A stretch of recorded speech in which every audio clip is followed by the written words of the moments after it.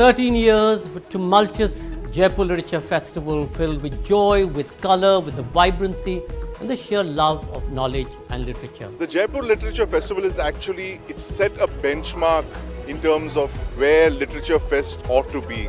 लोगों को लगता है कि यहाँ आना और इस तरह से एक ऑथर को सुनने के लिए बहुत लोग घंटों खड़े रहते हैं, तो इससे पता चलता है कि अभी भी नॉलेज का जो चाहत है वो अभी ख़त्म नहीं हुई है. We had glamour, we had fun, we had joy, we had anger, we had protest. What in the Sanskrit tradition is called the Navras, where every human emotion is reflected upon.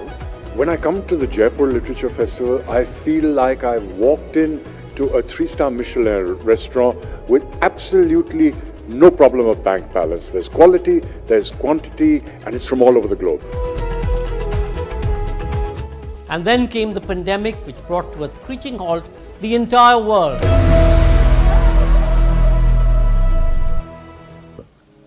With everybody locked down in their homes, in their countries, the Jaipur Literature Festival saw this as an opportunity to reinvent, to reimagine and represent itself in a digital format. And out of this was born JLF's Brave New World.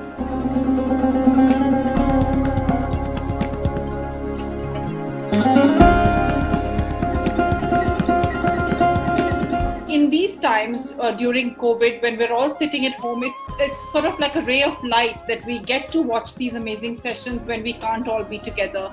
It certainly brightens up my evenings. आज pandemic में हम digitally Jaipur literature festival कर रहे हैं और मुझे लगता है कि हमारे सामने श्रोता नहीं है, हम आपस में बात कर रहे हैं, लेकिन उस फील को, उस उमंग को महसूस कर सकते हैं कि हजारों लाखों लोग हमसे जुड़े हुए हैं, हमको सुन रहे हैं और कहीं ना कहीं कोई एक सार्थक हस्तक्षेप हो रहा है. 160 episodes later and 4.8 million views, people who came online to view and listen to our incredible speakers from across the world, we were able to continue in our tradition of ensuring the free flow of knowledge and information. I think the very mention of JLF and the tradition of JLF energizes even when one has no live audience before one. When one is interacting, one still remembers. There's a deep memory of what the JLF has brought us over the years, and that is with us even when we are sitting at home and talking with just a couple of other persons. It's wonderful that the Jaipur Literature Festival has responded to the pandemic by continuing to exist. The Jaipur Literary Festival obviously is one of the most iconic literary festivals in the world, and they've done a great job. Arriving virtually seems like a wonderfully sort of egalitarian and democratic thing to be able to do. India has always had a tradition of performed and spoken literature as well as written literature. There are two, in a sense, different ways of imbibing literature. One is the written word, whether on stone or in an epigraph or on a book, on a page. But there's also always been this long tradition of oral recitation of work, whether in ancient Sangam performances at the courts of Tamil Nadu, or whether in the mushairas of the Mughal court.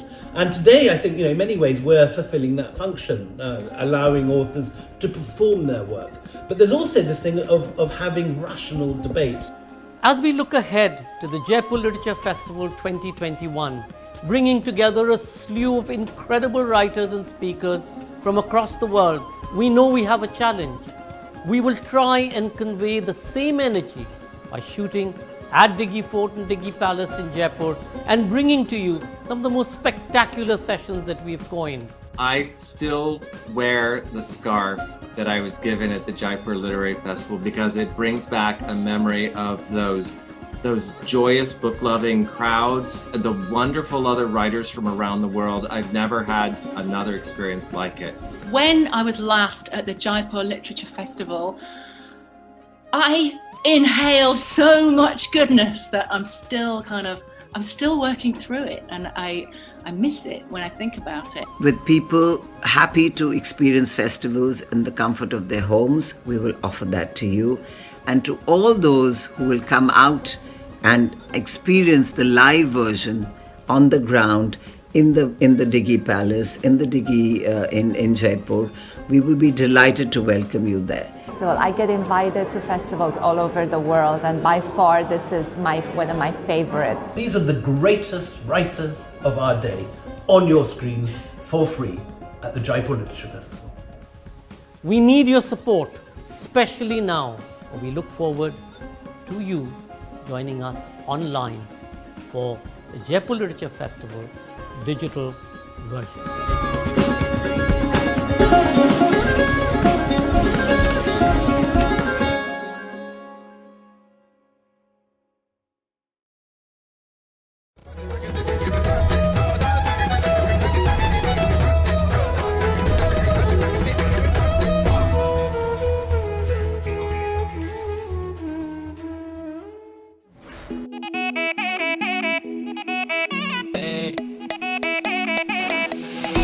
दुनिया की भूल भुलैया में हर कोई busy है, पर tension क्या लेनी है भाई, चिल करना इजी है।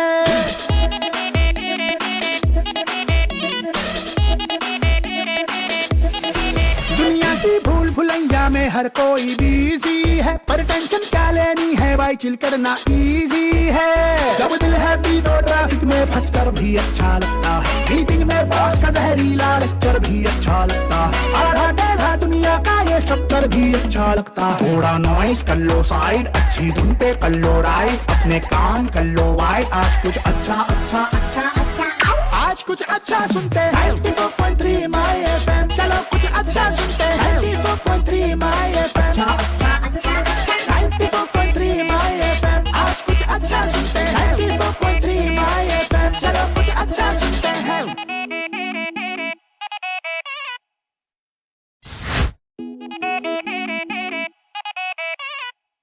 Good morning, ladies and gentlemen. We are delighted to welcome you to the 14th Jaipur Literature Festival, protected by Dettol. For today's morning music session, it is our pleasure to present Harpreet. Harpreet is a versatile artist who sings original musical compositions in Hindi as well as in regional Indian languages and dialects such as Punjabi, Bengali, Assamese, Rajasthani and Haryanvi. He has gained critical acclaim for his light classical style of singing. His creative talent fuses both the modern and traditional when composing tunes to his own lyrics and for classical poetry that he loves. He is best known for creating musical scores to epic works of humanist poets like Kabir and Bulle Shah. Credited for taking celebrated poets to the masses, Harpreet has also composed popular tunes to words of poets such as Pash, Faiz Ahmed Faiz and Nirala. Please do remember to comment by typing it into the comment section. Ladies and gentlemen, Harpreet. Hi everyone, I'm Harpreet and welcome you all. आज मैं बहुत खूबसूरत सी जगह पर हूँ और यहीं से मैं आप लोगों के लिए आज कुछ गाने गाने वाला हूँ, कुछ compositions अपनी सुनाने वाला हूँ. I hope आप enjoy करेंगे and yeah, here we go.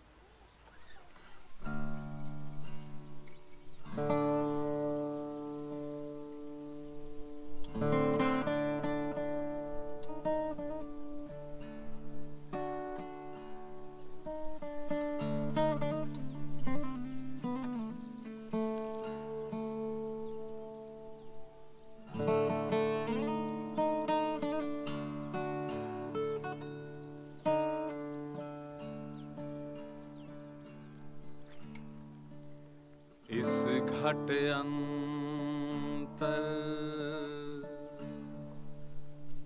बाग बगीचे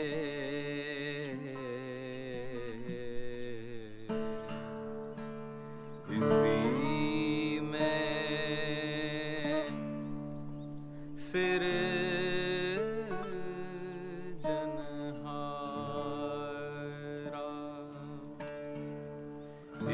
घट अंतर सात समंदर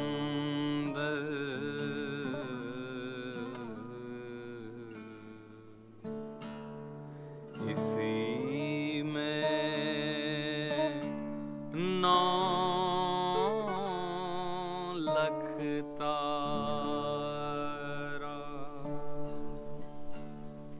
इस इस घट अंतर पारस मोती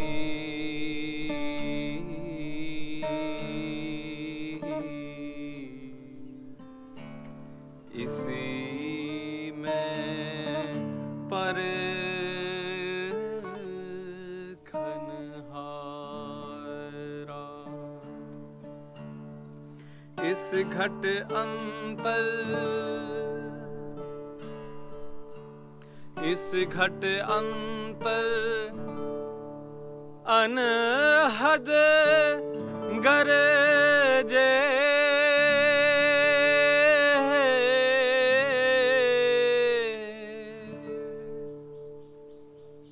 इसी में फूटा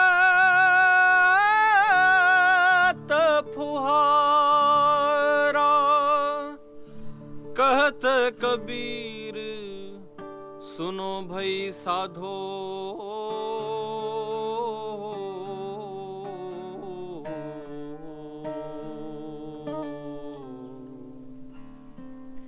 इसी में साईं हमारा इसी में साईं हमारा।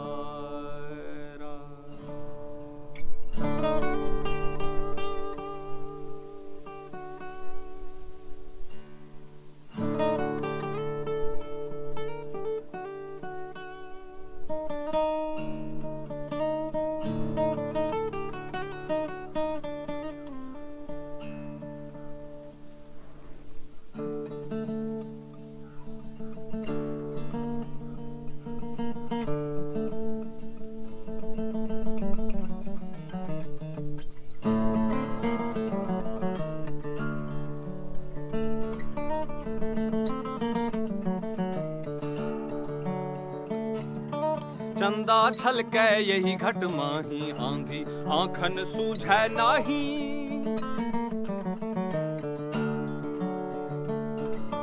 चंदा छलकै यही घट माही आंधी आंखन सूझै नाही यही घट चंदा यही घट सूर यही घट बाजै अनहद तूर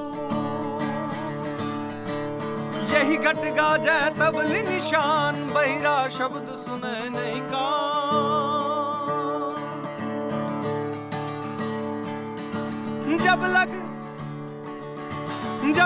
जब लग मेरी कराए जब लग मेरी कराए तब लग काज एको नहीं सरे चंदा छलकै यही घट माही आंधी आंखन सूझै नाही यही घट चंदा यही घट सूर यही घट गाजै अनहद तू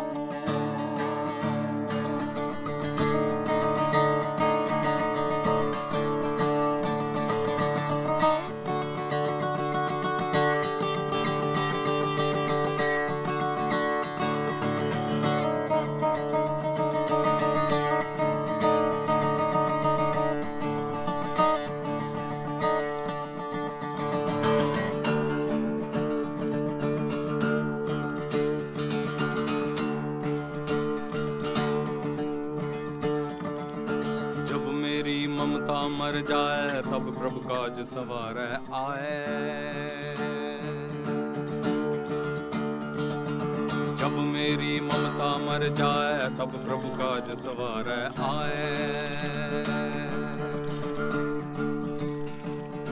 ज्ञान के कारण कर्म कमाए होए ज्ञान तब कर्म नसाए फल कारण फूल है बन रहा है फल कारण फूल है बन रहा है फल लागे पर फूल सुखाए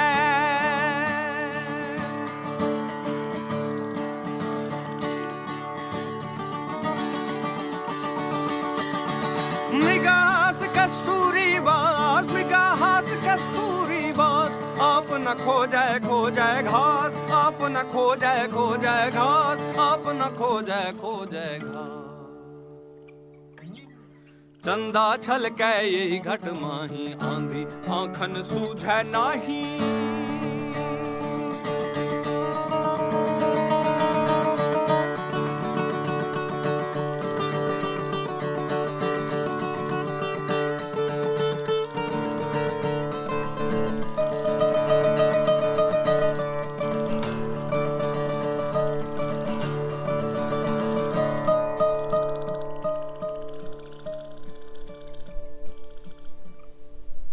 so much, thank you.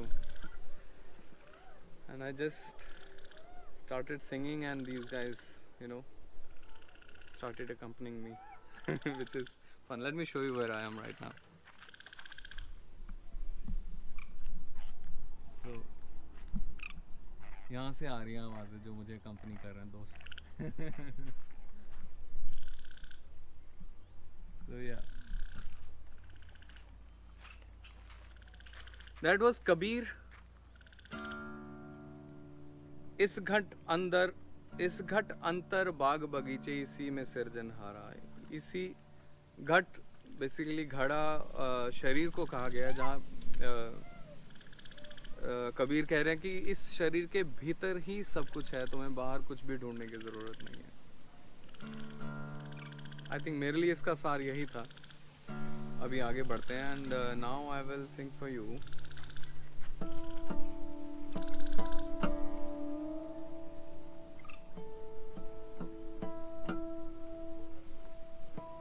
माटी, बाबा बुल्ले शाह का लिखा हुआ माटी, one of my first few compositions.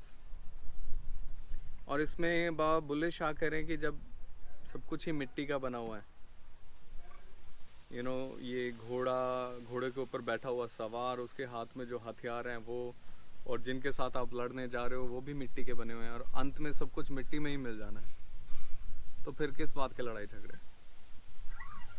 Here we go.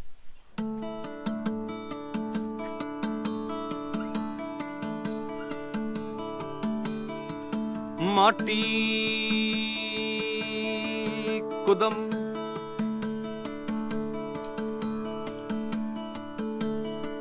करेंदी या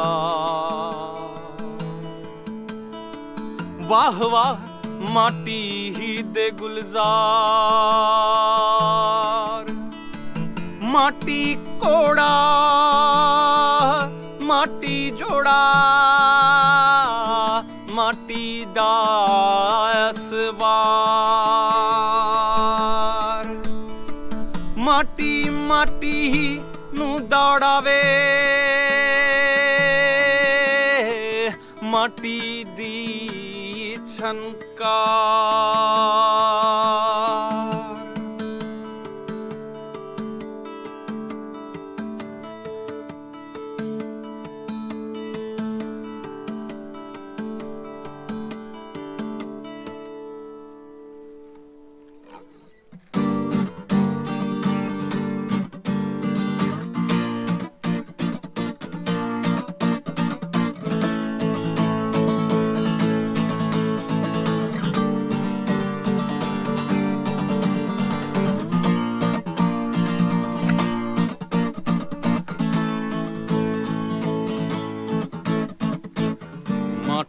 माटी नू मारन लग गई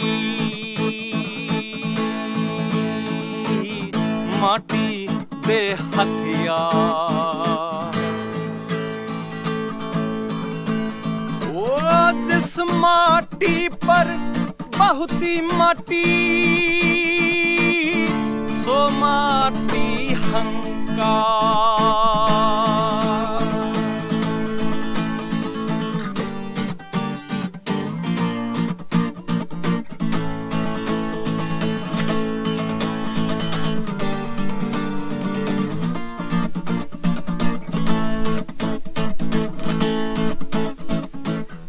माटी ही बाग बगीचा माटी माटी दे गुलजार. ओ माटी माटी नू वेखण आई माटी दी अब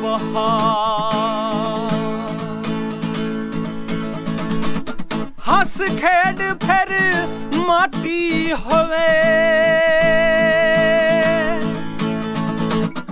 पेंदे पांपसा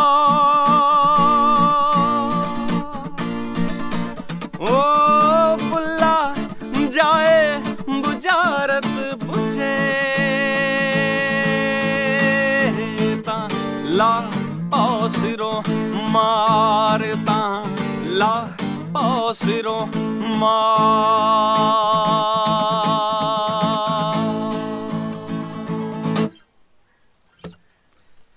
Thank you so much. And the next one I'm going to sing is again Kabir, and this one is called गगन की ओट। इसमें वो कह रहे कि गगन की ओट निशाना है भाई, दाहिने सूर बाहिने चंद्रमा, इनके बीच टिकाना है भाई।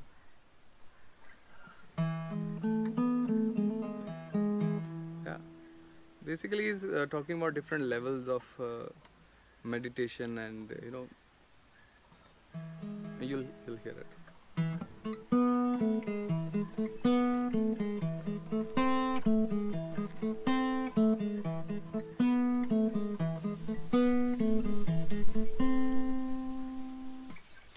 गगन की ओट निशाना है भाई,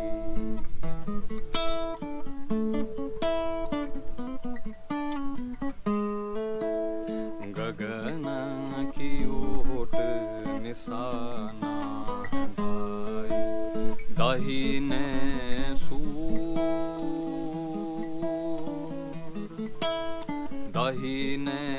सूर चंद्रमा बहिने दाहिने सूर चंद्रमा बहिने तिनके बीच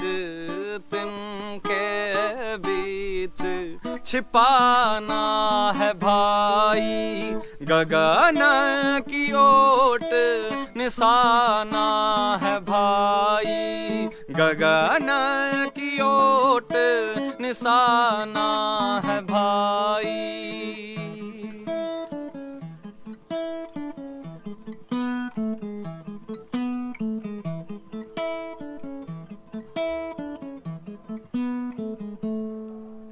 तन की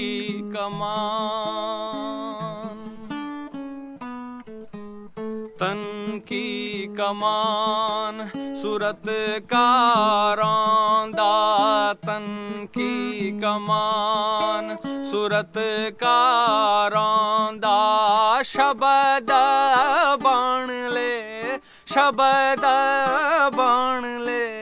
ताना है भाई, गगन की ओट निशाना है भाई।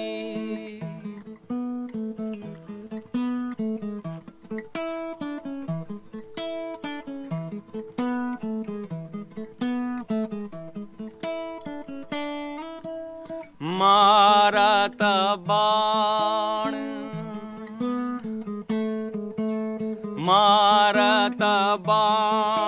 विधातन ही तन, मारत बाण विधातन ही तन, सतगुरु का परवाना है भाई, गगन की ओट निशाना है भाई, गगन की ओट निशाना है भाई।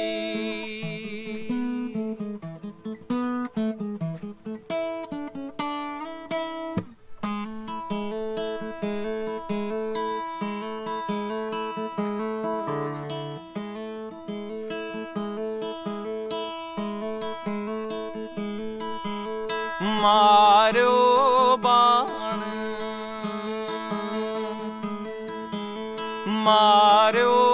बाण घाव नहीं तन में, मारो बाण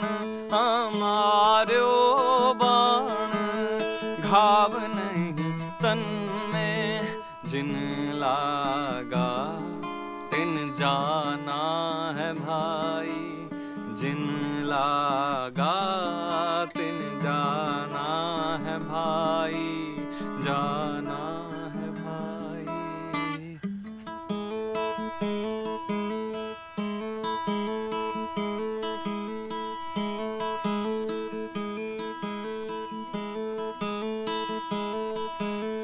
मारो बाण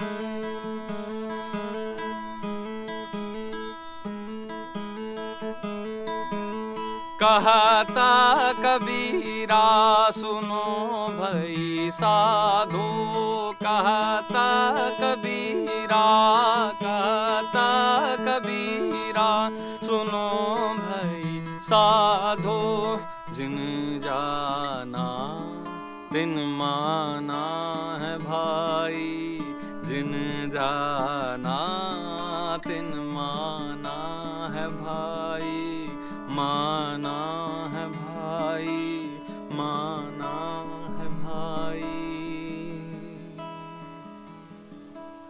गगन की ओट निशाना है भाई, गगन की ओट निशाना है भाई, निशाना है भाई, हाँ निशाना है भाई। Next one I'm going to sing is written by one of Kabir's contemporary, Gorakhnath, and it's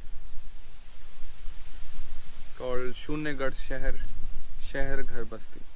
Yeah.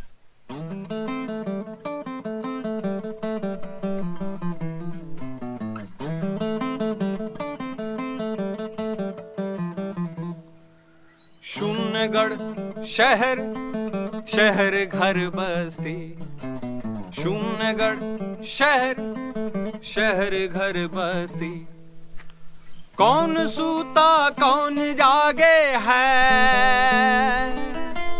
कौन सूता कौन जागे है, लाल हमरे हम लालन के तन सोता ब्रह्म जागे हैं। शून्यगढ़ शहर, शहर घर बस्ती,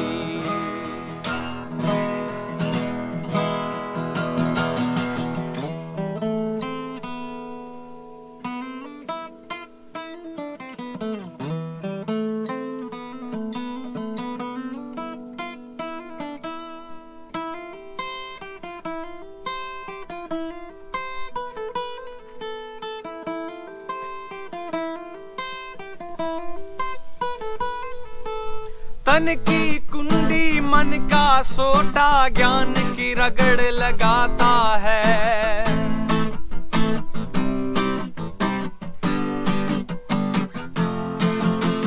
तन की कुंडी मन का सोटा ज्ञान की रगड़ लगाता है, 5-25 बसे घट भीतर उनको घोट पिलाता है।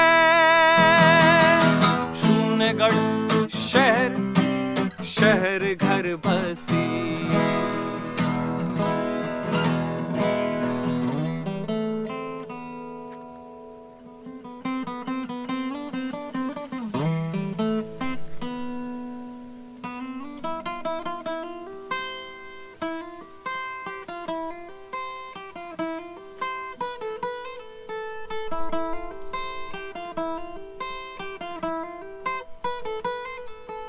जल बिच कमल, कमल बिच कलियां भंवर बासना लेता है।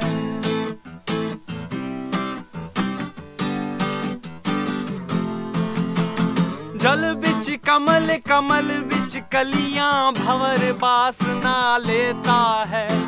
इस नगरी के 10 दरवाजे जोगी फेरी नित देता है। शून्यगढ़ शहर, शहर घर बस्ती, शून्यगढ़ शहर, शहर घर बस्ती।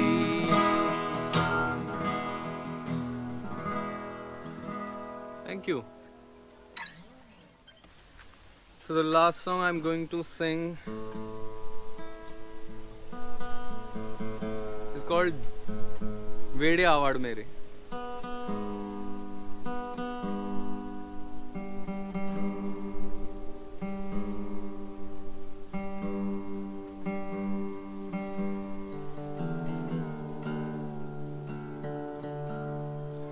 So उसमें बाबा बुल्ले शाह कह रहे हैं कि बेसिकली इट्स अबाउट हीर रांझा. हीर रांझे से मिलने से बहुत पहले ये गाना गा रही है कि ये कह रही है कि रांझे बेशक तू मुझे जानता है या नहीं जानता, तू मेरे आंगन में आ जा.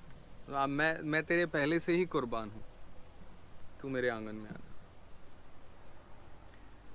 सो या भावें जान ना जान वेड़े आवाड़ मेरे. Here we go.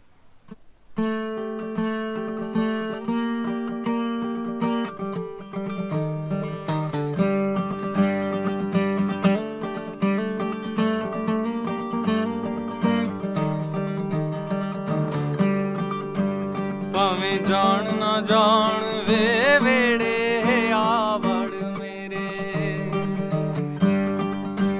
ਭਾਵੇਂ ਜਾਣ ਨਾ ਜਾਣ ਵੇ ਵੇੜੇ ਆਵੜ ਮੇਰੇ.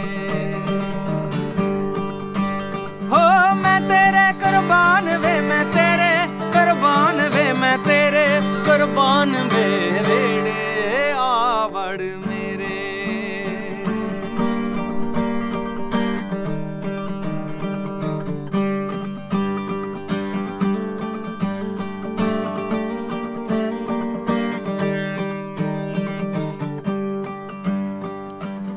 ਤੇਰੇ ਜਿਹਾ ਮੈਨੂੰ ਹੋਰ ਨਾ ਕੋਈ, ਢੂੰਡਾਂ ਜੰਗਲ ਵੇਲਾ ਰੋਹੀ. ਤੇਰੇ ਜਿਹਾ ਮੈਨੂੰ ਹੋਰ ਨਾ ਕੋਈ, ਢੂੰਡਾਂ ਜੰਗਲ ਵੇਲਾ ਰੋਹੀ. ਢੂੰਡਾਂ ਤਾਂ ਸਾਰਾ ਜਹਾਨ ਵੇ ਓਹ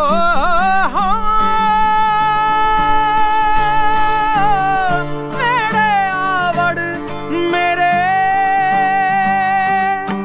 ਭਾਵੇਂ ਜਾਣ ਨਾ ਜਾਣ ਵੇ ਵੇੜੇ ਆਵੜ ਮੇਰੇ.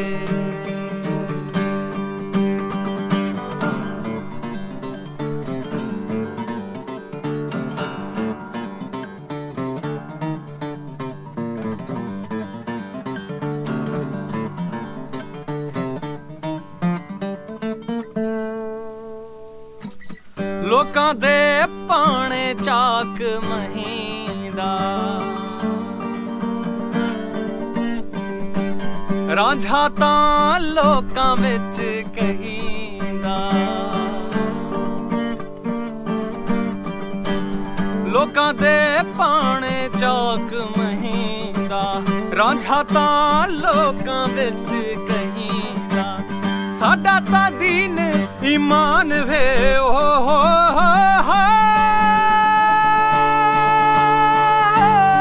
ਵੇੜੇ ਆਵੜ ਮੇਰੇ.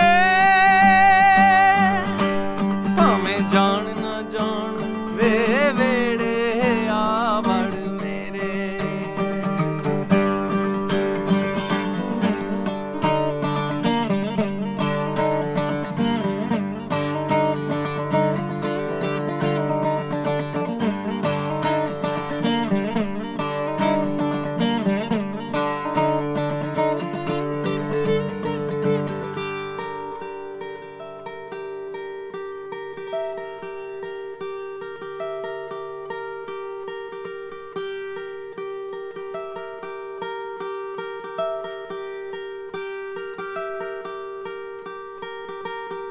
मापे छोड़ लगी लड़ तेरे, शाह इनायत साईं मेरे.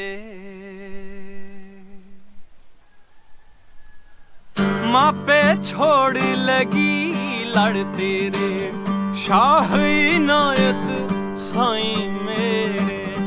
लाइयां दी लज पालवे हो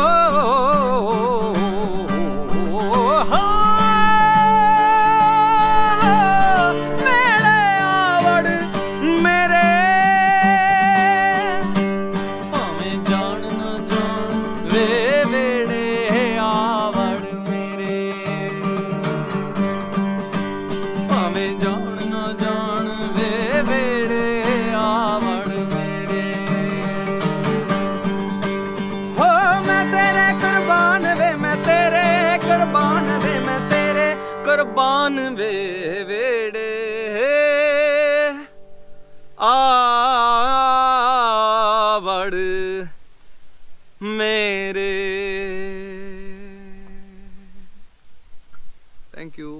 so much. Thank you, Harpreet, for that fabulous session of music. We thank our celebration partner, Diageo, and thank you all for watching and being such a great audience. Please stay logged on as we begin our series of exciting sessions featuring a stellar list of speakers that have been specially curated for you. As you are aware, the cultural sector has been critically impacted by the pandemic, and while we have braced ourselves to embrace the new normal, we have struggled to ensure that we can continue to bring you a free flow of knowledge and ideas. We would love for you all to support us at Teamwork Arts. Any contribution is welcome and would help us spread knowledge and ideas seamlessly and against all odds. Please tweet using the hashtag Jaipur Literature Festival 2021 at Jaipur LitFest. This festival is protected by Dettol. Hope to see you in the next session.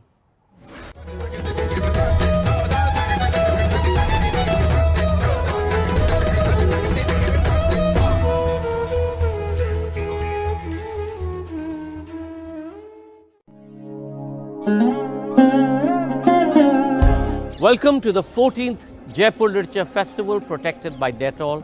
We're here at the historic Amer Fort against the setting of the Ganesh pole built in 1621 by Mirza Raja Mansingh. We wanted to give you a sense of what Jaipur and Rajasthan is, the very romance and the history of this incredible state of Rajasthan. We would have loved to have each and every one of you here with us, but unfortunately not being able to do so, we thought we would bring you an essence of the art, the culture, and the history of this incredible country and city. Art, history, tradition, all of these are important to place context, to create an opportunity for us to be able to express ourselves across the world. Why is the Literature Festival important? Because it makes sense of the past, it allows us to understand the present, and it envisions perhaps a better future for humanity. Welcome to the 14th edition of the Jaipur Literature Festival, here from the iconic Amer Fort located in Jaipur, Rajasthan.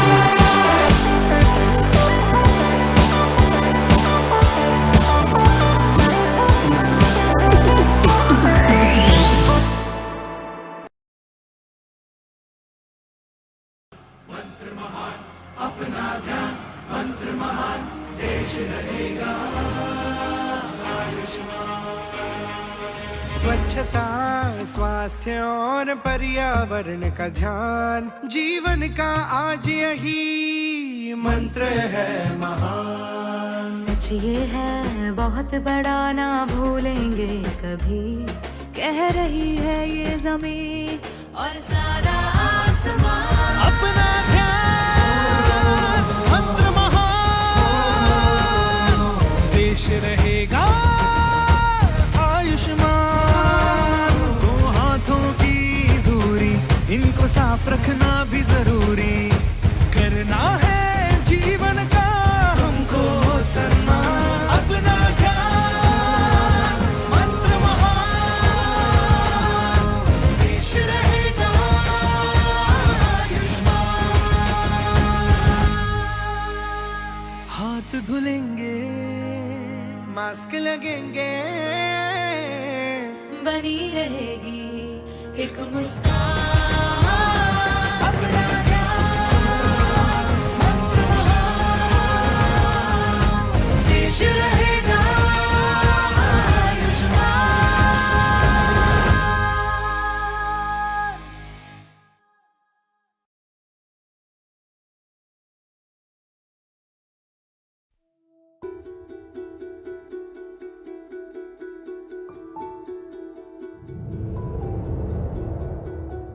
We all have a choice. What's yours gonna be? Walk on, walk far. Keep going. That's me. Shake off the past. We're on our way to be free. Break loose. Do it now. Keep going. That's me. Get back where we belong. Melt yesterday away. Tomorrow will be new. There is no other way. Keep going. That's me. Laugh again, meet again, tell the world there's just so much to say. And now we're done waiting. And now we're done waiting. Keep going. That's me. We all have a choice. What's yours gonna be? Walk into the future. Keep going. That's me.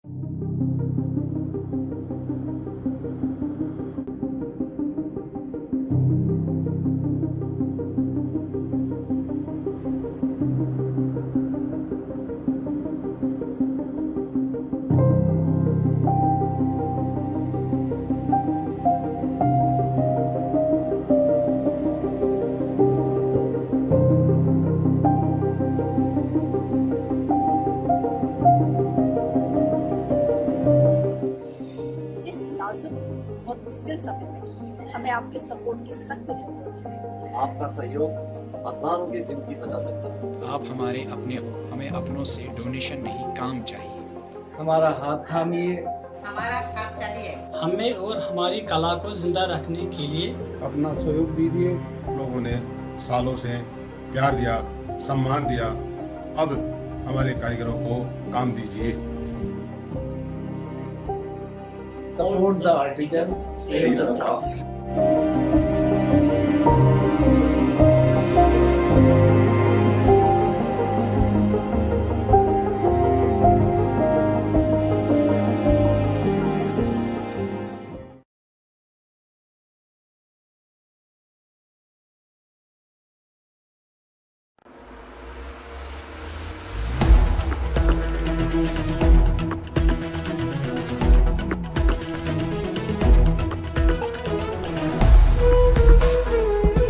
"13 years of a tumultuous Jaipur Literature Festival filled with joy, with colour, with the vibrancy and the sheer love of knowledge and literature." The Jaipur Literature Festival is actually, it's set a benchmark in terms of where Literature Fest ought to be.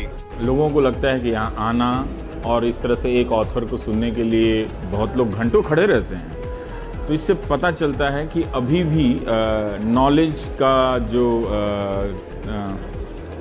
चाहत है वो अभी ख़त्म नहीं हुई है। We had glamour, we had fun, we had joy, we had anger, we had protest.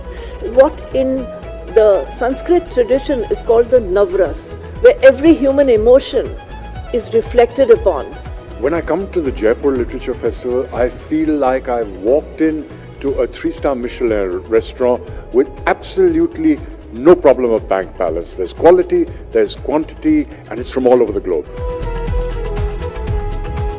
And then came the pandemic, which brought to a screeching halt the entire world.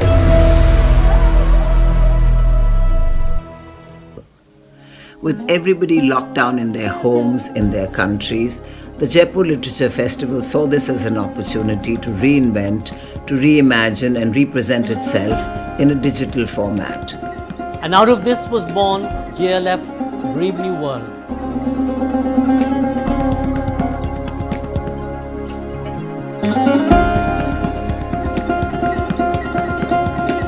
In these times during COVID, when we're all sitting at home, it's sort of like a ray of light that we get to watch these amazing sessions when we can't all be together. It certainly brightens up my evenings. आज pandemic में हम digitally Jaipur literature festival कर रहे हैं और मुझे लगता है कि हमारे सामने श्रोता नहीं है, हम आपस में बात कर रहे हैं, लेकिन उस फील को, उस उमंग को महसूस कर सकते हैं कि हजारों लाखों लोग हमसे जुड़े हुए हैं, हमको सुन रहे हैं और कहीं ना कहीं कोई एक सार्थक हस्तक्षेप हो रहा है. 160 episodes later and 4.8 million views, people who came online to view and listen to our incredible speakers from across the world, we were able to continue in our tradition of ensuring the free flow of knowledge and information. I think the very mention of JLF and the tradition of JLF energizes even when one has no live audience before one, when one is interacting, one still remembers. There's a deep memory of what the JLF has brought us over the years, and that is with us even when we are sitting at home and talking with just a couple of other persons. It's wonderful that the Jaipur Literature Festival has responded to the pandemic by continuing to exist. The Jaipur Literary Festival obviously is one of the most iconic literary festivals in the world, and they've done a great job. Arriving virtually seems like a wonderfully sort of egalitarian and democratic thing to be able to do. India has always had a tradition of performed and spoken literature as well as written literature. There are two, in a sense, different ways of imbibing literature. One is the written word, whether on stone or in an epigraph or on a book, on a page.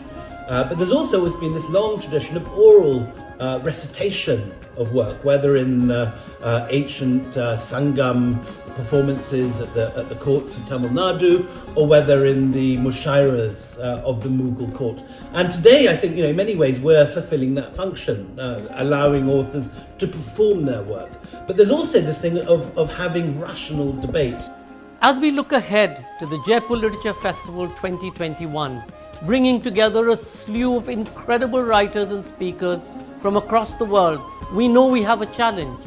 We will try and convey the same energy by shooting at Diggi Fort and Diggi Palace in Jaipur and bringing to you some of the most spectacular sessions that we've coined. I still wear the scarf that I was given at the Jaipur Literary Festival because it brings back a memory of those joyous book-loving crowds, the wonderful other writers from around the world. I've never had another experience like it. When I was last at the Jaipur Literature Festival, I inhaled so much goodness that I'm still working through it, and I miss it when I think about it. With people happy to experience festivals in the comfort of their homes, we will offer that to you. And to all those who will come out and experience the live version on the ground in the Diggi Palace, in the Diggi in Jaipur, we will be delighted to welcome you there. So I get invited to festivals all over the world, and by far this is one of my favorite. These are the greatest writers of our day on your screen for free at the Jaipur Literature Festival. We need your support, especially now. We look forward to you joining us online for the Jaipur Literature Festival digital version.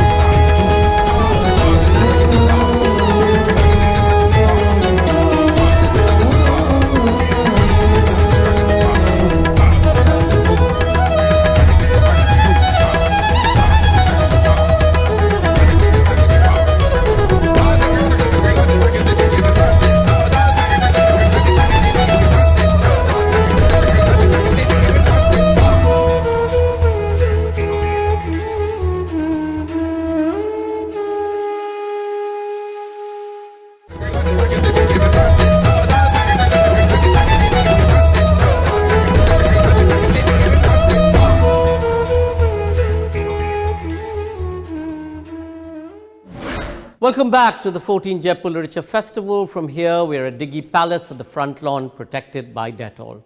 Today's session is presented with media partner Business Standard. It's our pleasure to present The Tyranny of Merit, What's Become of the Common Good. Michael Sandel in conversation with Shashi Tharoor. These are dangerous times for democracy. In his new book, The Tyranny of Merit, What's Become of the Common Good, renowned philosopher Michael Sandel shows how the polarized politics of our times reflects the deep divide between winners and losers. He argues that we must rethink the attitudes towards success and failure that have accompanied globalization and rising inequality. In conversation with celebrated author and Member of Parliament Shashi Tharoor, Sandel offers an ethic of dignity and solidarity that points the way to a new politics of the common good. Michael Sandel teaches political philosophy at Harvard University. His books, What Money Can't Buy, The Moral Limits of Markets and Justice, What's the Right Thing to Do, were international bestsellers and have been translated into over 27 languages. His BBC series, The Global Philosopher, explores the ethical issues lying behind the headlines with participants from around the world. Sandel's new book is The Tyranny of Merit, What Becomes of the Common Good, with the New York Times Book Review describing it as required reading for all in a polarized age. Shashi Tharoor is author, politician, former international civil servant, and currently a third-term Lok Sabha Member of Parliament, representing the Thiruvananthapuram constituency in India's lower house of Parliament. He currently chairs the Parliamentary Standing Committee on Information Technology. During his nearly 3-decade-long prior career at the United Nations, he served as a peacekeeper, refugee worker, and administrator at the highest levels, serving as Under-Secretary General during Kofi Annan's leadership of the organization. He is also an award-winning author of over 20 books of fiction, as well as non-fiction, including The Great Indian Novel, The Paradoxical Prime Minister, The Hindu Way, and The New World Disorder. Dr. Tharoor's 22nd book is titled The Battle of Belonging. Please do remember to comment by typing it into the comment section below. Ladies and gentlemen, The Tyranny of Merit, What's Become of the Common Good. Michael Sandel in conversation with Shashi Tharoor. I'm just delighted to be reunited with my old friend Michael Sandel at the Jaipur Literary Festival. I wish it could have been in person, but we are doing this remotely. Michael and I saw a fair bit of each other in the 1990s, particularly when we co-conducted a seminar at the Aspen Institute in Colorado, and haven't seen each other for an age, but I have been following his wonderful writing. I should tell you all that Michael really is a rock star. He teaches one of the largest and most popular courses at Harvard, a course called Justice. He has a great, serious global profile as an academic, but he's also an astonishingly well-known academic. His first book, Liberalism and the Limits of Justice, going back to 1982, criticized the influential philosopher John Rawls, who suggested a conception of the individual that Michael thought was too atomized and unrealistic.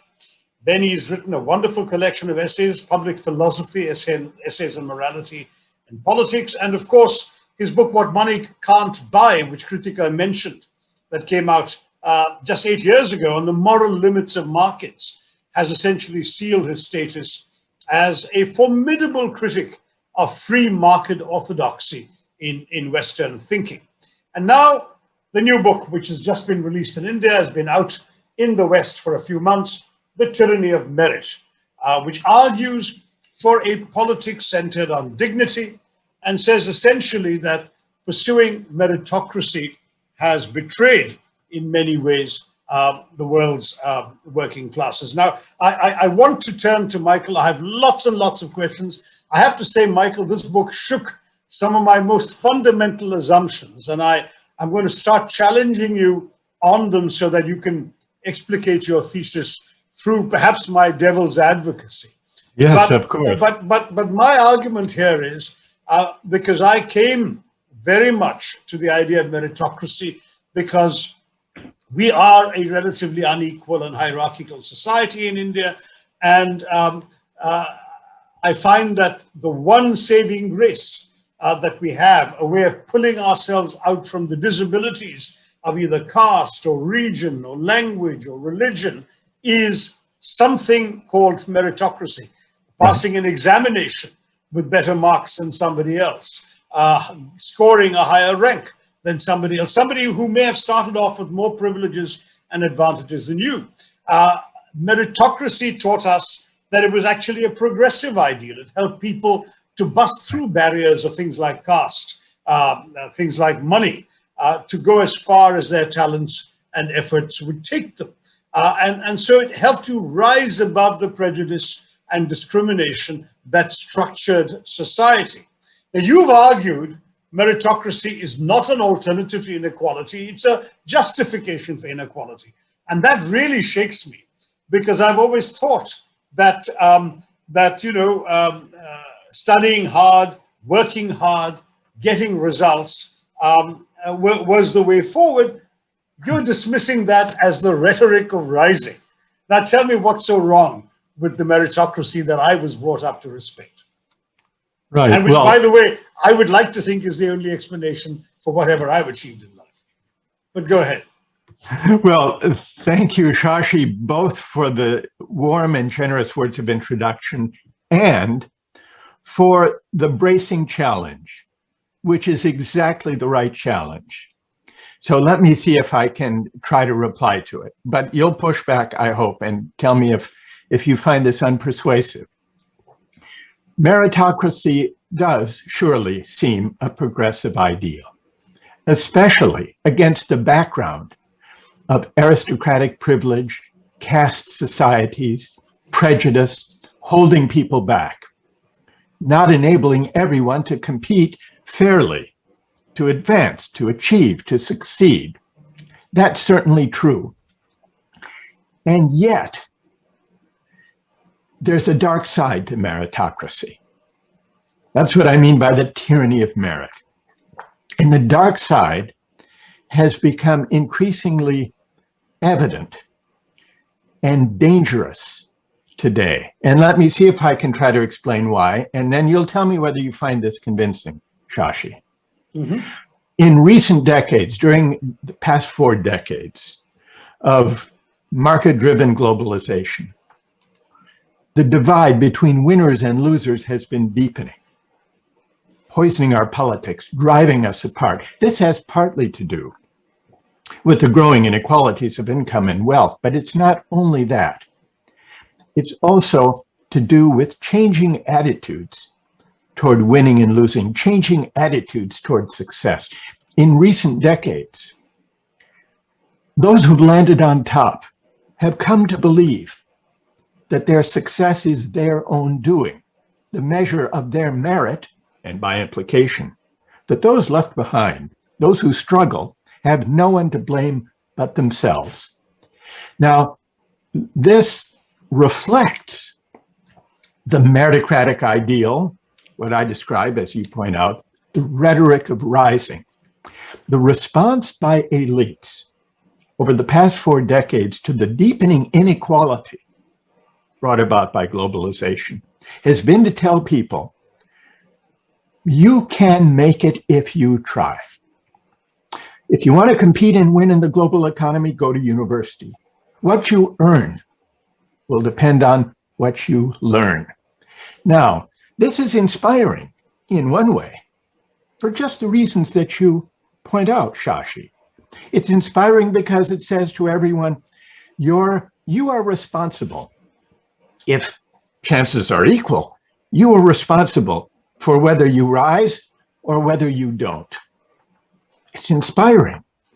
Pull yourself up, lift yourself up, get a university education.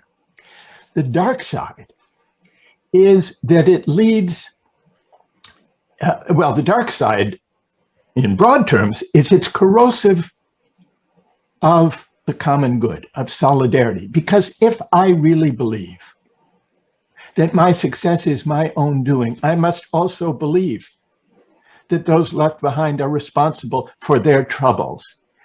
And it leads me to forget the luck and good fortune that help all of us on our Can I interrupt there, because I know you have a more complex argument coming, but on that one, I don't think it necessarily follows. I think many of us in Indian politics today, for example, who have found ourselves in positions of influence or authority, are passionate about recognizing the disabilities that lay other people low, disabilities of caste, of religion, of region, of language, etc., and are determined to promote a politics that gives these people a fairer chance. Now, at the same time, we're not knocking meritocracy, because meritocracy is what put us in a position to help them or to fight for their rights. But I don't think it necessarily follows that every meritocrat says, well, if you don't have what I have, you deserve what you've got. No, I think that in many ways, meritocracy is about your achievement, but what you choose to believe and what you choose to do with your achievements will still vary from one meritocrat to another. You don't have to justify your success by putting down somebody else. You don't have to say that I will look down on those who haven't reached where I am because they haven't made the same effort. They haven't made, the same, they haven't got the same talent, or they haven't passed the same exams. No, look, I may realize if come from a poor home, they didn't have electricity, they were studying under a street lamp when they wrote the same exam I wrote. Maybe, their parents didn't have money to put them in college, even though college in India is hugely subsidized and it's not that expensive. But even then, maybe they didn't have that. So I always personally have felt that a sense of common responsibility, a sense of society is there. But that doesn't make me any less convinced that the only reason I am where I am is I worked very hard to get here. You see what I'm saying? I'm not sure you're being fair to dismiss everyone who's risen through meritocracy as necessarily contemptuous of those who haven't risen.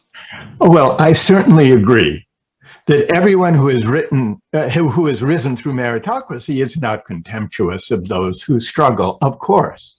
And I think you put it well, that many meritocrats, many who succeed, who rise through the meritocracy, do have a generous and socially committed stance toward creating a truly level playing field for everybody else. And you're an exemplar of this, Shashi. So far be it from me to deny that this is a possibility. You're right when you say it doesn't necessarily follow. But I would have two replies. First, I'm describing broad tendencies in the social and political life of societies that are market-driven meritocracies, and we can come to that, broad tendency. But there's something else that has to do more with the ideal itself. What should be the project for helping those who struggle, who left behind, who may have been struggling under a lamp, as you say, to study and couldn't really prepare to compete effectively in the exams that would enable them to win a place in a university? Well, one response is to say, let's level the playing field. Let's give everyone fair equality of opportunity so that everyone can compete without regard to the disadvantages or advantages of birth or of class or of caste or of upbringing. That's one project, and that's a worthy and important and a noble project, creating truly equal opportunity. But what I'm suggesting is that principle, important though it is a remedial principle. We could achieve a society, and well, here's a question I would put back to you. Suppose, Shashi, that we could create a society with truly fair equality of opportunity. Overcoming, we've got a long way to go, but overcoming all of the barriers and obstacles that hold some people back. Would that be, if we could achieve it, a just society, and would it be a good society? What would you say? Well, equality of opportunity is certainly, it's an ideal. We all strive towards that ideal. Right. At the same time, in India, we have recognized that sometimes it's not enough, and you also need some protection of outcomes. For example, we have the so-called untouchables, the Dalit community, which has suffered 3,000 years of discrimination. So for them, there are guaranteed reserved seats in universities, in government jobs, even in parliament, to which only they, people from that community, can be appointed or elected. So that even if you've given them equality of opportunity, you're recognizing they may not get the same results in the same exams as somebody like Michael Sandel. So Michael, not being a Dalit, has to get a higher grade to be qualified for the same job that the Dalit must. So equality of opportunity, equality of opportunity is a large part of it, but equality, or rather not equality, inequality of outcome is also built into a morally just system in our conception. Now, there are people who don't disagree, who don't agree with this, but it's built into our constitution. Right. No, I agree with reservations or affirmative action, but that still is in the name of removing barriers or compensating for barriers to achievement. So suppose we had such a system in place, would that be a just society, do you think? Or would it be an insufficient ideal? That's the question the book really drives at, and I'd like to know what you think. Okay, I wanted to lead towards that because I have read the book, so I know where you end up, and I wanted to take our conversation there. But let me continue pushing back at you on a couple of things. One of the things that you are very critical of, and I've seen this in various places in the book, is the whole globalization business. You think that, and I don't frankly disagree with you that much, that globalization essentially let a lot of people, our mutual friend Tom Friedman was a cheerleader for this, that, you know, forget the world is now flat, forget right and left, what really matters is open and closed, and we need open societies and so on. And that in that cheerleading for globalization, we left out a whole lot of people in every society. Right. And there, I don't disagree with you. But the problem is that when you then look at the examples you use, for example, the obscene amounts of money made by hedge fund managers out of all proportion to their contribution, or the contribution of the work they do, even to the economy, let alone to society. Right. One could argue that you can be for merit and yet against that kind of disproportionate reward. I can agree with you, Michael, that's obscene, that shouldn't be about to happen. But I don't think that's about merit. That's about a smarts, if you like, the smarts involved in gaming the system, rather than an objectively verified merit. It's not the kid who is better at maths who's made the $1 million bonus. It's not even the kid who got the A grade at university who's made the $1 million bonus. It's somebody who essentially played with numbers and made that money and could as easily have lost that money. So again, it seems to me that you are shooting at a few targets which deserve to be shot at, but which are not entirely, to my mind, typical of what most of us would understand by meritocracy, because I'm not even sure that a hedge fund manager is where he is because of meritocracy. He might well be there because he got the right university degree on his CV, because he was a legacy student, admitted because his father and grandfather had been to the same Ivy League university. And that's why he got taken into this elite Wall Street firm and gotten a position to make millions. So he may not actually be emblematic of the meritocracy you're criticizing. Okay, well, this raises what I take to be two problems with meritocracy. One, which I know you're sympathetic to, is that in many aspects of life and the economy, we don't live up to the meritocratic ideals we profess. In the scenario you described about the hedge fund manager who had all kinds of advantages would be a case in point. Another would be this. Despite generous financial aid policies at the American Ivy League universities, still, there are more students in these places from the top 1% than from the entire bottom half of the country combined. So these are examples of the problem with meritocracy being that there's not enough of it. It's not thoroughgoing enough. We don't live up to it. But I'm suggesting that even if we did, there would be a problem, because the ideal is flawed. What's flawed is not the idea that people should be well qualified for jobs. That's merit in a good sense. If I need surgery, I want a very good surgeon to perform it, of course. But meritocracy makes a further claim. And that claim is that insofar as chances are equal, And of course, they aren't in practice. But insofar as they are, the winners deserve their winnings. And it's this that leads to hubris among the winners and to demoralization, even humiliation among the losers. One of the most potent sources of the populist backlash, the authoritarian populist backlash against elites, is the sense that elites are looking down on large swaths of the population. And what I suggest is, certainly in many Western democracies, you can tell me whether this is true or not of authoritarian populism in India, but in Western countries, this grievance is legitimate. It's legitimate because the elites across the political spectrum who fostered the market-driven or neoliberal globalization of the last 4 decades are the ones who benefited and believe that their success is their due because they earned it. And so it's the hubris among the successful and the humiliation among those left behind that has created, at least in Western democracies, the deep polarization that has opened the way to politicians like Trump. And that, in large part, is what inspired the book, Shashi, to give an account of why there is such rancor and anger, and I would say legitimate resentment among many working people against elites. So I actually saw that coming. And in fact, I probably share your views on Trump entirely. And I see your anger. You're too nice a man to be angry, but I can see your rejection of the way in which you feel that many of the so-called progressive politicians of the last 20 years, 25 years, have essentially hung the Western working class and its values sort of out to dry. But this is where I would come back.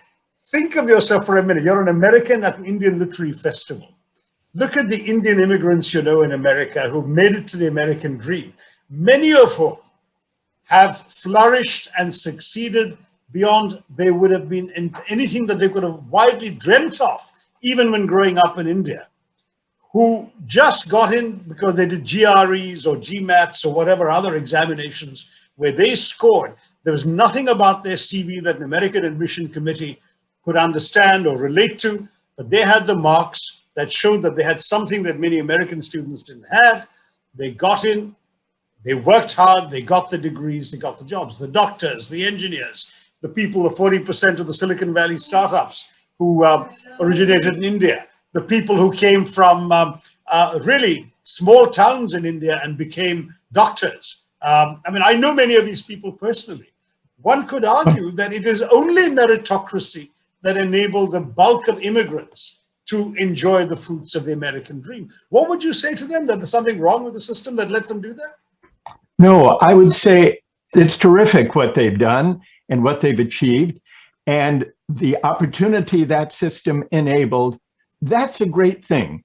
The question is, what has become to the society as a whole when, in addition to allowing and encouraging that kind of opportunity, we build an ethic that persuades people, not individuals. I'm not saying that everyone who succeeds partakes of the hubris I worry about, but that if we look across the society, the more the successful, you and me, Shashi, the more we believe, as I know you don't, that our success is our due, the harder it is to picture ourselves in other people's shoes, the easier it is to forget the luck and good fortune that helped us on our way, the easier it is to forget, to lose sight of our indebtedness to family, teachers, neighborhood, community, the times in which we live.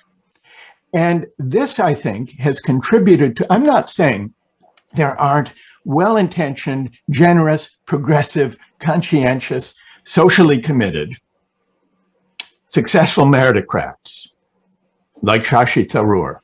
Of course there are. But I'm talking about the shape of our political discourse and rhetoric. What should be the political project? Okay, I'll come to that. Let me take you back to what you just said earlier, though, about the West and so on? Because one could come back to the question of why there is such a backlash from the Western working class. Obviously, they've seen their jobs being sent off to Shanghai or even Bangalore. But is that only about the tyranny of merit? Aren't you overlooking, for example, racism, racial resentment at foreigners enjoying the fruits that frankly, white American working class one doesn't have? Economic anxiety that essentially is unrelated to merit. Are you overlooking that in your book, Michael? Oh, I don't think so. I think that that certainly a big part of Trump's appeal had to do with racism and xenophobia. There's no doubt about that. But if we say that's the only factor that has led the working class to vote for Trump, whites without a college degree, 2/3 voted for Trump in 2016. 2/3 voted for Trump, despite his disastrous presidency 4 years later, despite the fact that he did nothing for them economically. He tried to take away their health care, and he had a huge tax cut for the wealthy. And yet 2/3 of white voters without a college degree voted for him. So which is why I think racial resentment had a lot to do with it. It did have a lot to do with it. But if the Democratic Party and if progressive politicians and people like us say that it's only about racism and xenophobia, which is certainly an important part of it. Look at the white supremacists who invaded the US Capitol. Of course, that's an element. But I think that that diagnosis by itself is a recipe for complacence that is dangerous, because it lets us, the meritocratic credential classes, the progressive politicians, off the hook too easily for having prepared the way for Trump through deregulating finance, embracing a version of globalization that put a great premium on college education, telling people, if you're worried about wage stagnation and job loss, just pull yourself up, get a university degree, then all will be well. In a society where most people don't have university degree, a four-year university degree, even in the United States, even in Britain, even in Western Europe, the majority of people don't. So building a political agenda that says the solution to inequality is individual upward mobility through higher education, getting into a prestigious place, that's fine for those who can climb the ladder. That's fine for the people, the admirable people you described, immigrants who succeeded and rose. That's fine, and that's admirable, and that's a good thing, but it's not an adequate politics, and it's part of an attitude toward winning and losing. It creates a society of winners and losers that opens the way to figures like Trump, including the racism and xenophobia. But that's not enough. That's not enough. And what essentially the progressive parties have done is they have become parties of the well-credentialed, well-educated, meritocratic, professional elites, and they have lost the support of most working people who traditionally were their base. It's true of the Democratic Party in the US, of the Labour Party in Britain, of the Social Democratic parties in Europe. And they need to figure that out, because otherwise, though Trump is gone, the danger of authoritarian populism is not. And so we can't let ourselves off the hook so easily as saying, well, as Hillary Clinton did, they're a basket of deplorables. There's no way we can reach them. They're hopelessly racist and xenophobic, even though that's a big part of Trump's appeal and of Marine Le Pen's appeal and of UKIP's appeal and so on. We can't let ourselves off the hook, Shashi, that easily, because we actually, our complacence opened the way for figures like Trump. Fair enough. Now I'll lead you to the thrust of your conclusion, because obviously this begs the question amongst those listening to our conversation. Well, okay, so we agree with Michael's diagnosis. How do we act on it? What's the prescription for constructing a fairer society? Now, if I've understood you right, you anchor your prescription essentially in your analysis that says that meritocracy essentially banishes the capacity of people to see themselves as sharing a common fate. And the answer to that is we have to forge solidarity, what makes merit tyrannical is that it's all about an individual success and not about the collective common good. And so you're saying, let's focus on the dignity of work. Let's help people to lead dignified lives. Let's move away from the politics of market faith and globalization into one of community and national identity. But that, first of all, I'm not sure I've fairly summarized your view, so I should let you answer the question. Is that a fair? I mean, I got your point about moving away from a society of winners and losers.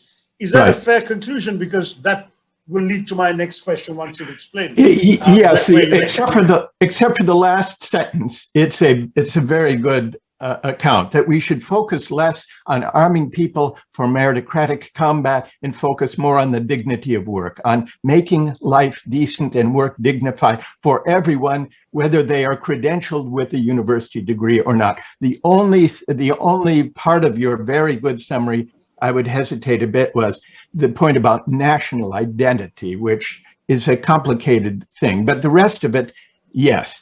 And moving broadly from meritocratic competition to what I would call not equality of outcome, not the idea that everyone must have the same income and wealth, but a broad democratic equality of condition where we build within civil society institutions for class mixing, for people to engage one another from different walks of life, different backgrounds of class and race and ethnicity and caste, so that we come to form a sense that we are in this together, that we share a common life. And part of that sharing will be national, a sense of national pride.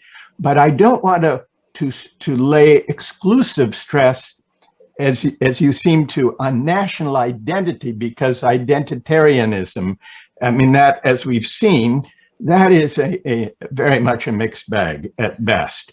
Well, but my last sense book, of a common life, yes.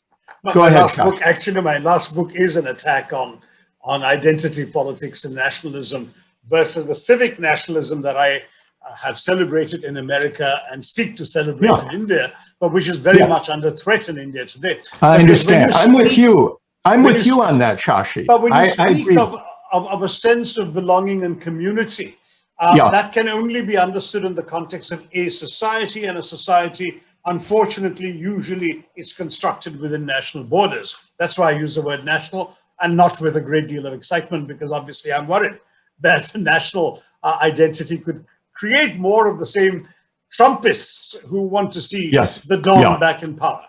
Right. So I'm with you on that. I want if you've called it the civic sense of community and nation, rather than the identitarian idea of nationalism, which leads quickly to xenophobia and intolerance. So I think we're together on that, Shashi. But let me push back for one last time, because thereafter I think we'll be on the same page. Isn't it possible for the ideal you've just described to coexist with the ideal of meritocracy? Couldn't unionization, healthcare, education, daycare, all of these things give the underclass the dignity that you are prescribing without throwing the baby of meritocracy out with the bathwater of injustice? What I want to throw out is not removing barriers so that everyone can apply to university, for example. And I certainly don't want to discourage people from applying to university. That's a good thing in and of itself. What I do want to throw out or question, Shashi, is the notion of moral deservingness that goes with landing on top. That's what triggers the dark side of meritocracy, because that means that even the generous meritocrats whom you described will come to see their responsibility, our responsibility, to the less well-off as helping them, but from our perch on high, and helping them in a spirit of hubris, but yes, we earned it, we deserve it, we belong on top, but they're struggling, so surely we can show some generosity toward them. What I do want to throw out or question that has become central to the meritocratic project is this sense of inhaling the tendency of the successful to inhale too deeply of our success, to forget the role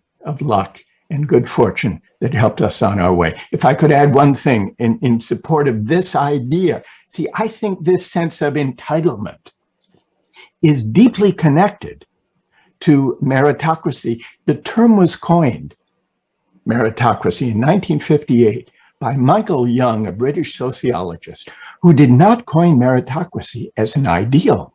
He saw it as a dystopian scenario because he glimpsed that once we remove barriers to achievement, which is a good and important thing, there would be a tendency for the winners to believe that their success was their due. And even if they managed nonetheless to be generous, it would be in a spirit of looking down. And I guess what I'm trying to challenge is this spirit of looking down, Shashi. Okay, but then, I mean, and I totally accept, you're coming from the right place. And in fact, your last section talks about how important humility is as a civic virtue, right, as an antidote to this meritocratic hubris you talk about. But let's say everybody who's listened to you is totally convinced by your argument, and they ask themselves, well, how do we now act on it? And that becomes a challenge, because it's not an option, is it, for an individual to opt out of the tyranny of merit, because that individual will simply lose out to all the others who are racing ahead up the meritocratic ladder. Surely the flaw, if you like, in applying the Sandel thesis on merit is that your conclusions only work if the entire society adopts them in toto, because an individual can't suddenly become, shall we say, committed to the common good and abandon meritocracy if everyone around him is actually thriving through the meritocratic system. You're right, Shashi. It's not only or mainly something that we can do individually at home, so to speak. It requires, and what the book aims at, is changing the terms of our politics, changing the way we conceive society and the economy. We too readily assume that the money people make is the measure of their contribution to the common good. But this is a mistake. And we spoke about hedge fund managers who illustrate how untrue this can be. We have outsourced our moral judgment about what counts as a valuable contribution to the common good to markets. I think we need to reclaim it as democratic citizens. You're right.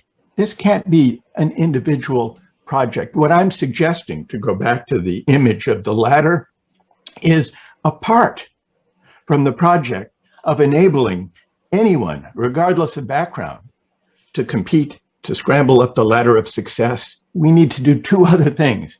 We need to notice that the rungs on the ladder have been growing further and further apart. The ladder has become steeper, and that's not a good thing. And we need to question the assumption that the main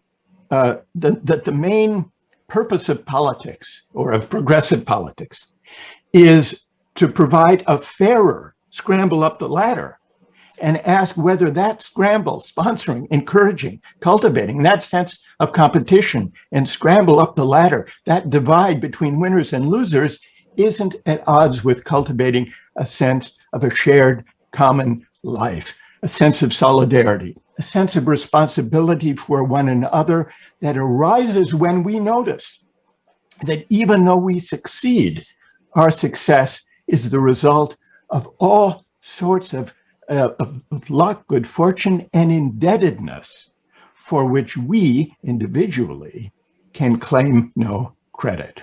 So that's the humility that can underwrite a public ethic. You're right, it can't just be individual.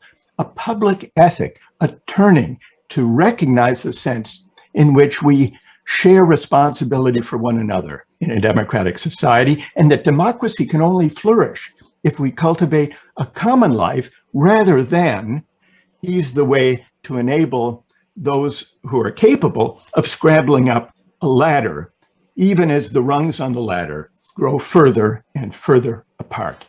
That's wonderful. Well, to end this fabulous conversation, I should tell you, for the Indian listeners' benefit, that we are now in the cricket season in India, and the great story of Indian cricket in the last generation has been the meritocracy of the brilliant young players from small town India, unfashionable parts of the country, really poor backgrounds and so on, who through sheer cricketing merit have broken into the national team, have transformed and democratized, as many would see it, what used to be seen as a very elitist sport, and through meritocracy have risen to the top of Indian cricket. And it's particularly interesting because in your closing section, you talk about Hank Aaron, the black baseball player who grew up in the segregated South, broke Babe Ruth's famous record for career home runs, and that was described by many, including his own biographer, as the real meritocracy in his life. Right. That even you say it's a wrong lesson to draw, because the moral of his story is not that we should love meritocracy, but that we should despise a system of injustice that can only be escaped by hitting home runs. Wow. Now that's a tough statement, and Indian cricket fans will be left scratching their heads about it.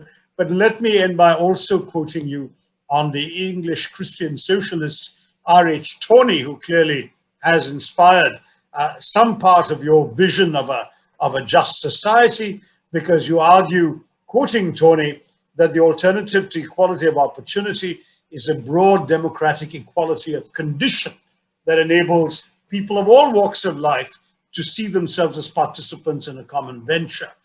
It's an ideal. I hope it turns out to be a realizable ideal. And that, Michael, has been your great contribution to help us think beyond the corrosion of our civic sensibilities through the pursuit of success with the excuse of meritocracy, and to enable us, therefore, to come right down to this question of how do we ensure in our societies an equality of condition. I'll leave you the last word before handing you back to the organizers. So my last word would be this. First, to thank you for this strenuous and generous challenge and conversation, Shashi. And to suggest, here would be my final thought, that we often think that the opposite of meritocracy is aristocracy or caste. But what I'm trying to suggest is that the opposite of meritocracy, of course, meritocracy represents an advance over aristocratic caste privilege. But today, when meritocracy becomes linked up with a competitive market society, the real alternative to meritocracy is democracy. But I want to thank you for really a generous and demanding, in the best sense, conversation and exchange, from which I have learned a lot, as I always do, Shashi. It brings back memories of our seminars together many years ago.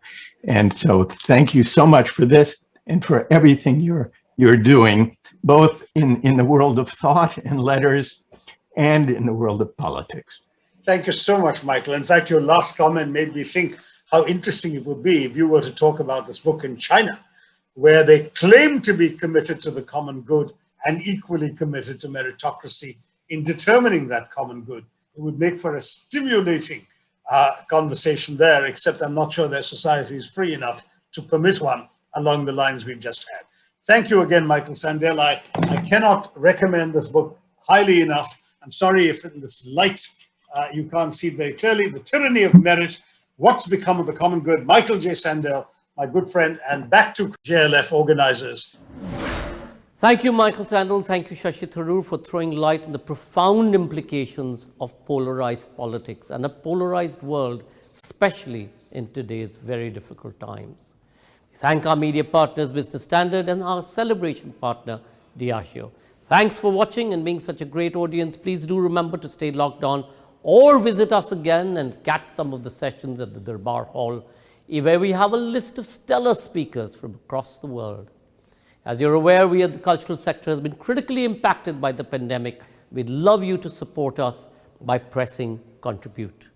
Do remember also to visit Amazon online, our bookstore, and of course, our arts and crafts store, Earth Fables. Remember to tweet using hashtag Jaipur Literature Festival 2021, and our handles are at Jaipur LitFest. The festival is protected by Dettol. Stay safe, stay masked.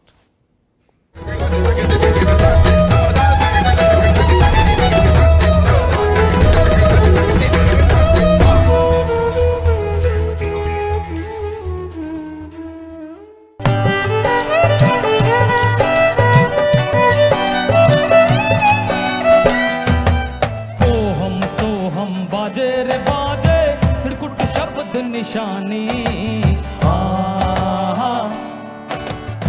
Pingala रे पिंगला सुख मन जोवे जोवे रे जोवे जोवे रे जोवे श्वेत ध्वजा फहरानी गगन मा आवाज होवे जीना जीना जीना कहे कबीर सुनो भाई साधु साधु रे साधु साधु रे साधु अगम निगम की बानी गगन मा आवाज होवे जीना जीना जीना कोई सुनता है गुरु ज्ञानी गगन मा आवाज होवे जीना जीना जीना आवाज होवे जीना जीना जीना आवाज होवे जीना जीना जीना आवाज होवे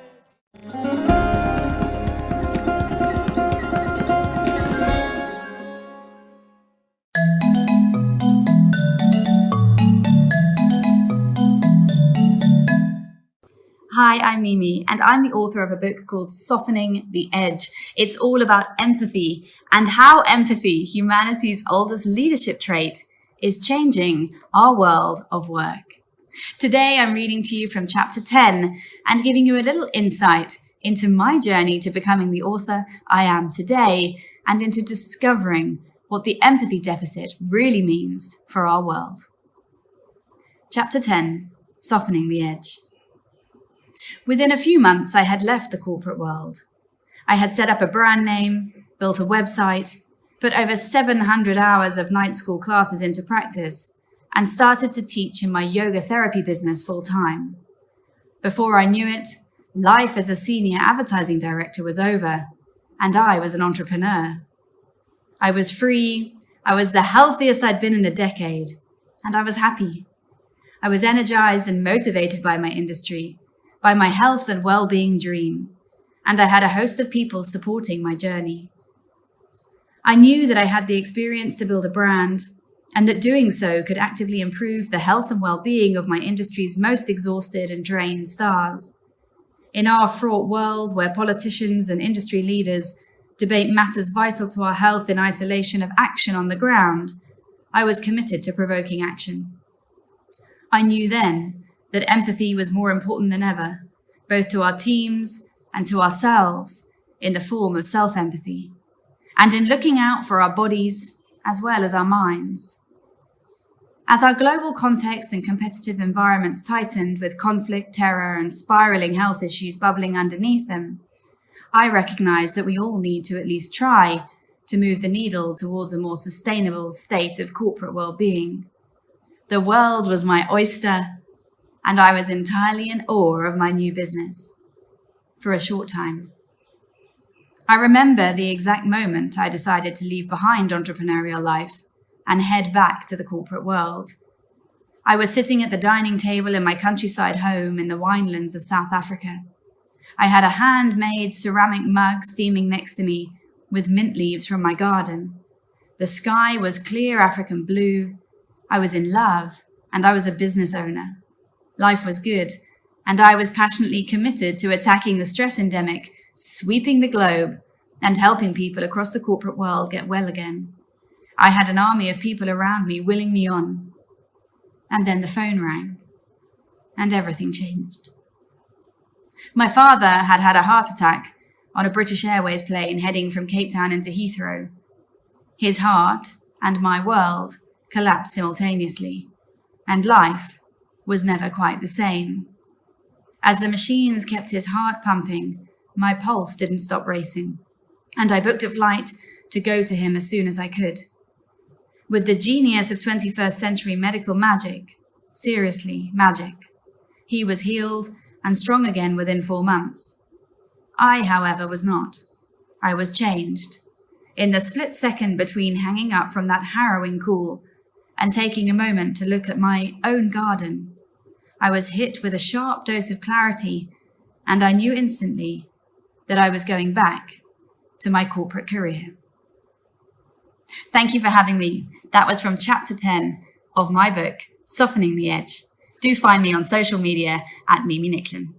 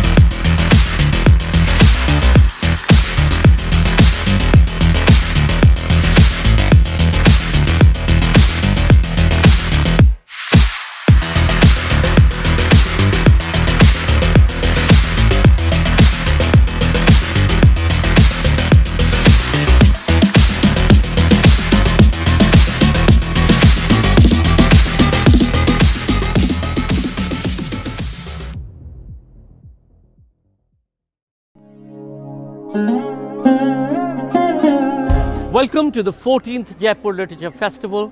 From here at the Amer Fort, we're standing at the iconic Diwani Arm, or the court of general audiences. Behind me is where the Maharaja used to receive his citizens from across the state who used to bring to him petitions. What better place than to bring to you our festival each year? I know we would have loved to have you all here, but unfortunately this year we are trying to get a sense of history and culture and tradition of this great state of Rajasthan and Jaipur to your homes. We'd like to acknowledge the Department of Archaeology and Museums who look after and maintain these wonderful buildings and heritage and historic monuments for us, and of course the Department of Art and Culture.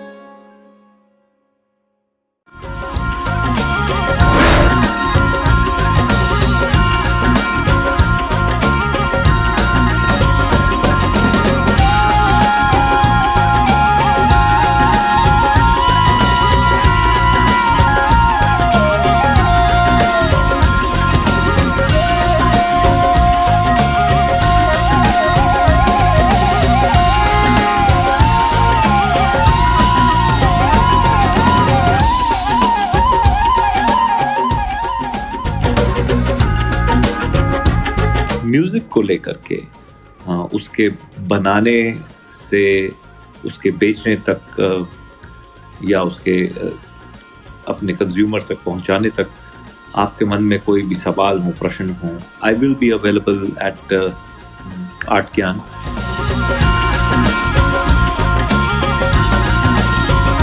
Singer or not, this class will be very useful to you as it will help you communicate more clearly, hone the power of your voice and use it more effectively.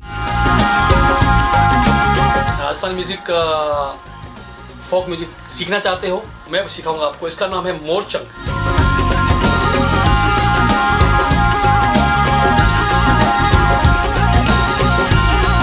I personally connect to dance and music beautifully. I would love to take you all on that journey and share my knowledge with you. Hi, I'm Swati Iyengar. I'm a Bharatanatyam dancer and practitioner from the past 15 years.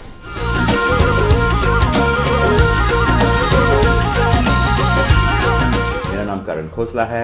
I'm a guitar player, songwriter, and I also work with the Goa Jazz Academy here in Goa.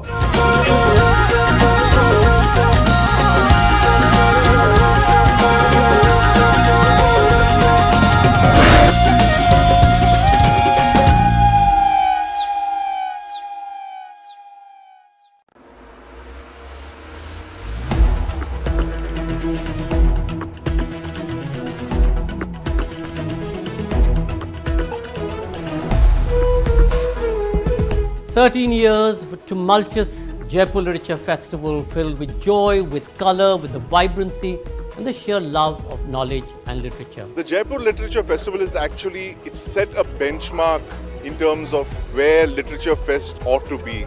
लोगों को लगता है कि यहाँ आना और इस तरह से एक ऑथर को सुनने के लिए बहुत लोग घंटों खड़े रहते हैं, तो इससे पता चलता है कि अभी भी नॉलेज का जो चाहत है वो अभी ख़त्म नहीं हुई है. We had glamour, we had fun, we had joy, we had anger, we had protest. What in the Sanskrit tradition is called the Navras, where every human emotion is reflected upon.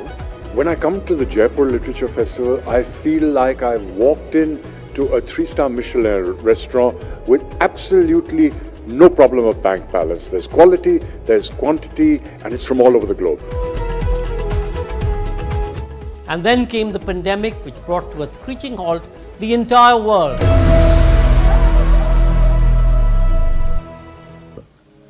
With everybody locked down in their homes, in their countries, the Jaipur Literature Festival saw this as an opportunity to reinvent, to reimagine and represent itself in a digital format.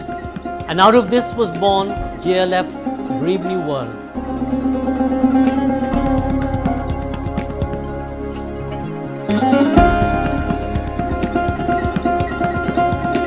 In these times during COVID, when we're all sitting at home, it's sort of like a ray of light that we get to watch these amazing sessions when we can't all be together. It certainly brightens up my evenings. आज pandemic में हम digitally Jaipur literature festival कर रहे हैं और मुझे लगता है कि हमारे सामने श्रोता नहीं है, हम आपस में बात कर रहे हैं, लेकिन उस फील को, उस उमंग को महसूस कर सकते हैं कि हजारों लाखों लोग हमसे जुड़े हुए हैं, हमको सुन रहे हैं और कहीं ना कहीं कोई एक सार्थक हस्तक्षेप हो रहा है. 160 episodes later and 4.8 million views, people who came online to view and listen to our incredible speakers from across the world, we were able to continue in our tradition of ensuring the free flow of knowledge and information. I think the very mention of JLF and the tradition of JLF energizes even when one has no live audience before one, when one is interacting, one still remembers. There's a deep memory of what the JLF has brought us over the years, and that is with us even when we are sitting at home and talking with just a couple of other persons. It's wonderful that the Jaipur Literature Festival has responded to the pandemic by continuing to exist. The Jaipur Literary Festival obviously is one of the most iconic literary festivals in the world, and they've done a great job. Arriving virtually seems like a wonderfully sort of egalitarian and democratic thing to be able to do. India has always had a tradition of performed and spoken literature as well as written literature. There are two, in a sense, different ways of imbibing literature. One is the written word, whether on stone or in an epigraph or on a book, on a page. But there's also always been this long tradition of oral recitation of work, whether in ancient Sangam performances at the courts of Tamil Nadu, or whether in the mushairas of the Mughal court. And today, I think, in many ways, we're fulfilling that function, allowing authors to perform their work. But there's also this thing of having rational debate. As we look ahead to the Jaipur Literature Festival 2021, bringing together a slew of incredible writers and speakers from across the world, we know we have a challenge. We will try and convey the same energy by shooting at Diggi Fort and Diggi Palace in Jaipur and bringing to you some of the most spectacular sessions that we've coined.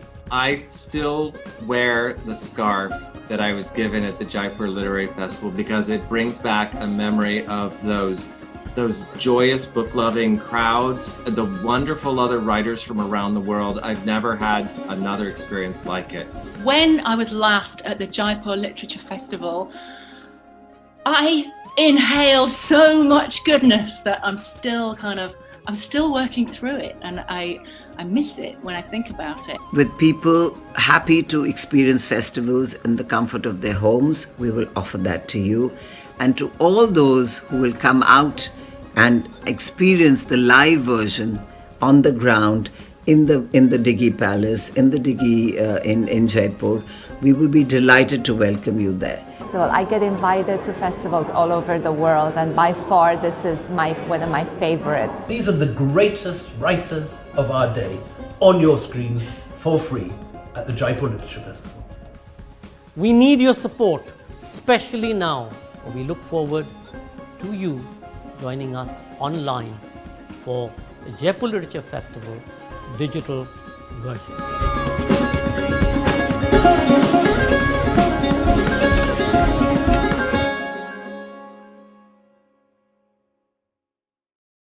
Our podcast partner for this session is Launchora.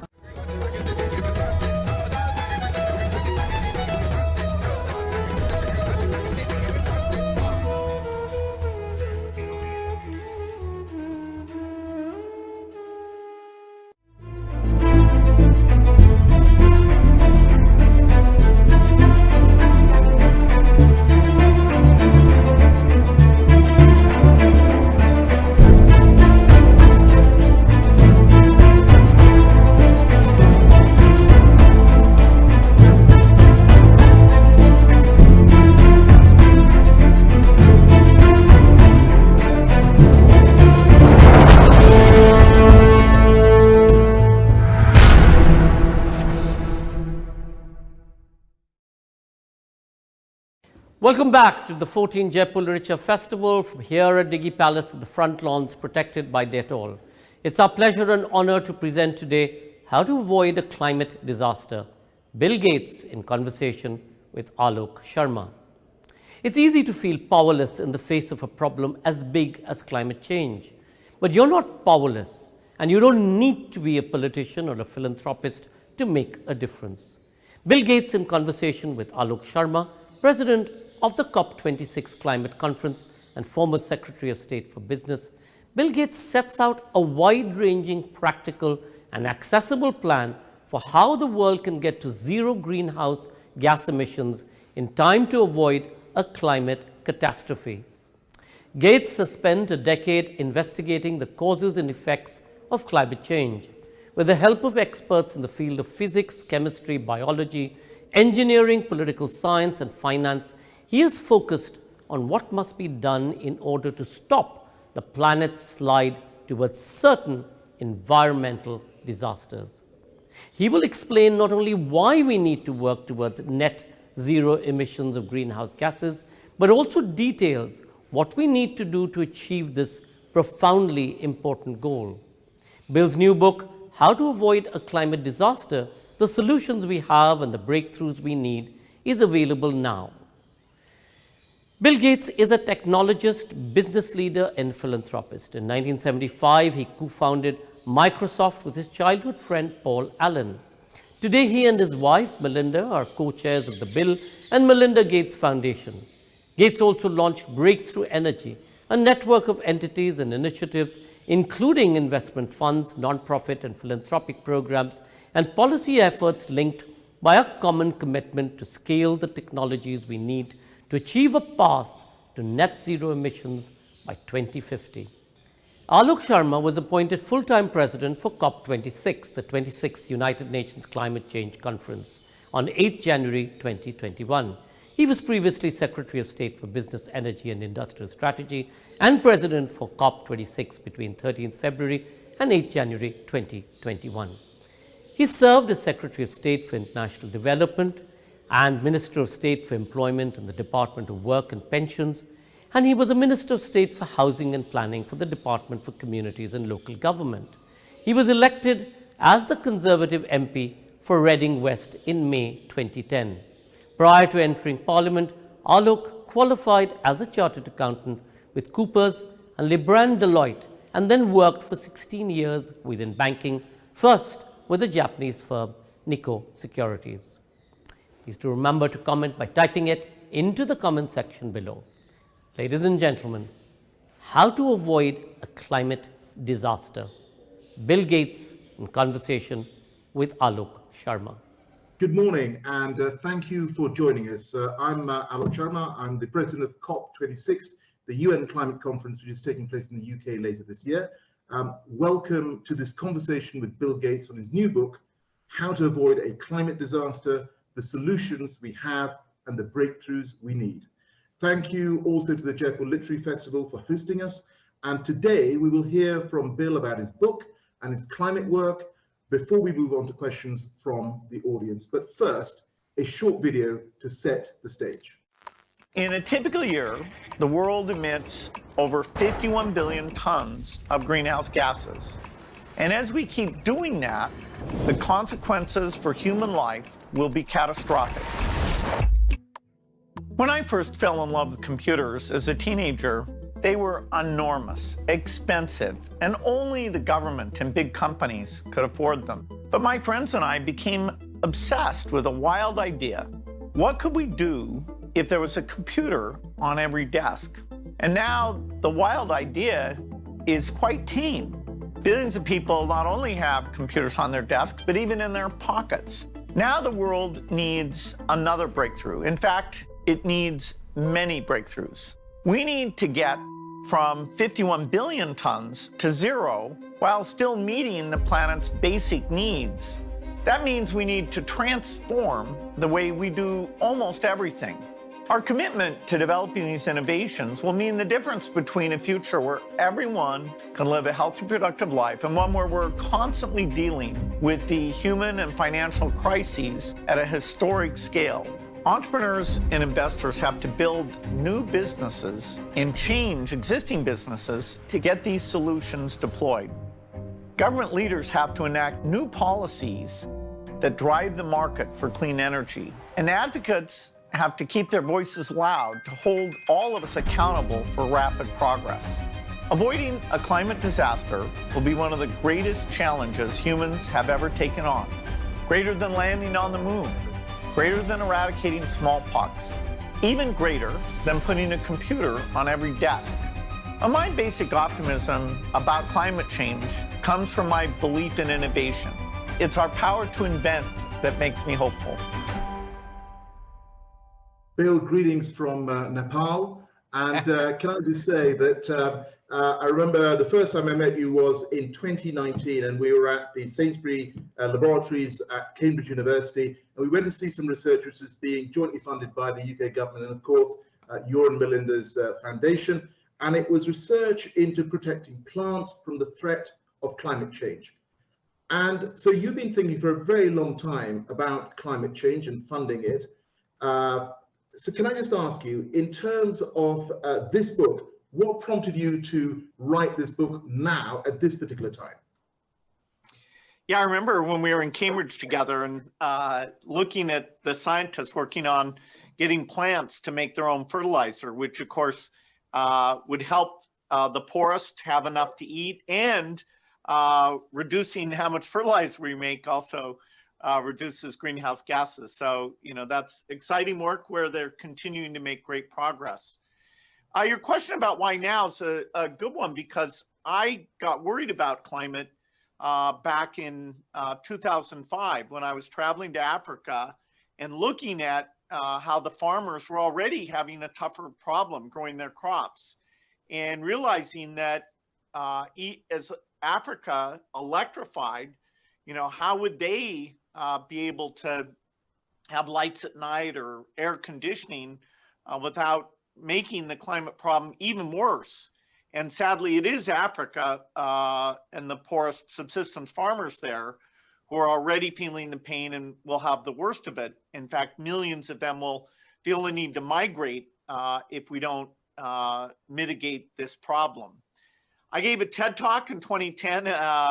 It talks about innovating to zero. That's 5 years before I gave the pandemic talk.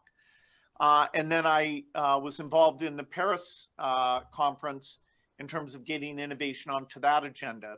But the thing that's really unique right now is that the younger generation is insisting we make this a priority. And I would have thought during a pandemic, you know, people don't think long-term, they think about near-term things. But in fact, what we're seeing is that the younger generation is more energized than ever. And they're saying to politicians in all parties, you've got to show us that you take this seriously. And so this is a very special year. Your leadership of the COP, that will be a critical event. All these Build Back Better funds the US, the UK, Europe. They're going to help bootstrap projects to take on some of the harder sources of emissions. And so I was going to come out with a book last year, but then the pandemic meant that wasn't timely. I wanted to be before the COP, but fortunately the COP also got moved. So, it feels very timely because we have this generation so committed to the cause. Great. Well, I want to come back and talk to you about Paris and COP in Glasgow, but I just want to talk a little bit about this book itself. So I read it last weekend, and I have to say, I think it's incredibly accessible in explaining the key concepts around climate change. And you use some really interesting stats.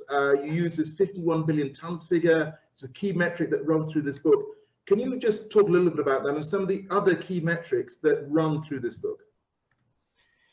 Yeah, so greenhouse gas emissions, if you convert them into CO2 equivalents, sadly are just going up like this.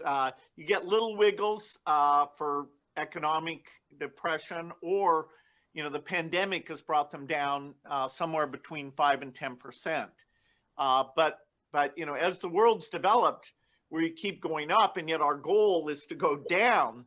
And so having that number 51 billion in mind allows you to look at any intervention and see as a percentage of 51 billion how impactful that is. The two other metrics that I'd love for people to take away from the book, one is understanding the sectors of emission, and that we've got a slide we could put up quickly here to show that. That shows people it's not just electricity and passenger cars. Transportation includes aviation. You've got agriculture at 19%, heating and cooling 7%. But the one that people are probably the least aware of is the biggest slice there, which is that manufacturing piece that includes cement and steel. And in a way, we've over-focused, or well, not over, we put most of our efforts into the easier things like passenger cars and renewable energy sources. We also need to get going on the hard stuff, because if your goal is zero, you don't get to skip anything. The final metric that maybe we'll talk about more is this idea of how expensive is it to do things in a green way. And so I compare like buying a gasoline car to an electric car. And there the green premium, we can show this slide, the green premium is not that high, and because the volume has gone up and the competition is going up, that green premium over the next 10 to 15 years with cheaper batteries, better range, that will go to zero. Whereas for something like cement, you see that a ton costs almost twice as much.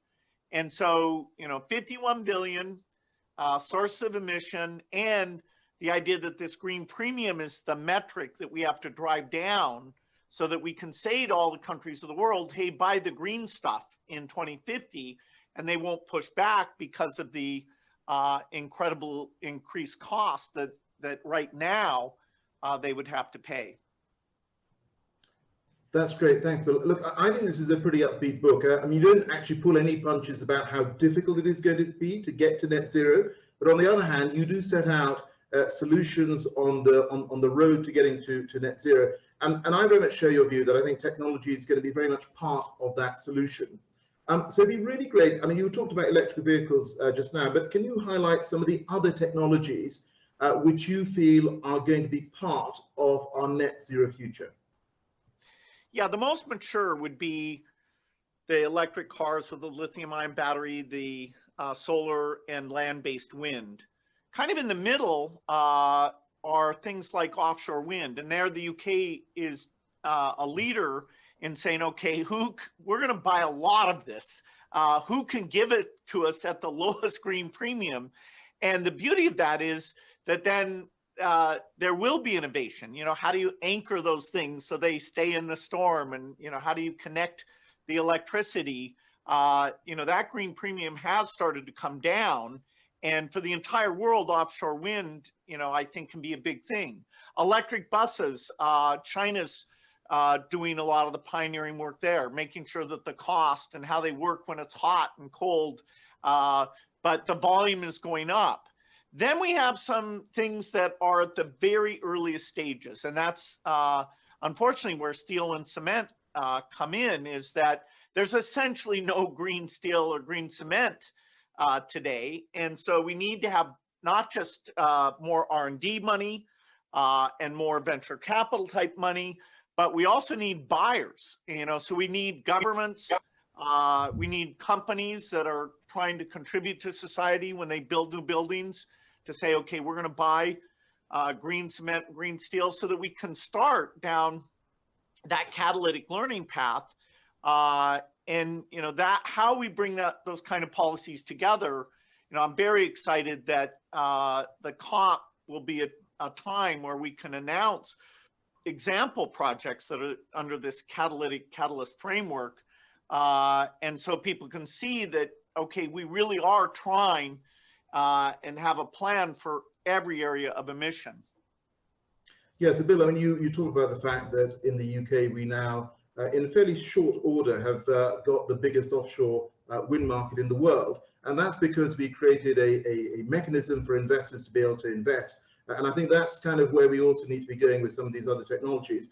But you referenced COP. I'm spending a lot of my time traveling around meeting governments. And earlier this week, I was in Delhi and I met Prime Minister Modi. And during our conversation, he referenced mission innovation and he referenced working with you. And I think it'd be great if you could tell us all a little bit about mission innovation and how it came about and what we're trying to achieve with that. Yeah, so prior to the 2015 Paris meeting, I was talking with President Hollande and President Obama and President Modi, sort of saying, hey, the near-term commitments where you drive the low green premium stuff to higher scale, that is so necessary and so important, but that alone won't get us to zero. We need part of these conferences to look at, are we raising our R&D budgets, and are we raising the high-risk capital that's going to jump in and grab those things out of the laboratory? And it was fantastic that President Modi, who actually named this initiative Mission Innovation, he agreed to come to the entire event. And so we had the announcement. The government's committed to raise their energy R&D budgets. The UK's done very well in that, which is fantastic. Many others haven't met their doubling, but the total increase has been quite impressive. And my part there was to commit to this breakthrough energy effort that included a very specially designed venture group that would only go after climate innovation. And we've invested now in 40 companies. We've just raised a second $1 billion fund, which will invest in another 40 companies. And so that supply of innovation is going well. And I do give the 2015 conference credit for saying to people, it's the near term, but it's also this innovation. And how we highlight some of these advances in Glasgow, so people get that it won't just be brute force trillions of dollars. It will be creating new jobs around these new approaches that have other benefits, like no local pollution, which coal plants have that. So that sense of, okay, how do we coordinate all the different green hydrogen projects that are out there and make sure we're picking things that really have a chance of getting to be very low cost. That's a super important topic because of all the money, the Build Back Better money, making sure we get the maximum benefit from that. Yeah.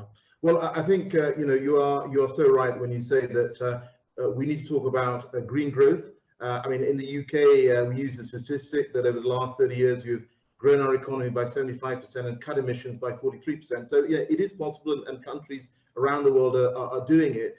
But when it comes to transforming industries, and you talked a little bit about this earlier, and decarbonizing them, some, of course, are much easier than others. Have you actually been a bit surprised at which industries have moved faster than others? Yes, the agricultural sector was the one that, if you'd asked me 5 years ago, I would have said, I don't even really see the path there.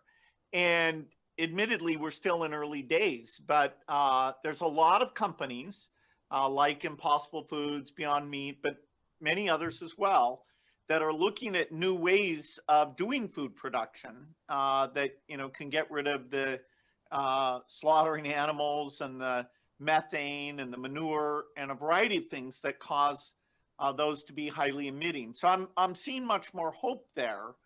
And, you know, that's why it's really the aviation fuel, the steel and the cement that, you know, sadly, just if you take those three, you know, you're up at almost 20% of emissions. Those are the ones that still don't get enough focus. So when we did our first Breakthrough Energy Fund, storage and food, actually, we had more opportunities than we expected. In our second fund, we'll really try and go after direct air capture, clean hydrogen, steel and cement a lot more because, you know, if your goal is zero, you have to hit all the different categories. You don't get to say, okay, that one's too hard. We'll, you know, not do it. And the industrial economy is, you know, everything is so cheap that people almost don't pay attention.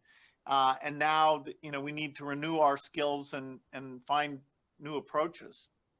So what are the toughest technological challenges ahead of us? I mean, what is going to make it really difficult to get to that net zero? Well, one of the things that is tricky, and the United States is experiencing a little bit of this with our Midwest weather challenge right now, is that the electricity sector, even as it uses onshore wind, offshore wind, and solar, we need to maintain reliability. And even during crazy weather events like big cold fronts or heat waves. And that's going to mean that we have to build a lot more transmission, which is politically can be difficult to get permitted.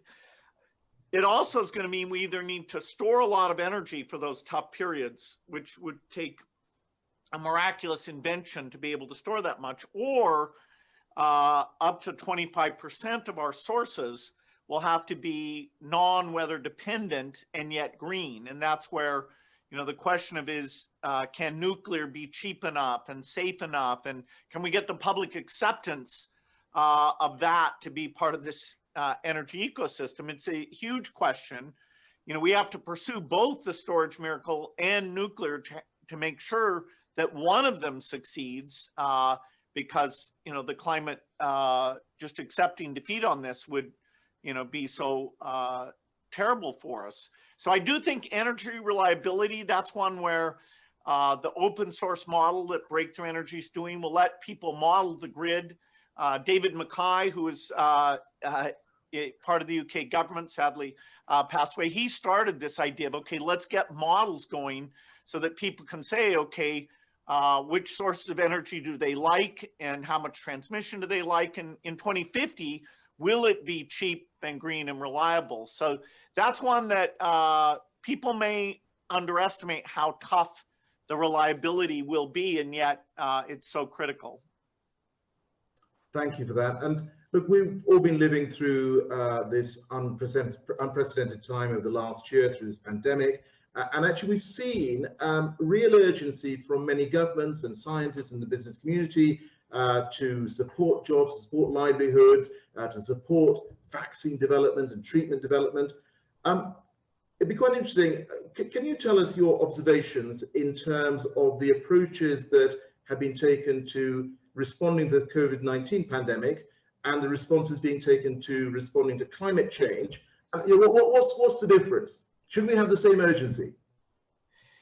Yeah, I think they both are the same in that we rely on our government to have very smart people think out ahead for problems we might face. So, you know, because there will be earthquakes, we have building codes, and we're willing to make buildings more expensive to build.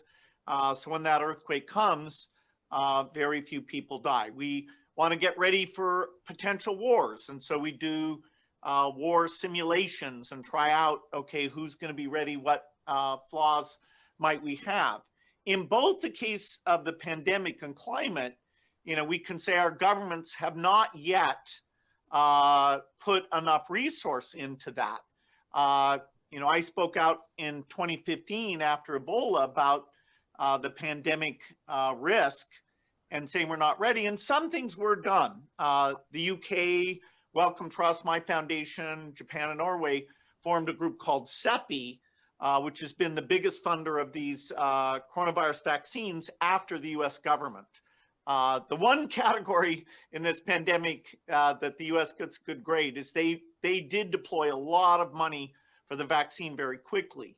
Now, in some ways, the pandemic and climate are different because the pandemic, as awful as it's been, it's one innovation, the vaccine will, as we get it out, and make sure people feel comfortable with it, it will end this pandemic.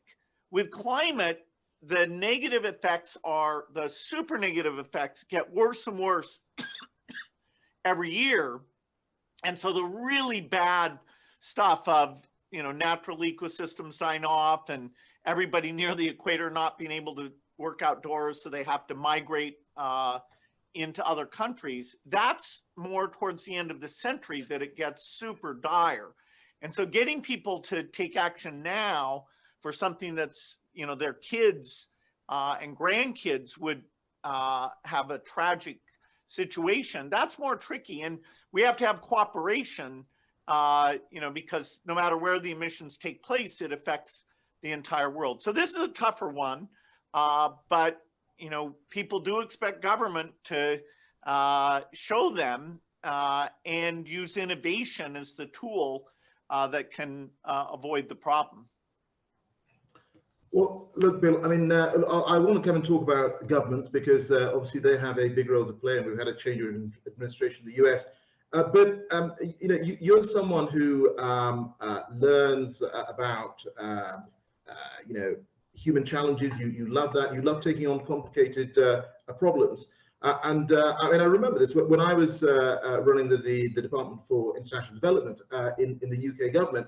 I mean, I saw firsthand all the work that you were doing, all the work that your foundation was supporting in tackling the health challenges, and you talked about some of those in this session.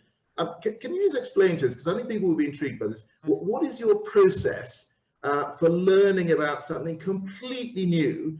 I mean, how do you go about it? How do you go about learning about climate change? Yeah, so this is a great period for somebody who's curious. You can go up and, if you don't understand how is steel made, what's the history of that, you can read people like Smill, and he has books, or online, the videos that educate you are incredible.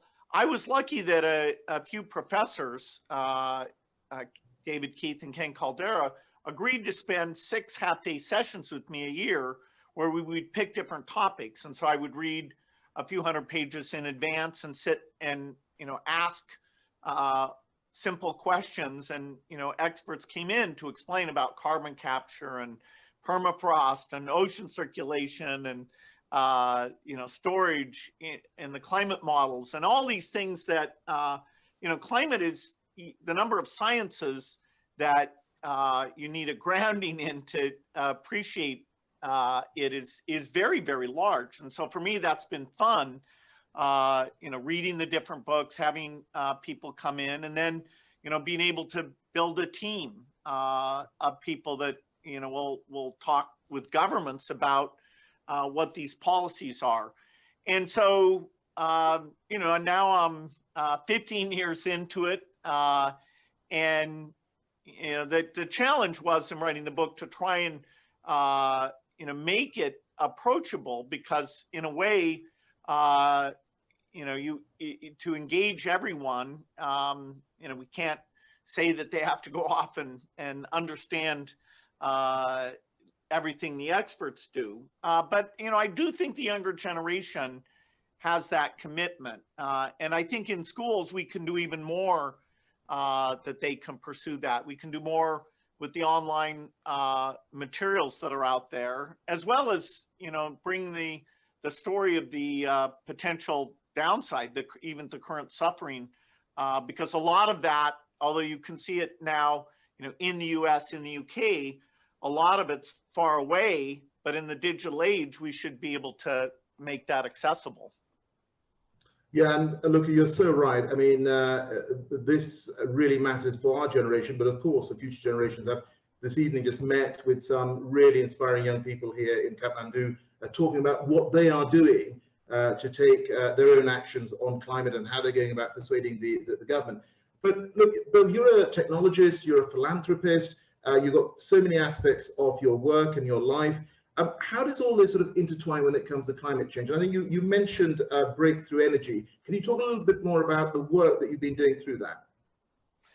Yeah, so it's very novel for the world to need innovation by a deadline.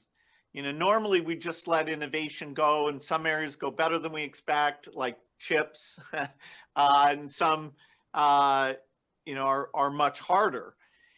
And yet, now by 2050, if we don't get to zero, the temperature rise will be so damaging that life will actually get worse for humans and most of the natural ecosystem. So you have to think, okay, how do you accelerate innovation? What is the pipeline of innovation?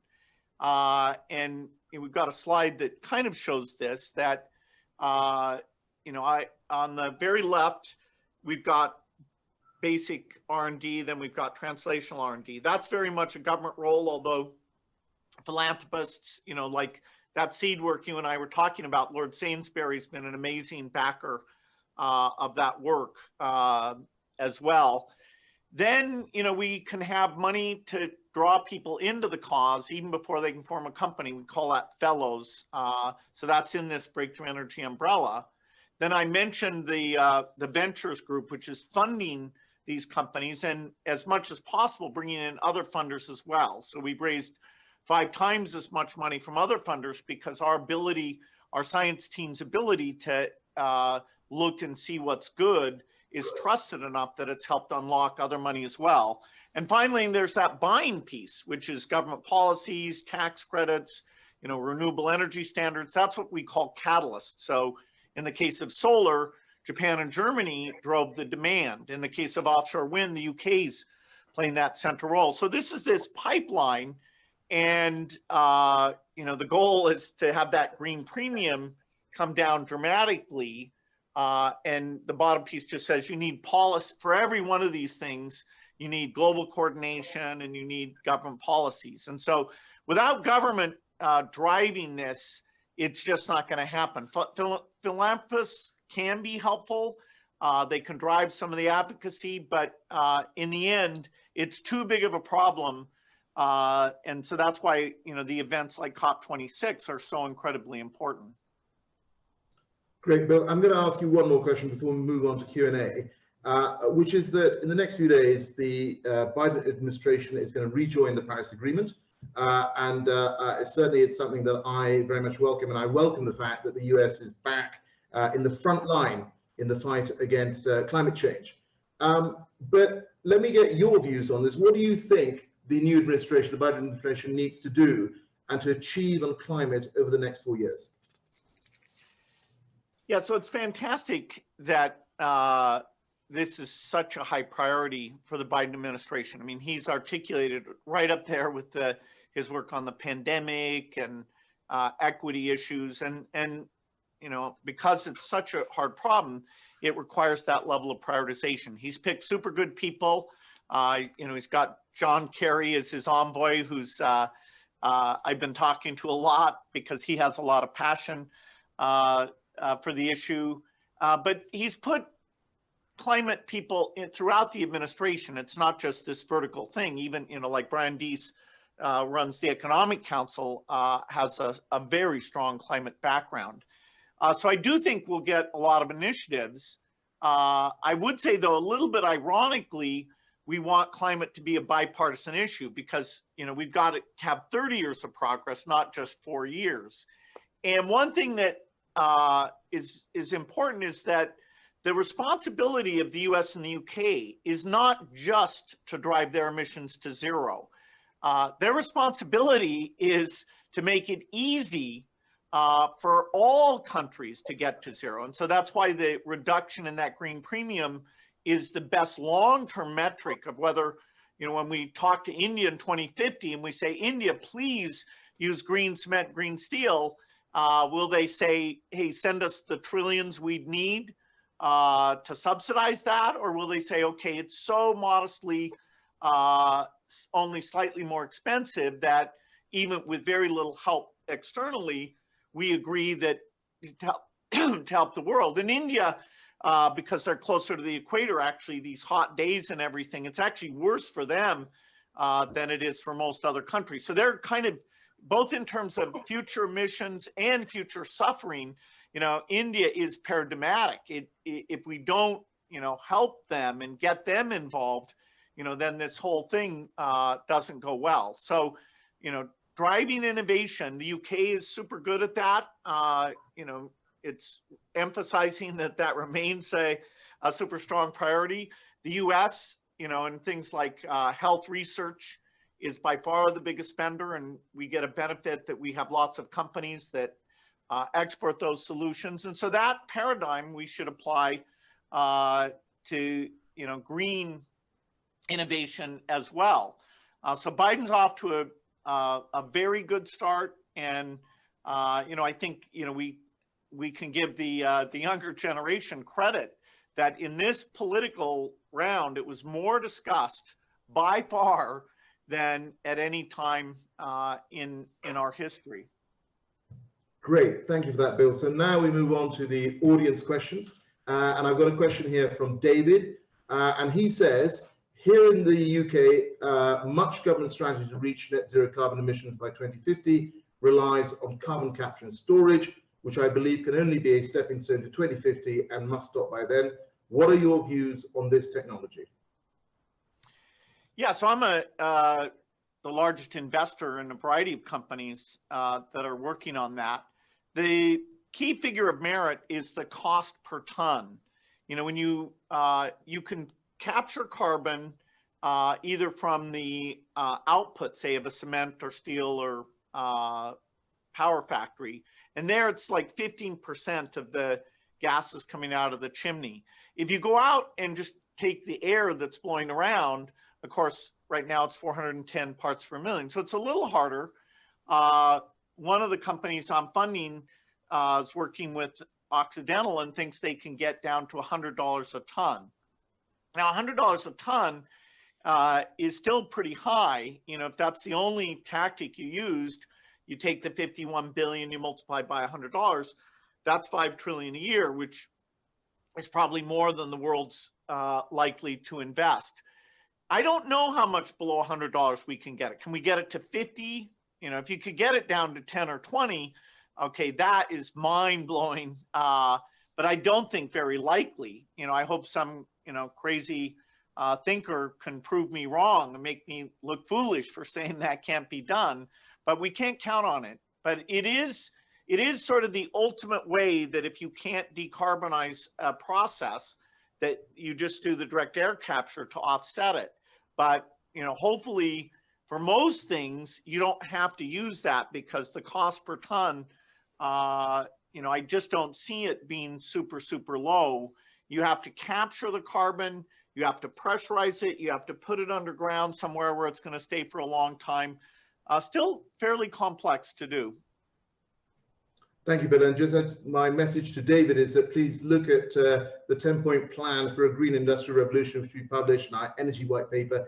It'll tell you what else we're doing apart from planning on carbon capture and storage. So a question now from Julio, which is, what is the one thing that all of us can do to avoid a climate disaster? So us individually, I guess.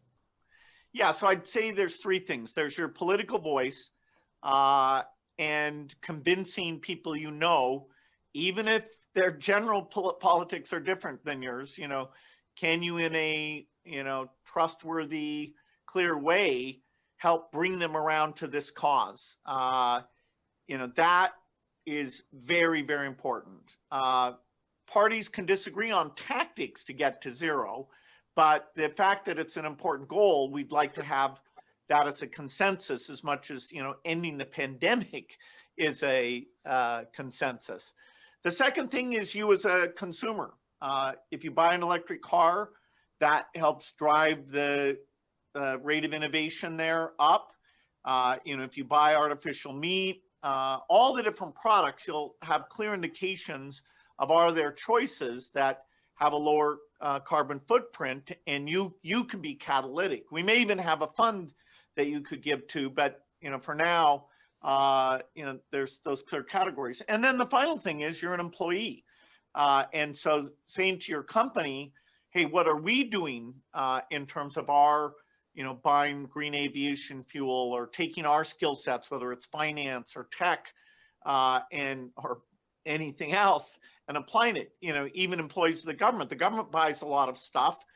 Could it be 5% of the roads, are built with clean cement, and to try and drive that forward. So because this is so hard, and because the 30 years we can't waste any of them, we've got to be talking more about this, and people who think you can only reduce your consumption, that alone will get us to zero. Sadly, that's not going to help us, because the developing countries, need to provide basic services. So we've got to multiply by zero. Yes, I think as you've said, basically we all have a role to play, whether it's governments or businesses or indeed individuals. So I have a question here from Albie, and she says, epidemiologists say COVID has been the most collaborative period of their lives. And this collaboration led to the rapid deployment of COVID vaccines. How do we catalyze this collaboration around climate change before the problem gets a lot worse? Yeah, it's a fantastic question. Sharing sequencing data, where the UK got out in front on that, and our foundation's trials in South Africa showed how the variant affected that. Every day I wake up and see articles, and people are being super open about everything. Even these pharma companies offering to let the Indian manufacturers have the vaccine. That's really unprecedented. That it's a second source factory with no royalty, and just trying to help them get the volume up, so that the inequity of how quickly get the vaccine out, we can hopefully make that more like 6 months than 18 months. It's kind of a warlike attitude. Okay, we'll do whatever it takes. It's hard to sustain that, I have to say, for 30 years. Even like this year of, okay, we're going to stay in our home, and we're not going to break any of the distancing rules. A year probably feels like a long time. With climate, we need particularly these next 10 years to drive those innovations. I do think if we don't start to make progress, that sense of cynicism could come in, or just people saying, hey, the brute force green premiums are just so high, why don't we just throw up our hands? So having every year or two something like Tesla and electric cars, where you say, okay, I see now that this is real. We have to make that evident, so that people feel very good about the progress that's taking place. So yeah, the openness, and that's where the basic R&D piece comes in, is that's just published to the world for everybody to see. And then, when you actually try to build the plant, okay, that's what gets you more into the private market side. Yeah, so we definitely don't want to throw up our hands. We want to get on and do this. But James asks a really important question. He says, what do you think is the hardest political choice that nations need to make to help save the planet? Well, unfortunately, there will be elements of this that are somewhat of a short-term sacrifice to get the long-term benefit. And, being sensitive to the idea that, okay, if you work, in the coal industry, or you farm cattle to make beef, this effort feels like we're devaluing your skills and your opportunity to contribute. The sensitivity to that will be super important. I mean, it's very interesting that in the UK, you can always look at what the current sources of energy are, and coal is tiny. So the irony that the place the Industrial Revolution started, which is very coal-driven, has actually made more progress than even some other European countries. That just shows, hey, this can be done. A lot of our challenges with coal are in Asia. China's still building. India, the straightforward path to them is very coal-oriented. So it's great you're in Asia, where a lot of the potential for innovation will have to be brought there very, very quickly, so that their current plans, they see it as practical to make those changes. We can't say there aren't trade-offs here. There are lots of new jobs, lots of new companies, but the right government policies to deal with, which communities are affected. I've been really educated that if you don't have that as part of your plan, it's just not realistic to move forward on these things. And so that, that means the price tag of doing the thing overall goes up quite a bit. It's a great investment in the future, but the transitional costs are there, and we have to be very open about that and say, look, we're going to lead, we're going to make this worthwhile, including the highly successful companies who are starting, like in finance and tech, starting to get into this. But I hope we see that intensify dramatically. So, Bill, I mean, you're right in terms of coal. We've gone in less than a decade from 40% to around 1% in terms of use of coal in power in the UK. But you also talked about the future, and we've talked a lot about young people, and the future belongs to them, and they are absolutely committed to this cause. And we've got a question here from Claire. She says, as a high school science teacher, what is the best message we can send to the next generation? Well, I think we can use climate change to get kids interested in science, and we can use science to get them interested in climate change. To understand, okay, why does CO2 block the heat from coming out? And what would the Earth be like if we had zero CO2? It'd be too cold, actually. So, some greenhouse gas effect actually has been very beneficial. You don't want too little or too much, particularly if it rises rapidly. The science teachers, without being political about this, so that the solution, the specific policies for the solution will be separate, but just the basic understanding of what it means for things to heat up and how many hot days that will mean, moving away from the equator to make summers almost unlivable well before the end of this century. I hope we can give materials, and in fact, Breakthrough Energy is working now on some core stuff that we were thinking like 13 or 14-year-olds is a place that you could actually start to expose this and use their curiosity and fascination. So it's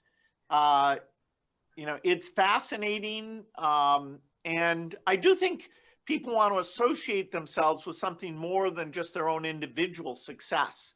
And so there's almost a religious commitment to the earth and what we're doing for future generations. And this cause, there aren't many causes that can draw the globe together, where we work in a positive sum type way. And so, the various youth organizations connecting up with each other and the best practices in the education system being shared, I think there's a lot to do there. Yeah, and I mean, you will know this, but we've set up a civil society and youth advisory group as part of COP26 to help us on the road to COP26, get their views, get their thoughts. I think it's going to be so important and vital. But you talked a little bit about hydrogen earlier, and we talked about green hydrogen. And we've got a question here. It's from Anonymous. So I don't know who it is, but it's anonymous. It says, what is your take on hydrogen, and how crucial do you think it will be in achieving net zero? It could play a very big role. I emphasized how the manufacturing sector is the place we've made the least progress, even though it's the biggest overall source of emissions. Many of those manufacturing processes, if you could get clean green hydrogen that was very, very cheap, then you, instead of making steel with coke, a form of coal, you would just do direct hydrogen reduction. Now, I want to emphasize it's not clear how cheap we can make green hydrogen.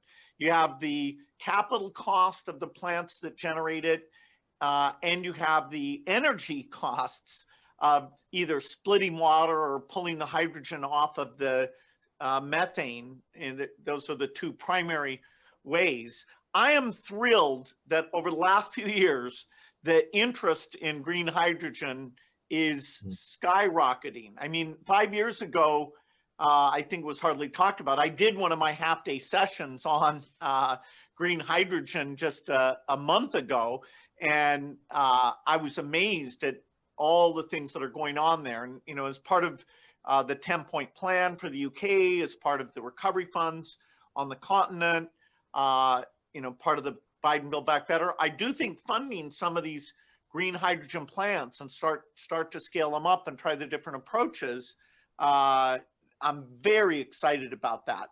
But we always have to be realistic. It may not get cheap enough. Not everything we try and make really cheap, can we overcome those physical limits, like, magic grid batteries or batteries that you put into a plane so it can fly around. That's not, those are not likely to happen. There's a UK company wants to put hydrogen into planes, which Breakthrough Energy just invested in that, although it's got a lot of challenges before it can be proven out. So yes, people should really pay attention to green hydrogen, because almost half of that manufacturing sector is solvable if that price is super, super low. Great. Well, look, we had a question, Bill, from a high school teacher, and now brilliantly we have a question from Teddy, who is age 12, and we want more questions from young people coming in. And Teddy asks, what are the most effective actions that children and young people can do to address the climate crisis right now? Yeah, I'm not an expert on advocacy. I have incredible admiration for people like Greta, who's really gotten visibility for the work she's doing, and I'm sure there's people around who are thinking about how they can scale up that message and make it constant. A lot of things come and people pay attention and then they move on. Sadly, in this case, we need that attention to intensify and stay very, very high for all 30 years. And different parties may be in power in different countries, and yet, we can't have them checking out of this cause. And so, I'm not the one who knows the answer there, but, young people coming together, figuring out various tactics, some are more extreme than others, and I don't know how to think about that myself. But, it's this new generation will figure that out, and hopefully, we can help make sure that idealism gets mapped into real plans. Otherwise, 10 years from now, we could have a very cynical view of this thing. Thank you for that. So now a question about entrepreneurship. And Frank asks, how can startup entrepreneurs contribute to tackling climate change? How can, say again? How can startup entrepreneurs, so you're starting out in your career as an entrepreneur, what can you contribute to tackling climate change? Yeah, I have to say that we need innovations from big companies and from startup companies. So far, it's mostly been the startup companies that go and cause trouble. And then the big companies wake up and go, oh, okay. So like the car industry, Tesla showed you can make a pretty darn good electric car. Now you have, General Motors announcing that after 2035, they're not even going to make gasoline cars. So it shows that we've come a long ways, and that extra cost of going green has come down phenomenally. These startups, they're high risk, but they're always looking for talented people. A lot of the skill sets are engineering. Some of them are marketing. Some of them are financial. So you could look on the Breakthrough Energy website and see examples of these. We probably need, 10,000 companies, of which hopefully over 1,000 of them succeed. But even the experience, if you're in a company that, isn't the ultimate success, it's a real contribution, because we have to try out so many different approaches. Even green hydrogen, there's, besides the two main approaches underneath that, there's a ton of different things that people are trying, some of which seem crazy to me, but hopefully, one of those will surprise us that it works. So an attitude towards being willing to take risk, to be in there and, work in those small companies. That's one of the limits. And our fellows program is to fund people who, are in academia or at a big company and want a couple of years to pull together ideas even before they could get investors. And we have, hundreds of those now. And so that's trying to accelerate the IQ going to this super important problem. Great. And look, we talked about behavioral change earlier, and we've got the Independent Committee on Climate Change in the UK, and they've made the point in one of their reports that actually a lot of this change will be delivered by how we change our own behaviors and actions. So John asks, how important do you see financial incentives as being for individuals to make those green decisions? Well, I don't think we can fund that. I mean, we do put tax credits onto green products. I don't know the UK policies, but in the US there's a $7,500 tax credit for electric cars. And right now the electric cars aren't paying for the roads because that's done through a gasoline tax. And so that's also, in a sense, a subsidy that the roads are there without them having to pay for that. So yes, that type of thing that will help bring the demand and bring up the scale, that's happened with solar in a significant way. But I hope that consumers will just, decide, even if they have to pay a little bit extra, that the green products are a priority about who they are and how they contribute to this cause. But, good tax policies connected to those products are also going to be very critical. Thank you. Lucy asks a question. She says, how optimistic are you about humanity's chances? And I'm going to throw in something about COP26 as well. How important, you've been to lots of previous COPs, you've been through this, you've been part of those discussions. How important is this year's COP in Glasgow?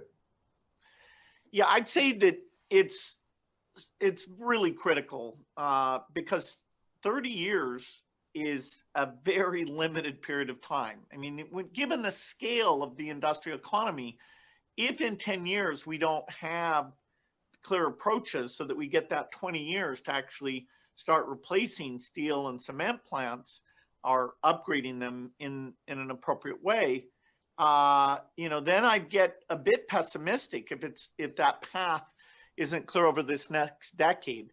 So particularly for the rich countries in driving those things, the consensus, the coordination, we don't have extra time left. Paris was great because although a lot of it was the near-term goals. We did show a collective willingness to come together in countries to put resources into their reductions and to encourage each other. You know, in the US, some people say, well, if the other countries don't do it, why should we? Well, yes, that kind of cynical view actually is somewhat legitimate. So people should see in COP26 that it's even more than Paris. You know, a few countries may not have that 2050 goal yet. China's talking about 2060. We hope that over time that they'll pull that in, that they'll speak about being less involved with coal in some ways. You know, so they're super important. You know, the fact that Biden's, you know, viewing this as a critical event for himself. The idea of getting innovation even more clearly on the agenda, including this catalytic buying part of it. You know, I'm thrilled that the UK is taking it so seriously. You know, I think because the UK set a good example, that everyone, you know, will come in wanting to show stronger commitment. Thank you again to the Jaipur Literary Festival for hosting us today, and to our viewers from Jaipur and across the whole of India. Thank you, Bill, for your time. It's been a fascinating discussion.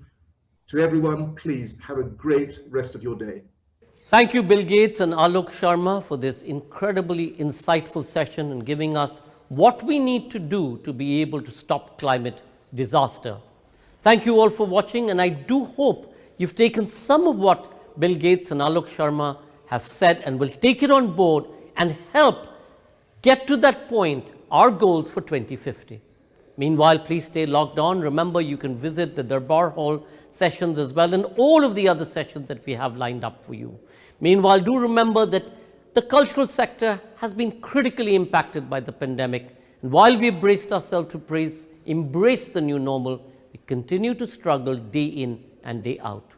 We need your help to continue to bring you the free flow of knowledge and ideas. So do support us at Teamwork Arts by contributing now.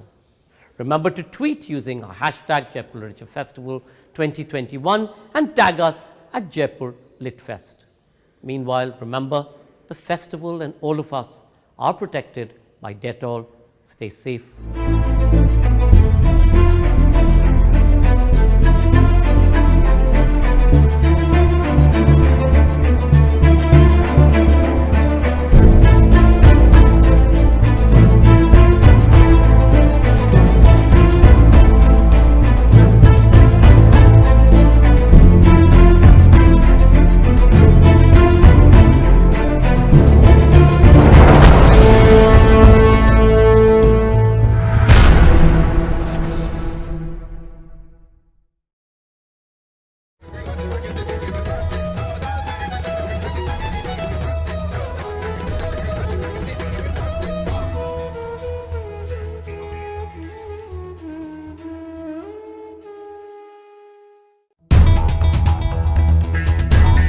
Our podcast partner for this session is Launchora.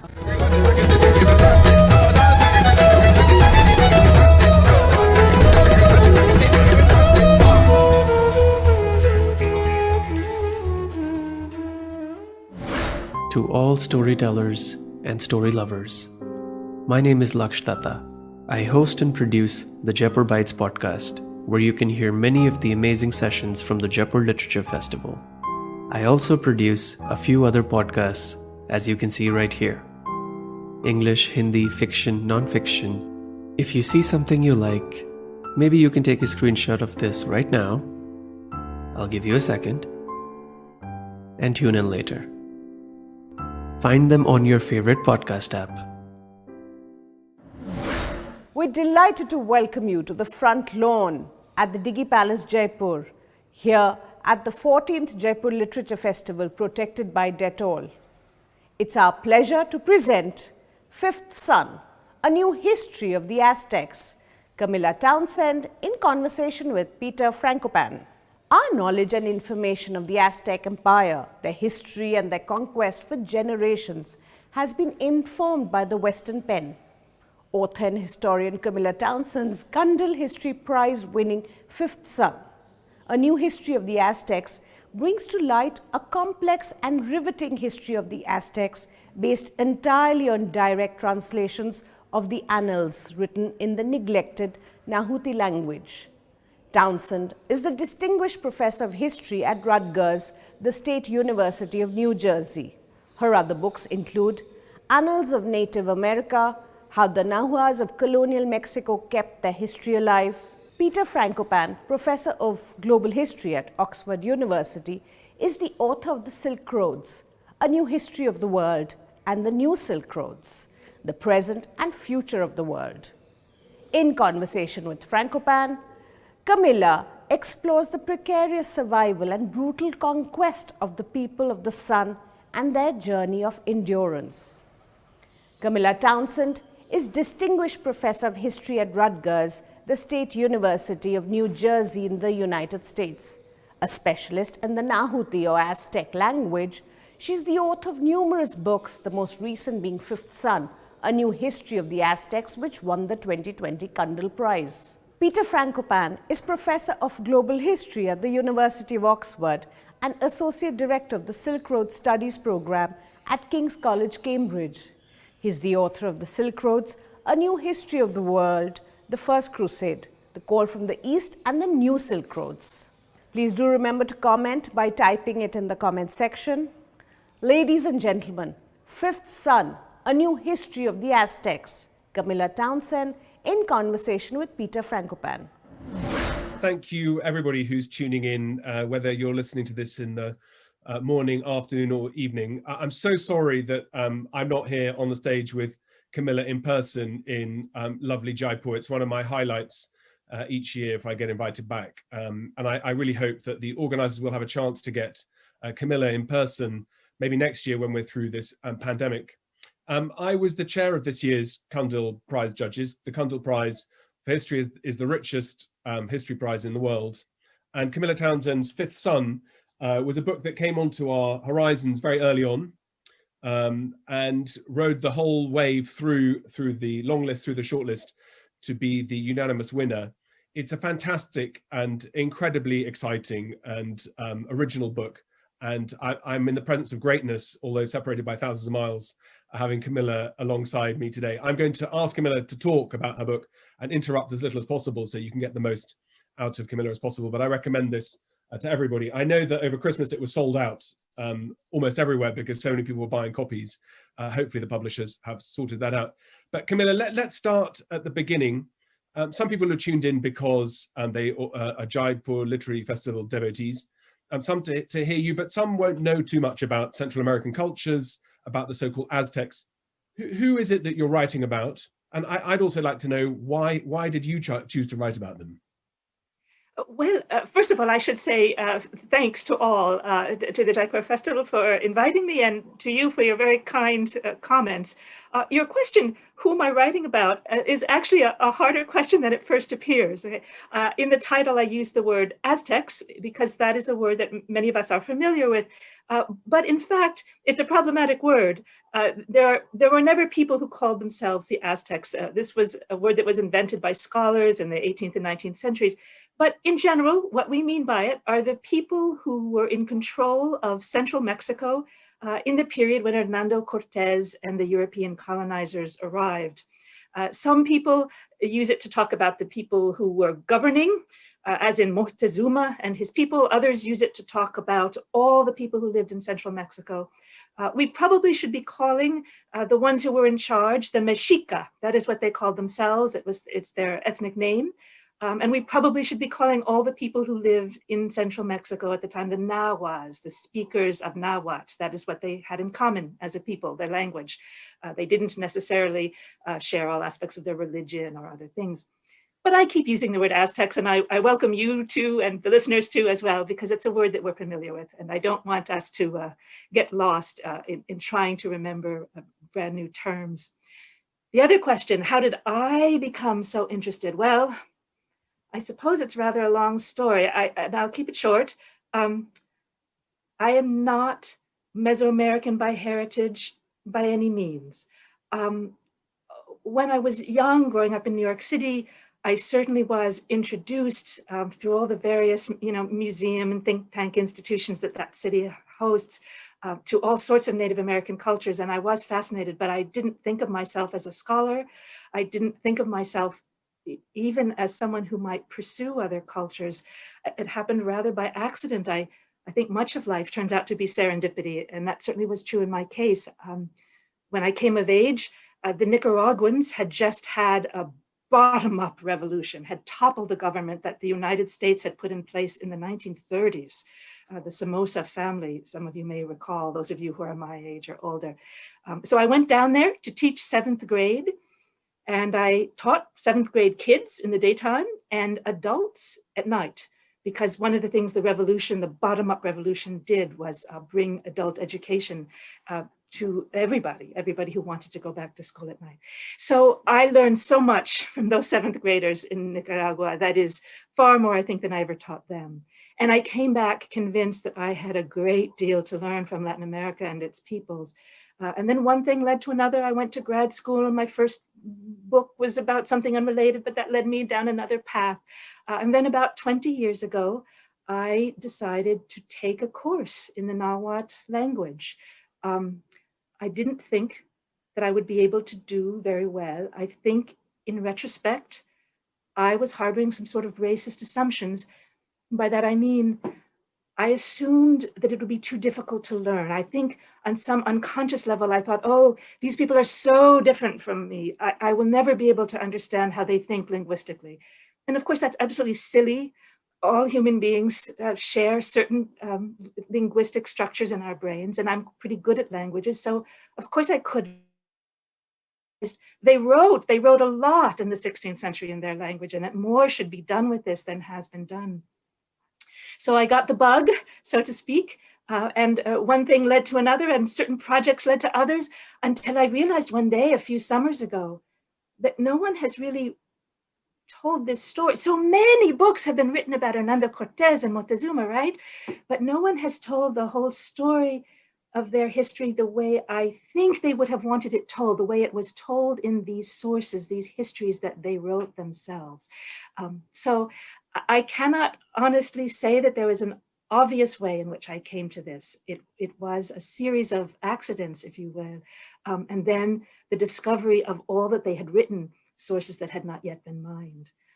Rather a long-winded answer, but I think it answers the question. No, I totally agree. I mean, some people would call it, there's a karmic sense. Some would say that these accidents, they're all a design. But I mean, one of the things that is absolutely staggering from a historian's point of view is to realize that we've gone 500 years without people writing about quite voluminous material. So when I got Fifth Son, my copy, I assumed that you'd be putting together from scraps and pieces of information here and there, which is something that all historians know sometimes they have to do when there's not a great deal of written material, and teasing lots out of not very much. But I mean, the volume of material that you have available is amazing. So tell us about the material that you're using, but also about how is it possible that no one has done this before? And I say that as a very generously intended question rather than how come you managed to crack it, because I know that this it's such a breakthrough to look at the world this way. Well, first I'll talk about the sources, and then I'll talk about why more hasn't been done with them before. The sources are called in Nahuatl the Xiuhpohualli. They've been that word has been translated loosely as sort of year counts. I think it's a bit too cutesy, that term, that is a bit too romanticized. It's more like the yearly account. And this was a genre that was prevalent for centuries in Mexico, and we actually think probably in the American Southwest as well, because this is where their ancestors came from, in which people would gather together, usually in the evening, according to the information that we have, and tell their history, and different lineages would be invited to give their perspective on what had happened at certain moments. So it wasn't just one man's work, and they were men, these tellers. Sometimes different city-states would come together instead of different lineages. So it was always a conglomerate, it was always composite. They knew before we Westerners did, I guess, about certain postmodern realities, that truth is multivocal. So they got used to telling these histories from multiple points of view in order to put a holistic sense of what had caused, say, a certain war or a certain political dissolution. Then when the Spaniards arrived, they taught certain young men and boys the Roman alphabet so that they could study the Bible. And they did that. That is, as many of you know, I'm sure, many codices were produced, illustrated texts produced by Spanish friars and Nahuas, Mexicans, working together. But they had very much a European slant. The European friar would say something like, "Is it true that your dreadful God used to want to eat the hearts of human beings?" And the answer would be, "Oh yes, it is true. Our God used to want to eat the hearts of human beings." So it was nothing spontaneous. Meanwhile, though, these same young scholars of the friars took this Roman alphabet home and used it to transcribe these traditional Shupohuali. They probably used it to transcribe other things as well, but we're not certain. If they used it to transcribe religious texts, they were carefully hidden and probably destroyed because that was dangerous under Christian rule. But they certainly used it to write down all these histories. So we have dozens and dozens of them, several of them very rich and very complex. So this raises the question, why hasn't more been done? Nahuatl is not a dead language. There are about 1.5 million speakers of this language in Mexico today. Now, most of them are impoverished peasant farmers, which goes far in explaining why more hasn't been done. We really need to get more of them into a graduate school where they can learn how to write professional level history books, and that is beginning to happen. But there were historians who knew about these sources over the past 2 centuries, I would say, realistically. Why hasn't more been done? Well, I should rush to say some has been. A few of these have been translated into European languages, but very little has been done in terms of analyzing them. And I think there are a couple of reasons for that. One is they weren't written for a global audience. They were written for their own posterity. They weren't writing these down to please a Spaniard. As I said, they were writing these down because they wanted to. They wanted to transcribe what their elders said. The Spaniards didn't even know what was happening. So there are no explanations of what's going on as you go through. And that can make them a little bit impenetrable, especially at first. The first one you read, if you go out there and get a translation now into one of the Western languages that you're so fluent in, I think some of you will be disappointed if you read just one, because they're hard to understand at first. For example, after a war, they might list where all the girls and young women were sent. This woman went to this place and this happened. This woman went here, this woman went there. And you think, why am I being told about this minutia? It takes a while. You have to have read quite a few of them to realize, oh, what they're really telling me is how dreadful their loss was or wasn't. If it was really more of a tie, some of the young women were taken to be wives in other states as equals. If it was a disaster, a cataclysmic loss, more of them are being taken and they're being dragged away to serve as low-level concubines, that sort of thing. So it takes a while to get used to them and to be able to put them in terms that outsiders can understand. And that is connected, I think, to the other reason why so little has been done, and that is that some other sources produced by Nahuas are more comprehensible to outsiders because they were written hand in hand with Spanish friars. Like those interviews that I referenced before, was it true that your God was this dreadful guy? So scholars who have been interested in the Nahuas, and there have been many, especially in Mexico.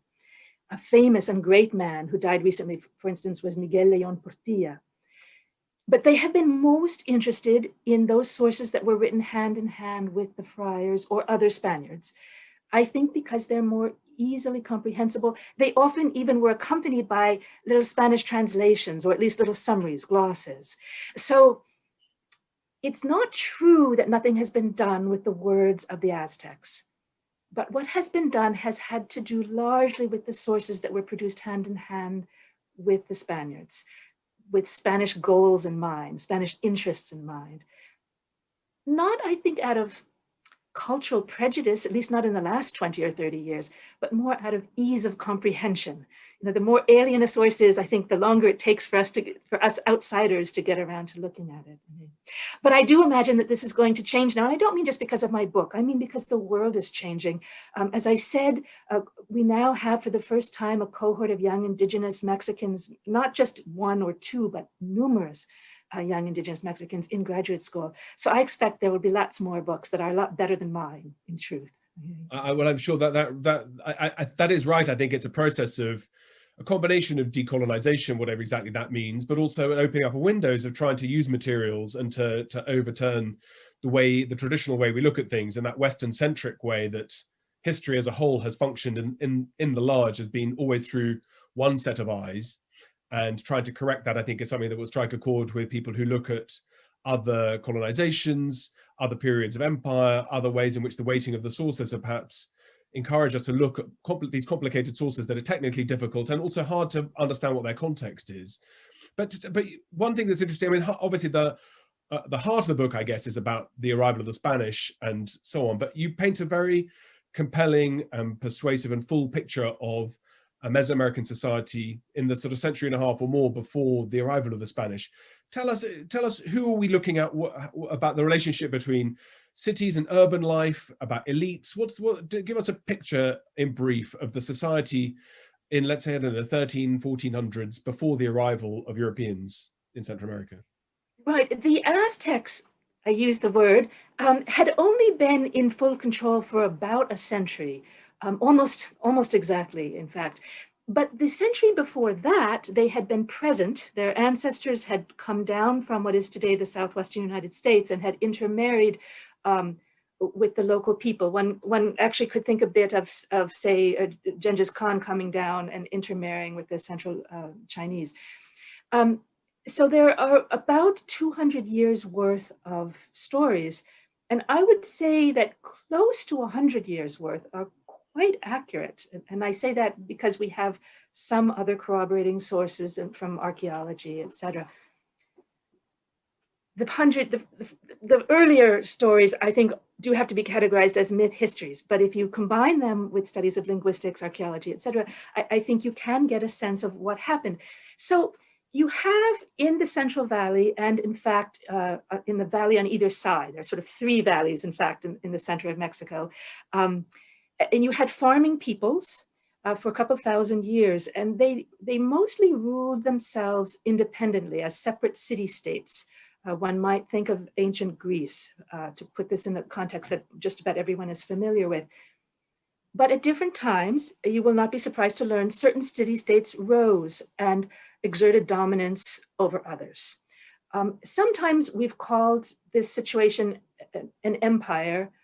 I have sometimes used that word when talking about the Aztecs. It's not quite accurate because at no point really did any one of these city-states in ancient Mesoamerica have full and complete power over a certain strip of city-states, but they had close to that.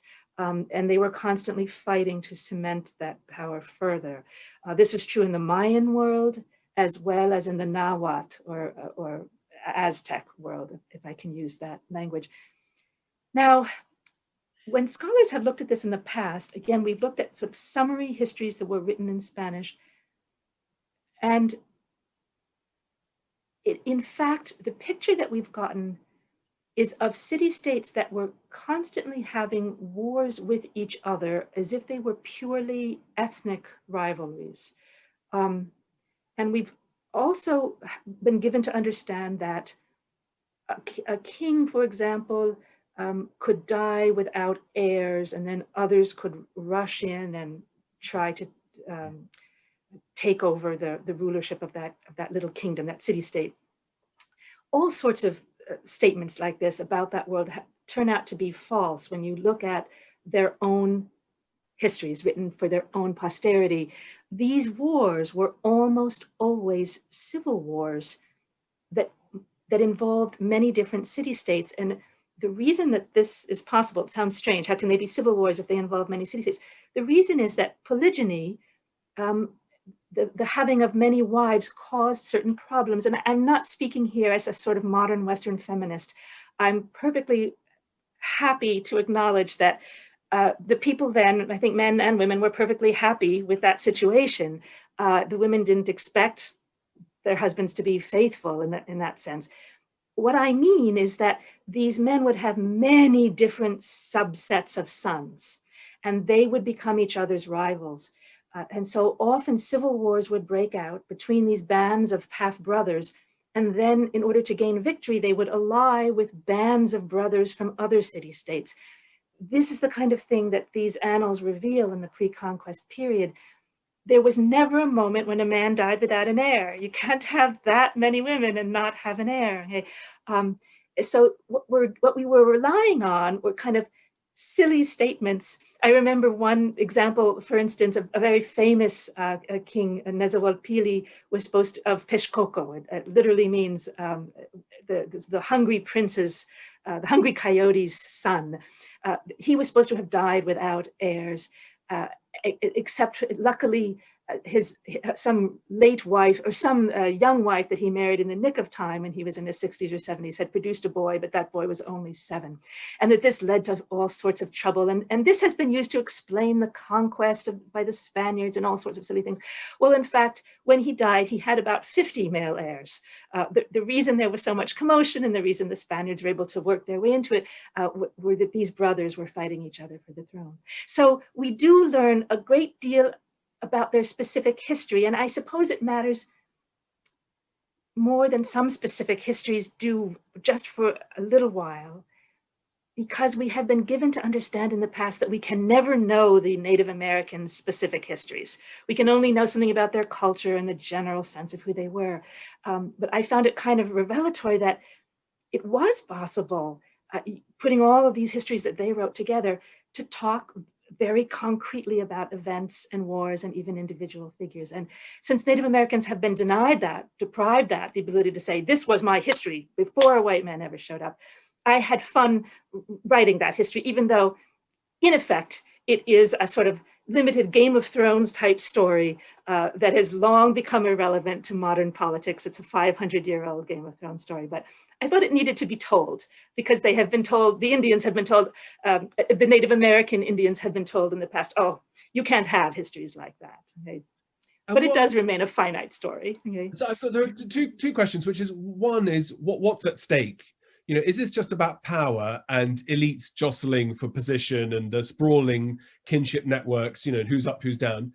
So it'd be great if you could tell us about the economies of Central America and the trade networks that are obviously very, very expansive.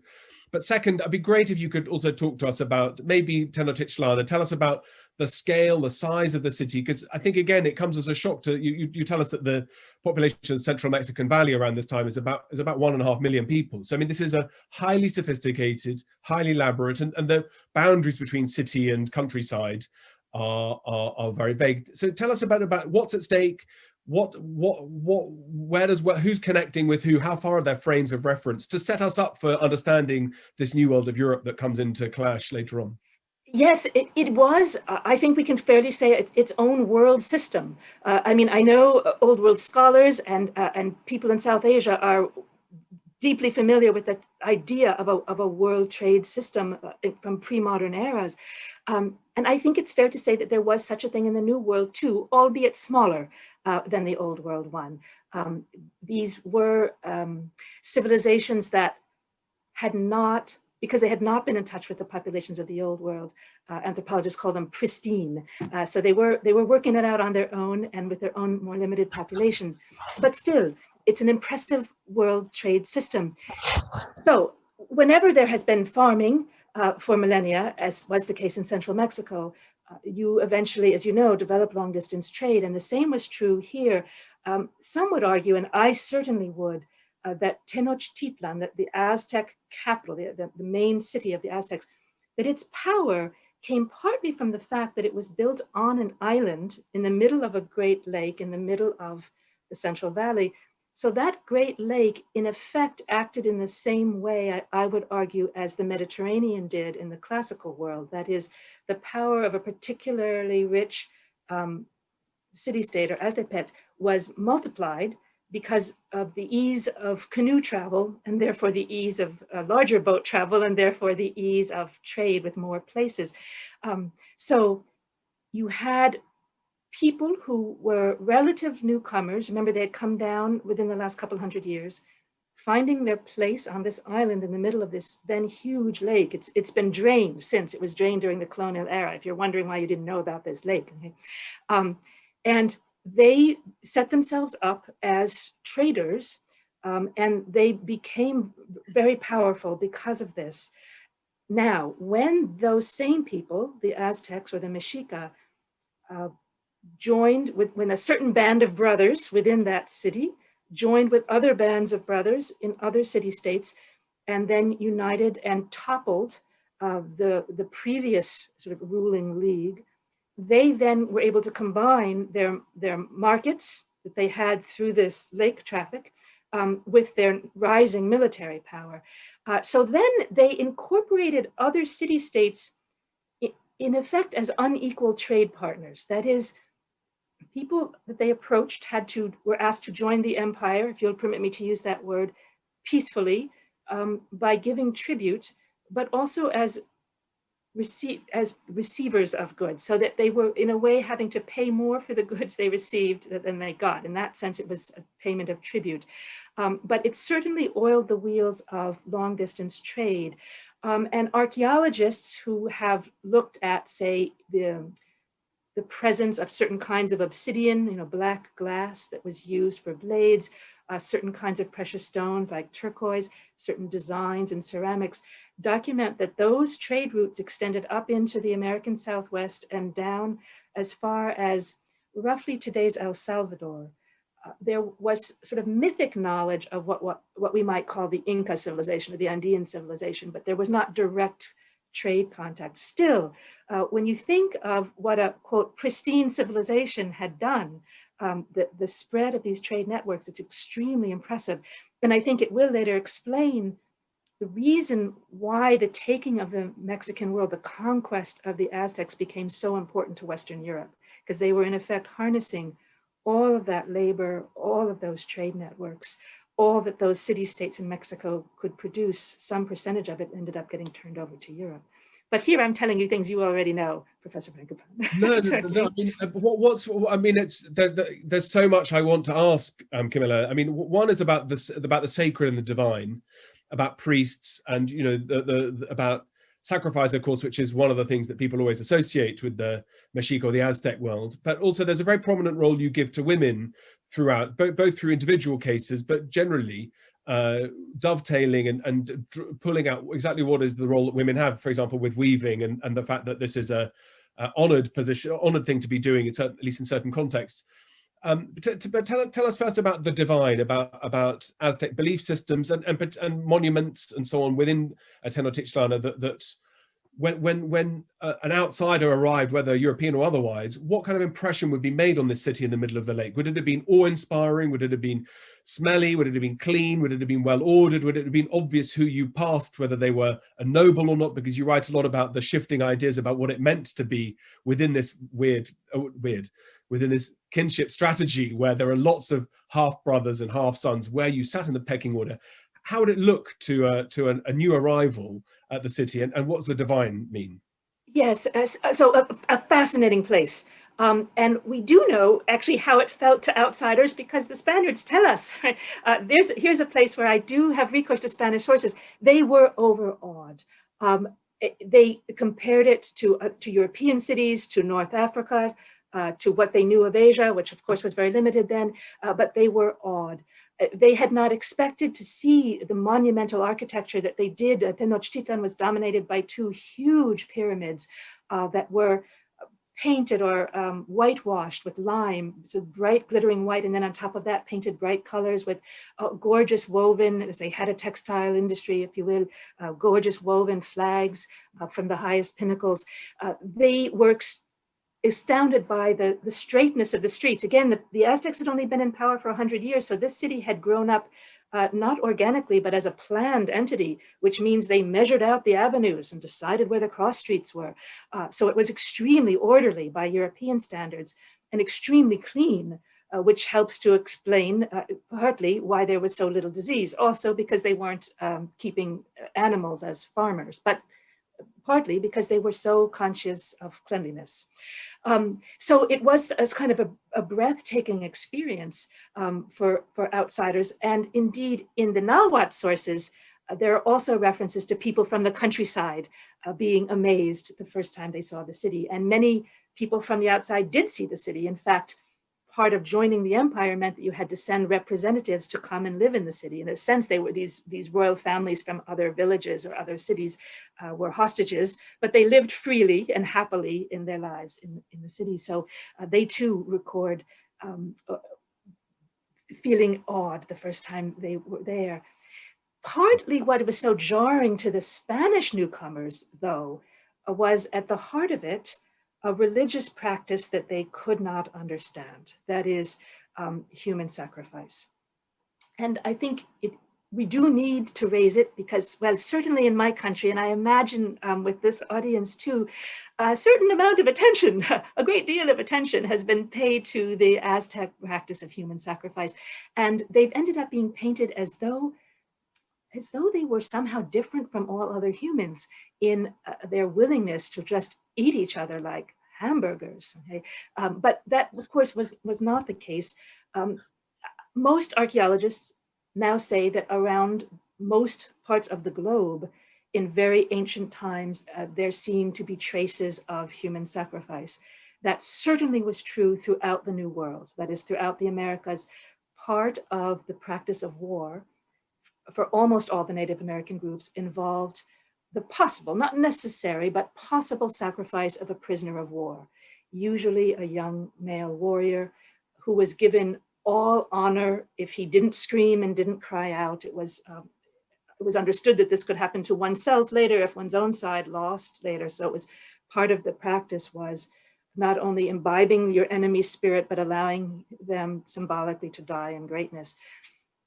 It was occasional, it was a powerful ceremony, horrific perhaps by modern sensibilities, but not out of the ordinary in terms of what we think was going on around the world in very ancient times. What the Aztecs did that was different is turn that into a power ploy.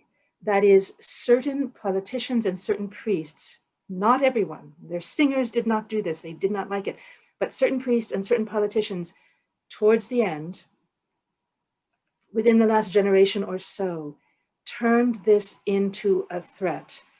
If you, another city-state, if you do not abide by our rules, if you do not agree to be part of empire, if you do not pay the taxes we want, whatever it is, we will demand from you not just a certain number of turquoise stones as your tribute, we will demand a certain number of your young people as tributes. You can think of the Hunger Games films, bluntly, right? It was a political ploy.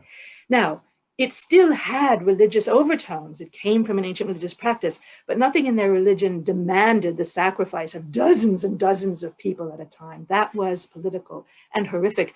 And in one of the annals, it actually says, we used to take people from an outlying village, I'm paraphrasing here, of course, take people from a village or a city-state that we wanted to have joined the empire, bring them to see the worst of the sacrifices, and then take them home. They weren't there to be sacrificed. They were there to see how frightening it was so that they would go home in terror and tell their people, we better join this empire. It'll be easier, believe me. So we have an actual smoking gun. That is proof that this was a political ploy. Okay? As you say, everyone had to find their place within this. That is, commoners, noblemen had different roles to play. Women did, men did. Prisoner wives versus locally born wives had different roles to play. One thing everyone seemed to agree on is that everybody needed to fulfill their role. This was not a society of individualism. And I say that for men, for women, for commoners, for nobles. Nobody could just decide, well, I feel like being such and such a kind of a person. Everybody had to do as they were asked to do and were punished if they did not. Again, ironically, it was not just the prisoners or the low-class people. In fact, ironically, I would say the worst punishments were meted out to noble-born local people, men and women, who rejected the roles that they had been assigned in society. You have power, you have respect, you will obey the rules. Okay? So in that way, they were able to hold together as a rather powerful society for a century, and I think would have continued to do so longer than that if the Spaniards hadn't arrived. Partly through this terror tactic, but I would say even more largely through their commitment to fulfilling the role that their society as a whole had assigned to them. Well, so this is why we need to come back to Jaipur. We've only got a few more minutes, and we've yet to get on to the arrival of the Spanish, which is great. I'd much rather talk about indigenous society rather than the arrival of Europeans. But so I suppose give us because it'd be great for people to go out and buy the book and read it. But I suppose if I had one question to ask about the arrival of the Spanish was it inevitable or not inevitable? That's a clumsy historical. No, I understand. Were the Spanish, because of their metal work and their weapons and their armor and their horses, did no one never have a chance? I do think it was inevitable. And people who don't know me or don't know my work, when they first hear me say that, will often think, how can she say that? How can she have so little respect for the native peoples? But I think once people do know me and know my work, they will understand that is not what I mean at all. I think it is because I have such deep and abiding respect for what they wrote, what they said, what they thought, what they did, that I would like their situation to be better understood. The Aztecs were the heirs of a cultural tradition of farmers that was about 2,000 years old. And if you contrast that to the old world, those people were the heirs of a cultural tradition that had included farming, from the time of the Fertile Crescent for at least 10,000 years. It makes a difference. It doesn't make, if you're the heirs of longtime farmers, it doesn't make you superior. It doesn't make you smarter. It doesn't make you more moral. It certainly doesn't make you happier. It doesn't make you better in any sense, but it does give you a greater population. It does give you extensive metalwork. It does give you a leisured class of inventors and hence compasses, ships, shipboard cannons, all the things that help if you're trying to conquer people who don't have those things. Okay? I would say you can see this same dynamic playing out in the old world to a lesser extent. I mean, there, because of all the cross currents of trade that you have so ably documented, there often is only a difference of, say, a few hundred years, and that makes no real difference. But when you first find people who have none of these things coming in contact with those who do, you see conquest in those situations too in the old world. So I think we should pay some more attention than we have to the age of farming in these situations, but then make room for serendipity, coincidence, leadership, culture, etc. In explaining these things. But I do think the Aztecs, their generals were quite brilliant men. When you look at how they handled the situation, they did very well, and they kept a war going against Renaissance Europeans for a long time. And the Incas did for even longer. So they're not inept at all, but they had the hand, if you will. And if life is a game of cards and we are dealt a hand, they had the hand that they had, and they could play it as well as they could, but others had all the aces. So I do think that out of true respect for them, we should familiarize ourselves with those issues, with that set of issues. Well, you're so eloquent, Camilla. It's been such a pleasure talking to you. I've got a message saying that we run out of time.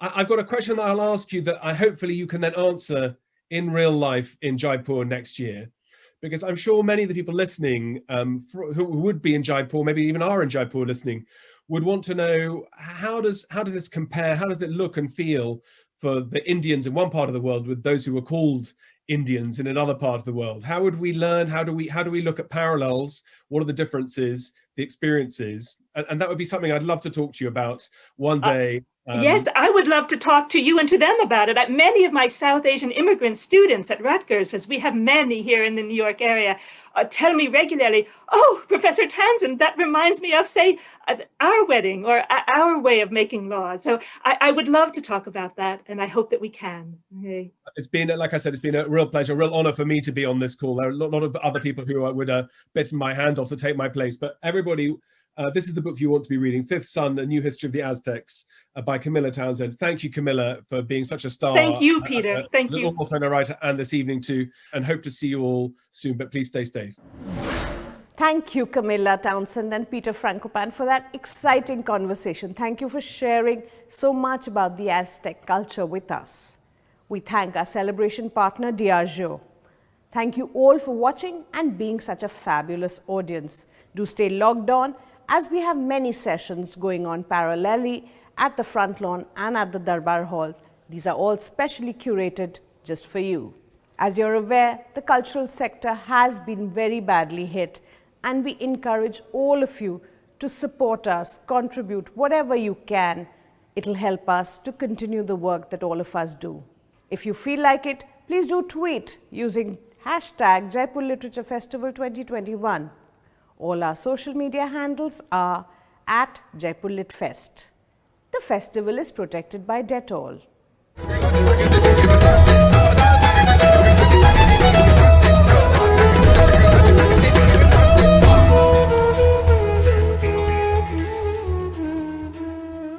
Our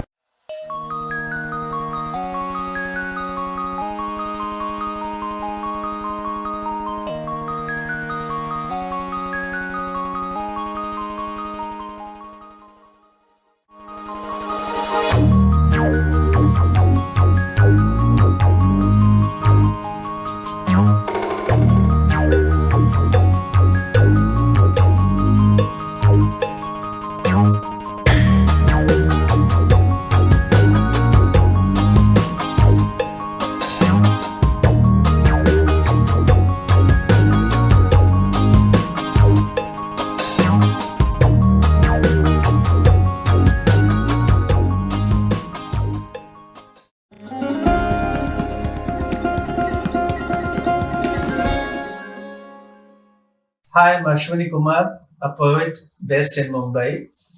I'm going to read this poem, Mother's Hairpin, from my collection, My Grandfather's Imaginary Typewriter. So here is my imaginary typewriter and my poem.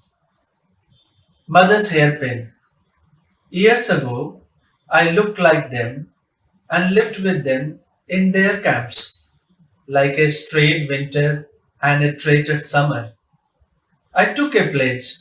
Iron will melt in our blood. Drop by drop, we will become free. And inch by inch, we will become monuments. One Friday evening, I returned home, panting and shriveled. Finding me without a penny, my mother offered me her only hairpin and a rusted old lamp, and told me not to worry about old clothes. I knew I looked like her and belonged to her. I took a pledge. I won't fear strange shadows of war. Every Sunday I hunted for secret treasures, pried open icy casket with her hairpin, and freed butterflies from the bondage of frozen slumber. One Monday morning, the wicked ogres came, disguised as hermits, and granted me divine forest rights, advised to separate snails from caterpillars. I flip-flopped my conscience, tossed her hairpin in air, rubbed the rusted old lamp. Once, twice, thrice, I kept rubbing the spooky lamp. Now, I don't remember when I became my own ghost. Thank you very much. And now I will read a new poem. It's titled A Book of Rains. These days, I long to write a book of rains. Rains are like mural wounds from which happiness flows, speaking to us in the same tongue, but in various languages of seasons. Humming in myriad sounds of wild keys in clear sky, morning rains are seeds of life, pouring over women in parched lands who scramble to collect forgotten love songs in pots and pitchers. Afternoon rains are old poems on a blank page, turning docile, stammering at the knife point of murderers before they crawl back into sun-roofed mud houses for untimely siesta. Evening rains come in dancing figures, star-naked peacocks with sapphire anklet shiver. In the fox startled eye corner, the secret illusion of another sky bursting out on the distant indigo hills. Night rains are like embroidered brows of courtesans with rounded breast, pouring incessantly into deep-throated cones, slaying fears of Lausanne with veiled joys from moonlight till dewlight. A manna on my morning prayer mat sings, I am raining, I am writing, I am raining, I am writing.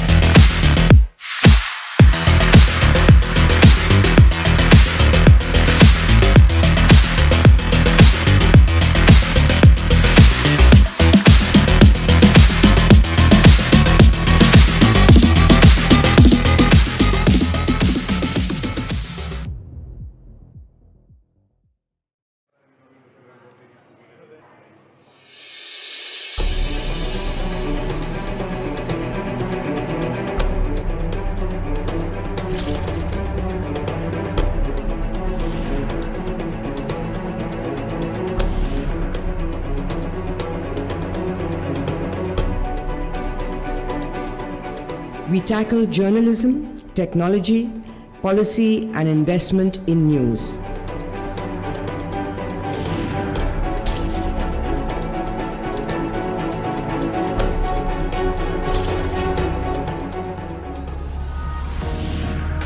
It's a platform to listen to voices from across the spectrum.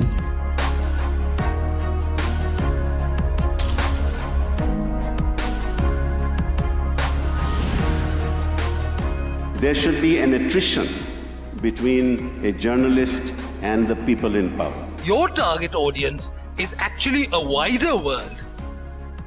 And it's your job to communicate to the wider world. Sadly, we are moving out of news and moving into an era of views. लोगों को ही चूंकि गलत जानकारी दी गई है, सही बात बताने से लोग बदलते हैं. The people in power do not want you to tell a story that makes them look stupid. The fact is today that television across the board is bleeding. We don't have that kind of money, those kind of budgets anymore. Your main motivation is to keep sort of pushing the envelope in terms of quality of content. Even going forward for digital, the people who will succeed are people who will have content which people want to pay for. Media is calling out media, whether you're on this side or that side, depending on what positions you're taking. Media must be covered robustly, questions must be asked. In fact, media is much more powerful now than before. On one hand, you want to be able to do the news independently. And perhaps India has never needed that more than today. With social media, we can actually get our communities together and help build institutions bottom up. So we don't have to wait for government.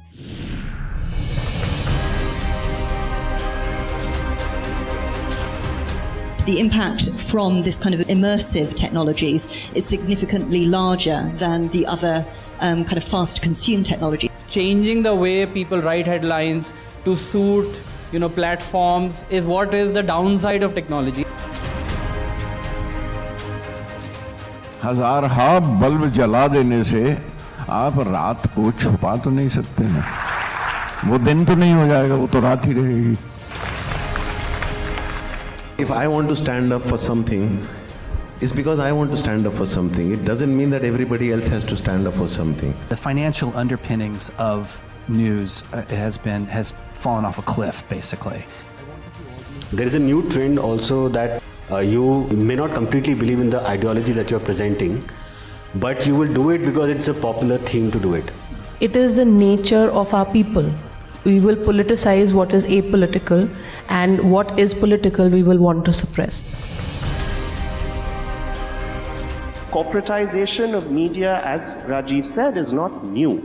And one of the things that we see in India is people, especially journalists, and forgive me for saying this at a media forum, sneering down at business and corporates. Oh, we are independent. We will invest in those organizations which have a deep commitment to telling the story as it is, and a deep commitment to ensuring that quality standards are always kept very high.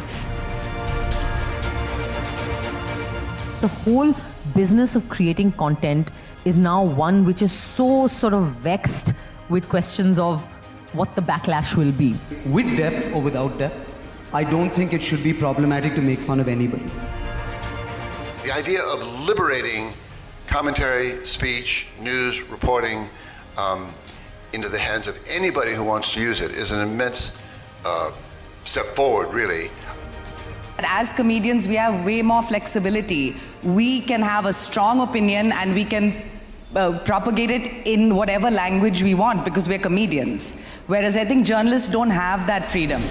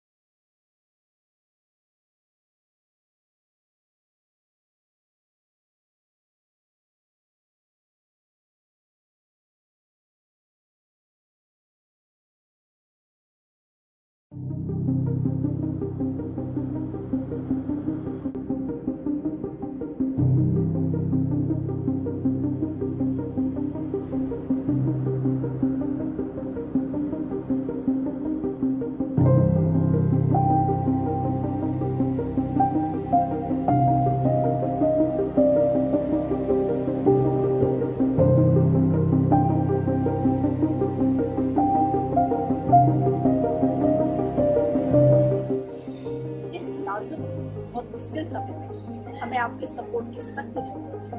आपका सहयोग हजारों की जिंदगी बचा सकता है। आप हमारे अपने हो, हमें अपनों से डोनेशन नहीं काम चाहिए। हमारा हाथ थामिए, हमारा साथ चलिए, हमें और हमारी कला को जिंदा रखने के लिए अपना सहयोग दीजिए। लोगों ने सालों से प्यार दिया, सम्मान दिया, अब हमारे कारीगरों को काम दीजिए। Support the artisans, save the craft.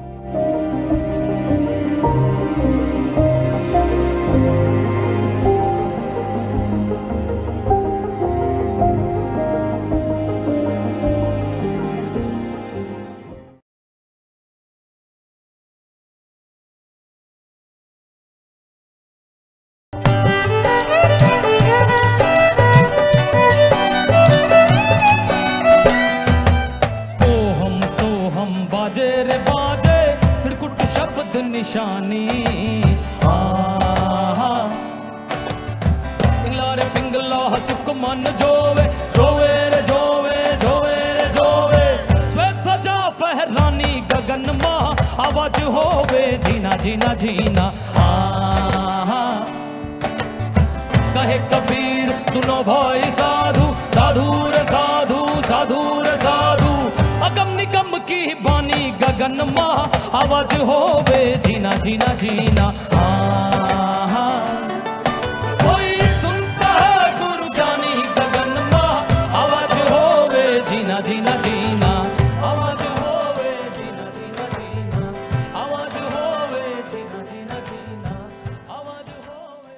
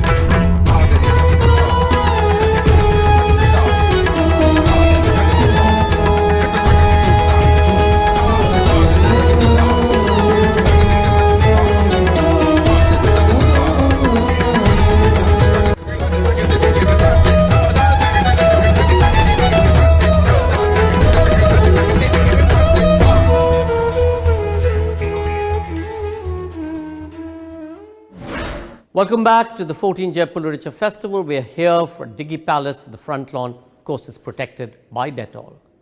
Of gifted voices, the life and art of M.S. Subbulakshmi, Keshav Desiraju with Mrinal Pande and Samanth Subramanian. Keshav Desiraju's book of gifted voice, The Life and Art of M.S. Subbulakshmi, brings a new perspective to one of the most famous vocalists of the Carnatic music, with access to less known information about her personal life and seeing this in conjunction with the finesse of her performances.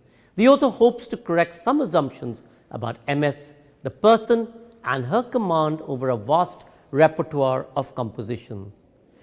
Known to be a philanthropist and a woman of exquisite style, MS's devotional music has enthralled generations of listeners. Jawaharlal Nehru, our first Prime Minister, called her the Queen of Music, and adoring audiences thronged to her concerts. Conversations with Mrinal Pande and Samanth Subramanian, Desiraju places M.S. Subbulakshmi's achievements in the larger context of the advent of film, radio, and gramophone, which dramatically altered the music industry. The book is being launched here at the Jaipur Literature Festival 2021. Keshav Desiraju has retired from government service but remains engaged with issues in public health and serves on the board of several non-profit organizations in the sector. He is a co-editor of Healers or Predators, Healthcare Corruption in India, and the author of Gifted Voice, The Life and Art of M.S. Subbulakshmi. Mrinal Pande has edited well-known Hindi periodicals Vama and Saptahik Hindustan for the Times of India and the Hindustan Times Group, respectively. She has worked in the visual media as editor-anchor for Hindi news at NDTV and India's public broadcaster, Doordarshan. In 2000, she became India's first woman chief editor of a multi-edition Hindi daily, Hindustan. She was also the first woman to be Secretary General of the Editors Guild of India. She is the founder president of the Indian Women's Press Corps, a national body of Indian women's journalists. Samanth Subramanian is an award-winning journalist. His most recent book, A Dominant Character, is a biography of the scientist and communist J.B.S. Haldane. His first book, Following Fish, travels around the Indian coast, won the Shakti Bhat First Book Prize. His second book, This Divided Island, Stories from the Sri Lankan War, won the 2015 Crossword Prize for Non-Fiction. Do remember to comment by typing it into the comment section below. Ladies and gentlemen of Gifted Voice, the life and art of M.S. Subbulakshmi, Keshav Desiraju with Mrinal Pande and Samanth Subramanian.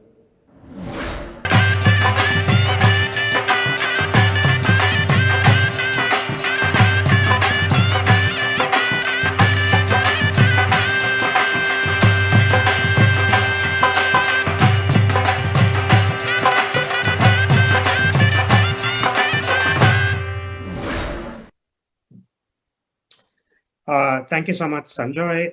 It's such a pleasure for me to be here, in particular to talk to Mrinal, who I've admired for so long and know reasonably well, but also to introduce and talk about the book of one of my dearest friends, Keshav Desiraju. I've known about this book and been excited about this book for at least 3 years now, and it's so rewarding to see it come to fruition and to such a great fruition. Keshav, I enjoyed your book thoroughly. Thank you for writing it. And I'm going to start by asking you, people are inevitably going to ask you, I think, the first question of why you chose to write about MS. But I'm going to subvert that a little bit by asking you to recall for us the first time you attended a concert by MS. Do you remember where it was, which year it was? You must have been a strapping young lad in your early 20s or late teens. What did she sing? Tell us all about that. Well, thank you, Samanth. And thank you, Sanjoy. Thank you, Mrinal. It's lovely to be here. And it's really lovely that the book is being discussed. The first time, look, I have a childhood memory of attending a wedding concert in 1960 or thereabouts, but that doesn't count.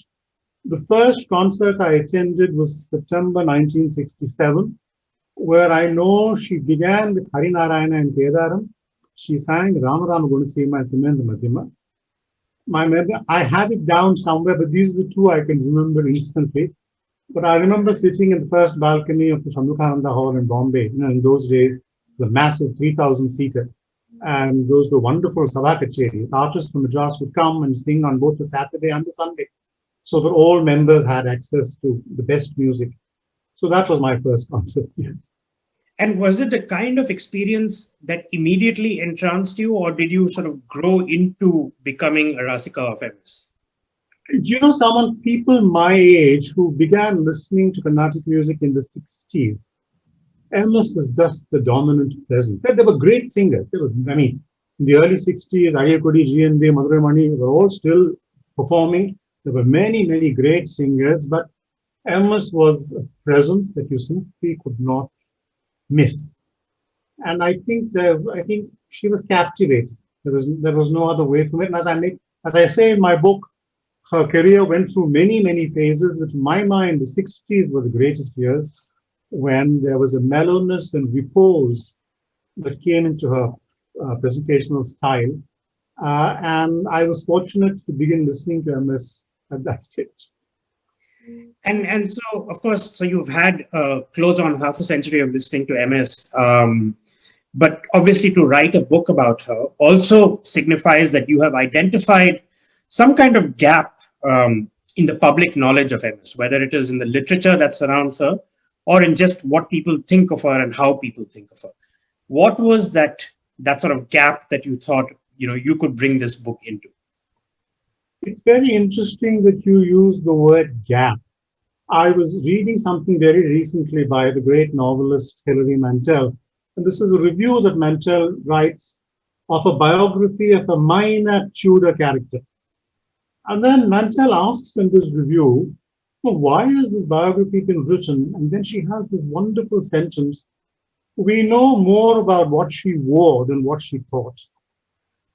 And in many ways, you can say that about MS. We know about MS Blue, we know about the way she wore her 6-yard sarees, we know about the diamonds, the flowers, the glamour, just the overwhelming presence. But did she really think it was important to learn Varnams? I don't have an answer to that question. Did she draw on what she learned from her Varnams when she sang her Alapanas? I don't know. And you see, this is what, in some ways, I think I tried to answer this question. It's not for me to say with what degree of success, because there's obviously still a great deal about MS that we don't know. But I really wanted to write about MS as a musician. And as I've said before in the book also, she was portrayed as many things, many things. And she was many people in her own life. But she was first and foremost the classical musician of the first rank. And that is the image I wanted to capture. Does it, and I'm going to get one more question into Keshav because I have another follow-up to this from Mrinal, but does it surprise you, Keshav, that given how ubiquitous classical music was to some extent and continues to be in India, that musicians don't talk that much about their music, that MS never talked in her time about whether she drew on her Varnam knowledge when she sang an Alapana, and that people never asked her these questions? Second question first. People never asked her these questions because she was not really exposed to questioners in that sense. But it's not many performing artists today speak quite a lot. Dancers, musicians are giving interviews, talking about their stuff. If you look at lives that have been written, there is some amount of people do talk about it. She was, I think, unusual in that she was naturally timid, I believe, and she was also not really allowed to meet people and talk to people. So we have to just draw on straws wherever we find them. Right. Mrinal, I wanted to ask you, we had discussed earlier when the three of us were speaking, exactly this question, which is how little information there seems to be about women musicians, classical musicians in general, beyond just the extreme superficiality of how they looked or sort of who they were with, their relationships they were in, the patrons. There's no sort of knowledge of their interiorities, as it were. And I was wondering if you could speak to that a little bit from your own experience and knowledge of North Indian classical singers, particularly in the early to mid 20th century, women who were performing, but were merely seen sort of as tokens rather than as real people. Right. I think there is a certain amount of self-effacement by women who came from professional singers and dancers families. These were matriarchal families, and they somehow catered to a society which was not very keen to listen to their side of the story, because somewhere or the other they were exploited in various ways. And one unspoken truth that came out in my interaction with various senior singers was how they are not just singers, also actors and women in the dancing community. Financially, they were the first breed of women in India to be self-sufficient, and not only self-sufficient, also have whole families depending on their earnings. But at the same time, their agency to negotiate their earnings, to invest them wisely, was very limited. Take, for example, Gohar Jan of Kolkata. She was one of the richest women in Kolkata at one time, also in Banaras. She told the viceroy, my one mujra gets me more than what you earn in a month as your salary. So, but she died indigent. But had it not been for the large-heartedness of the Mysore Maharaja, who offered to have her come and live in the palace in her last days, she would have been out in the streets. She got bogged down with various kinds of litigations. Her property was lost, her money was lost. And so these are women who devoted the entire life to their art and their craft, and they worshipped it like a god. And that obviously leaves them very little time to really negotiate the finances. Usually in case of male singers or male dancers, the family comes to the rescue, especially the wife, and they keep tabs on everything. And then the male community also makes it easier for them, what we call in Sanskrit sancharan, interaction between various kinds of groups of male, both in the financial world, in the performing world, and so on. So it's not surprising, but it is indeed sad. I had an interesting experience with Kishori Amonkar once. I was sitting with her in the green room in New Delhi. No, not in New Delhi, it was in Bhopal. And we were talking generally about riyas and certain notes, and that she was explaining to me about Madhyama, and and she was extremely knowledgeable. And then suddenly a very young girl came with a red rose.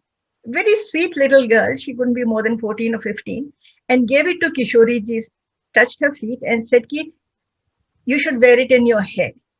And Kishori Amonkar suddenly turned red. She threw the flower away. She said, I'm not the flower wearing kind. So we sort of froze. Anyway, later on, I asked my guru, who also came from Maharashtra, why she reacted like that. I said, I think women wear flowers in their hair all the time. She said, up north, you associate this kind of shringar with women who sing for a profession, and it's looked down upon. She has traversed a long path to destigmatize herself.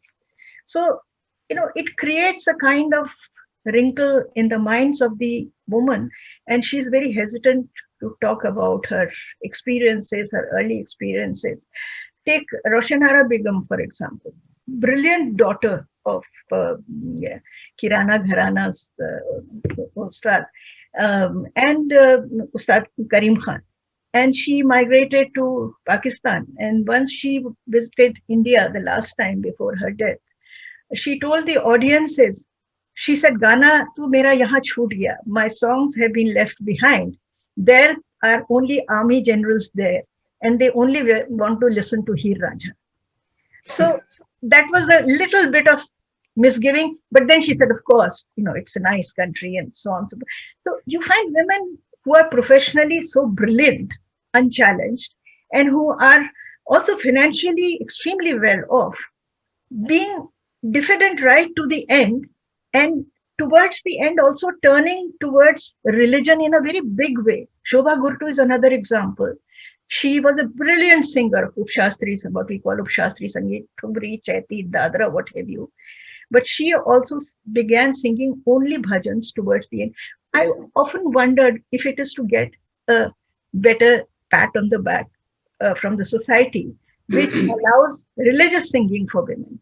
And this is a fact that has been corroborated by Vishnu Digambar Paluskar, who wrote out a booklet for women of religious songs. He said this is the only way music can enter the lives of married women in India. So yes, there are lots of untold stories there waiting to be explored. And that reminds us also of at least one of the popular images of MS Keshav, that she was a bhakti singer primarily. It is obviously not, it is extremely, an extremely limited description of her music, but it is definitely one that people do apply.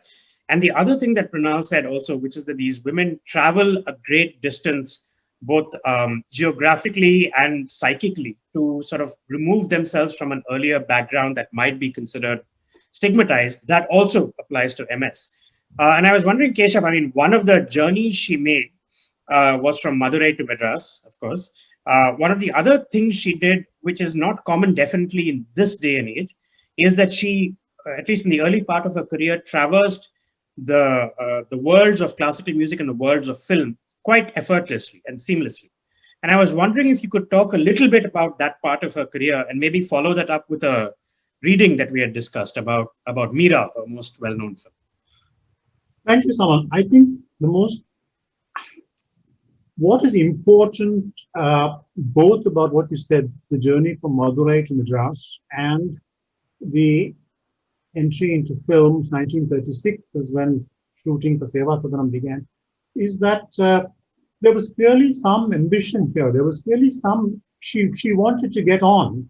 She and her mother, they left Madurai in 1932 when she was 16. And they came out in those days, it must have been a big journey.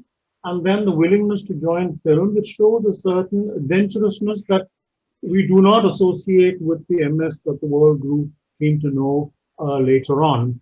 And about the films, I think the only thing one must say is, I don't think she was a particularly brilliant actor.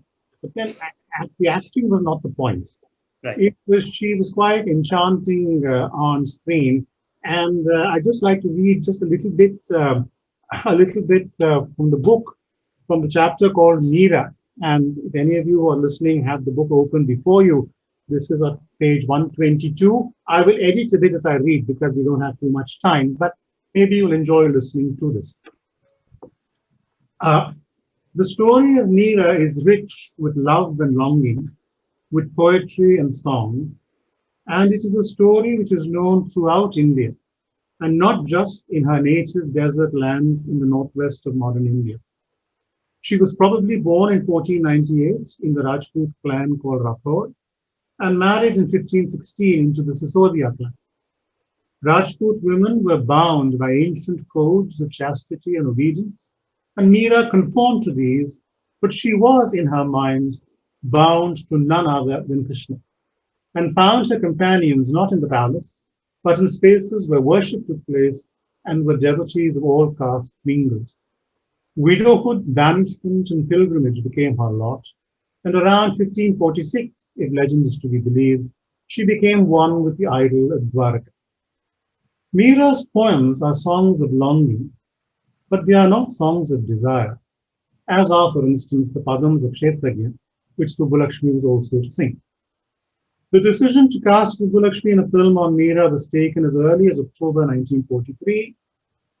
Kalki Krishnamurthy wrote the dialogue, S. P. Venkataraman composed the music, Ellis Dungan, the director of Savitri and Shakuntala, was recalled, still a successful director of many Tamil films without knowing a word of the language. The songs are still familiar and include the immortal Kachile Varum Geetam in the Raga Ratipati Priya, a tune borrowed from Sheila Sarkar's Toot Gayi Manvina. There were other very popular songs as well.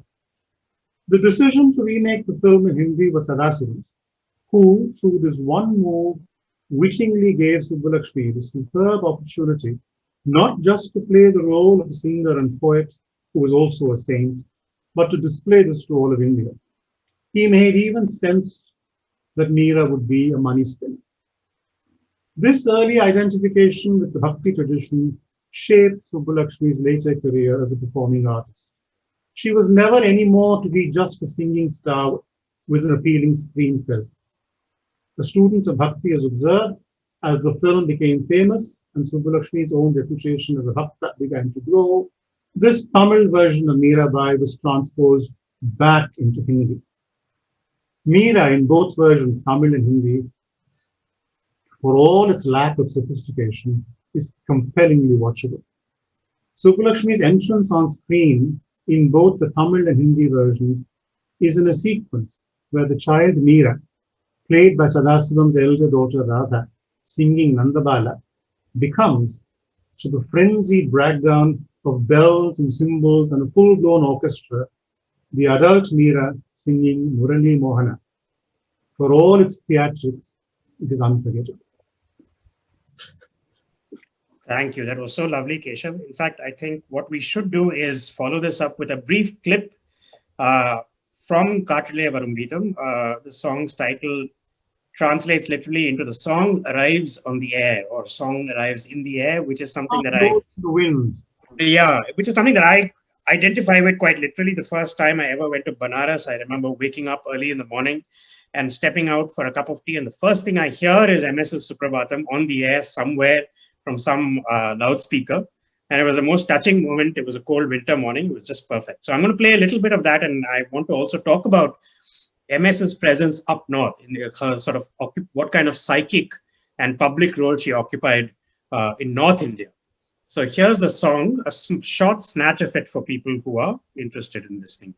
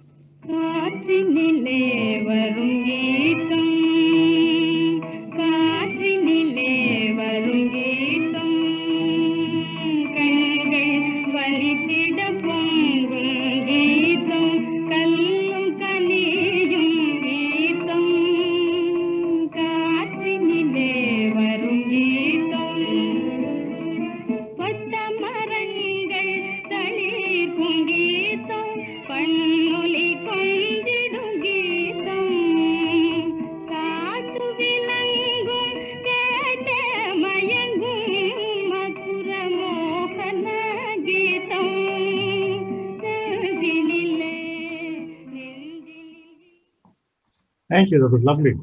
It was beautiful. I mean, the essential sweetness of her voice, which is a cliche when it comes to MS, but is unfortunately true, is just preserved right up until, I think, the 80s and the 90s. There's something at the core of that that just never changes. It's stunning.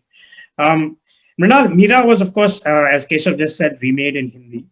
And I just, I just talked a little bit about how she was, she continues to be a significant auditory presence in Banaras and other towns in India, in North India. I was wondering back then, just before and after India became independent, what was the kind of image that MS occupied that might have been quite distinct from the image that she occupied in South India? Well, she came at a time when our society was just about beginning to accept professional singing women. And here was a very graceful presence from the south of India, wearing very traditional clothes with almost unmatchable voice and such a repertoire of music. So she was, I think, welcomed with open arms. But I wanted to go back a little to the Meera thing and what she sang just now. If you see the photograph on the cover of the book, there is a slight impishness in her glance. She's looking sideways. It's the impishness of a playful artist who will, weave little asides to her sakhis, as it were. So even in Meera, she was able to, imbibe Meera, because Meera does the same thing. She's singing for the saints, but she's also weaving little messages when she's calling out to Krishna. She is, "Main Hari Charanan ki dasi," I am a dasi to the lotus feet of Hari, is innocuous and, very bland. But behind that, she weaves Savariya, Mohaniya, Nagariya Meropiya. The dark one, the attractive one, and the urbane lover is actually my lover. So, and then she goes back to Malina Vishaya Rastyagi Jagike Ramanama. So I'm listening to her as a woman at this age. I find that, like all great female artists, she's weaving little messages and leaving us little cursors all through her repertoire, which glows when you really listen to her.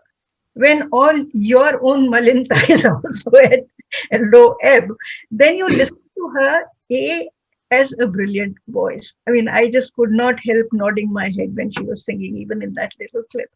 But in the North, we've also had the same tradition of, but in the North, I think the Ganika, as they called it, tradition stayed longer, and it did not get intermarried or re-invited into temples.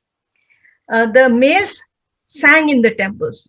We have Ustad Abdul Karim Khan singing in the temple and, singing songs of devotion. We have many Ustads singing. We have Bismillah Khan playing his Shehnai. We have Ustad Alauddin Khan playing his Sarod to my Har Saraswati Devi. But think of a professional singing woman going and entering a temple precinct in the North. It's almost, surreal. And even if they go sometimes, it's not quite the same thing, the kind of welcome that a male singer receives. And then the stories that they generate, like, for example, Shobha Guttu once sang brilliantly. She was also a Krishna devotee in the Banke Bihari temple. Mharo Pranam Banke Bihari ji is one of her famous bhajans. And I asked somebody, how did she sing? She said, oh, it was so divine that a dove came and settled on the idol of Krishna while she was singing. Now, that's all very beautiful and poetic and very touching and so on. But I want to know exactly how she interpreted it. So there are a lot of differences in the way people listened up north also. But in case of MS, she was introduced as a Brahmanical, very pious, very noble lady, and made her big appearance through Meera. And then, of course, there was that divine voice. So it made it easier for people to warm up to her than to say Roshanara Begum, who was also brilliant, but, she was not so good looking and also didn't sing so much for films. Or other people like, say, Malka Pukhraj, for example, they'll talk very differently about Malka Pukhraj, and they'll talk very differently about, it's the same Brahmanical syndrome that a woman who has accepted the limitations of a certain Varnashram delineated role for a woman, for a female artist. And these were women like Saraswati, for example, who broke through the mold and said, what the hell, I will talk about myself as a, Devdasi. And people accepted her because they were, I think, MS probably for her own reasons chose to be what she was, and which was considerable. But one would have loved to have had some pieces of her writing. I understand from the book that several things that she left behind were burnt, or maybe she burnt them before she went.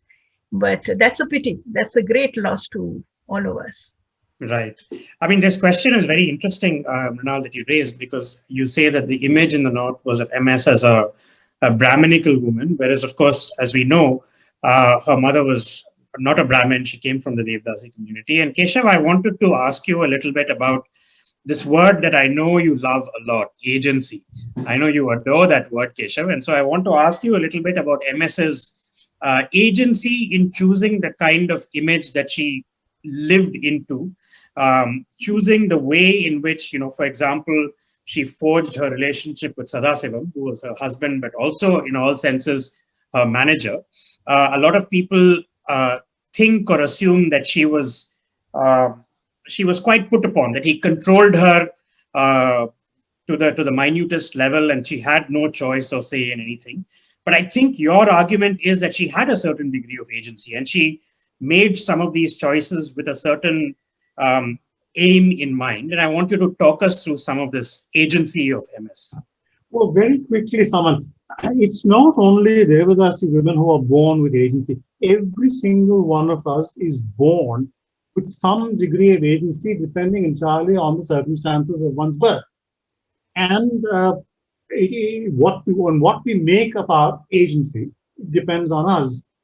And yes, it's a very fair argument to say that Devadasi women were born with the agency to perform, as Mrinal said earlier in the conversation. They were born with the agency to live lives somewhat independently. But I think the crucial question is whether they had the option to exercise or not exercise their agency. Nobody has any problem with anyone's decision if it is a decision made in free will. And I suspect that a very large number of Devadasi women were not really allowed to express free will in the matter of their profession. Now, it's fairly obvious to me at this point of time that Subbulakshmi made a very clear decision. She ran away from home. After Seva Sadanam, her mother took her back to Madurai. She ran away back to Madras to the protection of a married man, but the only man whom she presumably thought would look out for her. She exercised a choice.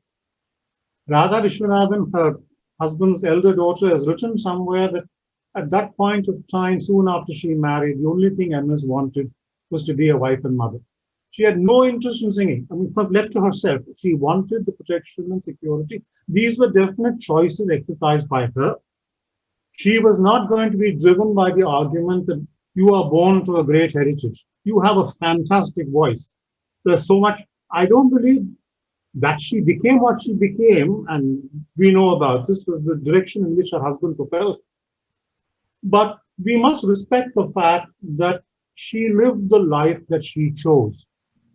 You may not agree, I may not agree that this was a gift. It was her choice. If it was her choice and it suited her, as I've said, when I've talked about R.K. Narayan's story, Selvi, which is very loosely patterned on Subbulakshmi's life, I don't think MS in real life would have opted for the solution that Selvi chose in the short story. It was not the choice she made. Many of us make choices that we regret. So that may well be true. But it is still our choice. It is still our choice. And I think that must be respected. Right.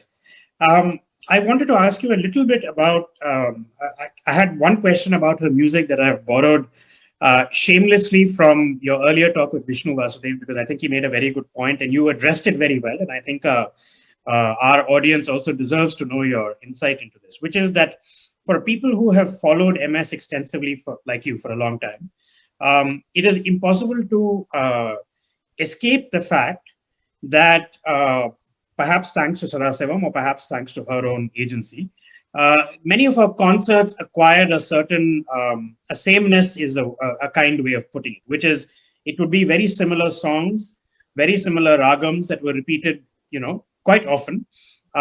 You could present a classic MS song list, and I think you would find it occurring across multiple concerts.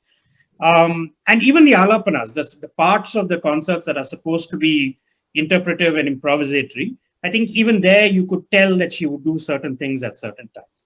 And I was wondering how this squares with our idea of a musician, and a Carnatic musician in particular, as being a fount of creativity and innovation while on the stage. The fact that the music moves you, you are supposed to move along with the music and to go wherever it takes you. This contradicts a little bit the image of the Carnatic musician. So I was wondering how you square these two things and why she did what she did. Everything you say is correct. But I think the trick in how she, if I may say so, got away with it is because every one of those items in themselves were perfect. If you just listen to, any of the songs she sang ad nauseum, Varanarada, Narada Muni, Takarani, everybody, you just listen to it, it is perfectly rendered. Any of those alapanas, if you listen to it, it is just, she knows exactly the right length in which to describe the entire raga. Now you could ask the question, if it worked for her, why does it not work for other musicians? I think the answer to that is, I think that is just the fantastic voice and the ability to communicate so richly. She had a very, very unusual gift in that.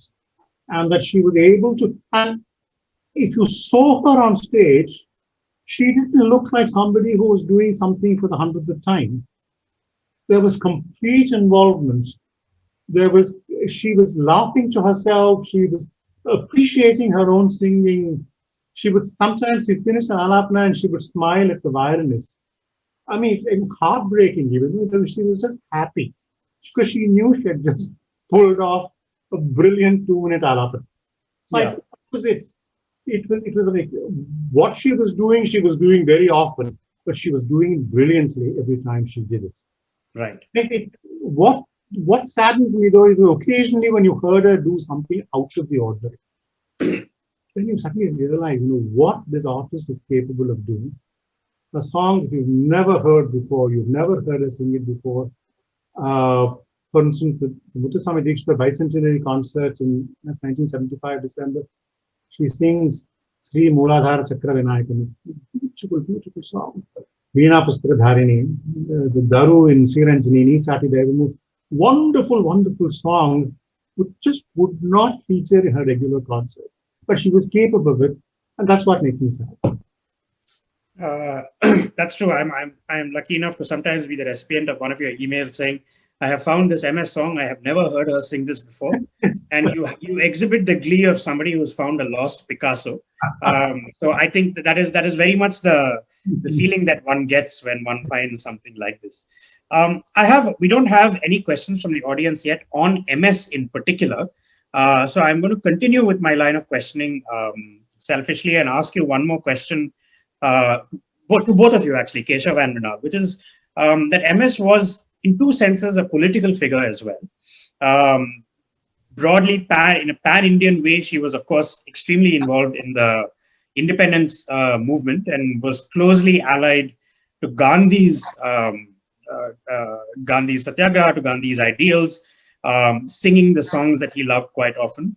And then Keshav, of course, in the South, she was involved much later in the Tamil Isai movement, which was a response to the imposition of Hindi by the central government. And so I was wondering, since we only have 7 minutes or so left, if Mrinal, you could talk very quickly first about her association with Gandhi in the public mind in the North. And then Keshav, if we have time, I'd love to get a sense of her involvement with Tamil Isai as well. I think it was early around 1940 or sometime when she sang Shankara Bharanam for Gandhiji at Sevagram, was it? So I think her association with Gandhi was multifaceted. In Gandhi, she found a pure, very noble soul. She also found somebody who was deeply appreciative of the spiritual side of her singing, not just attracted by her good looks. Good looking and gifted women sometimes crave to be ugly so that people would pay more attention to their thoughts than to their looks. And I think in Gandhi, she found such a noble balance. And Gandhiji also realized in her that here was a mind and a talent which went beyond gender. And I think that was a period when a lot of social ideas were changing. Gandhiji was putting women out in the front line for the independence movement. He had realized how women were able to swing people away from violence. And in Subbulakshmi, he found somebody who could swing music away from the cheapness it had degenerated into, back again to its pristine wholesomeness. And in fact, he asked her to sing Hari Tum Haro Janaki Peer. She didn't know the notes, and overnight it was set to music by Dilip Ray, who was then in Pondicherry. And then she sang it, and nobody who has heard it can ever forget the pukar, as we say in North, the echo and the longing in her voice. So I think Gandhiji probably is underappreciated as an arts person. He was very matter of fact, but he did have an appreciation for the real thing, which a lot of so-called rasikas miss out on.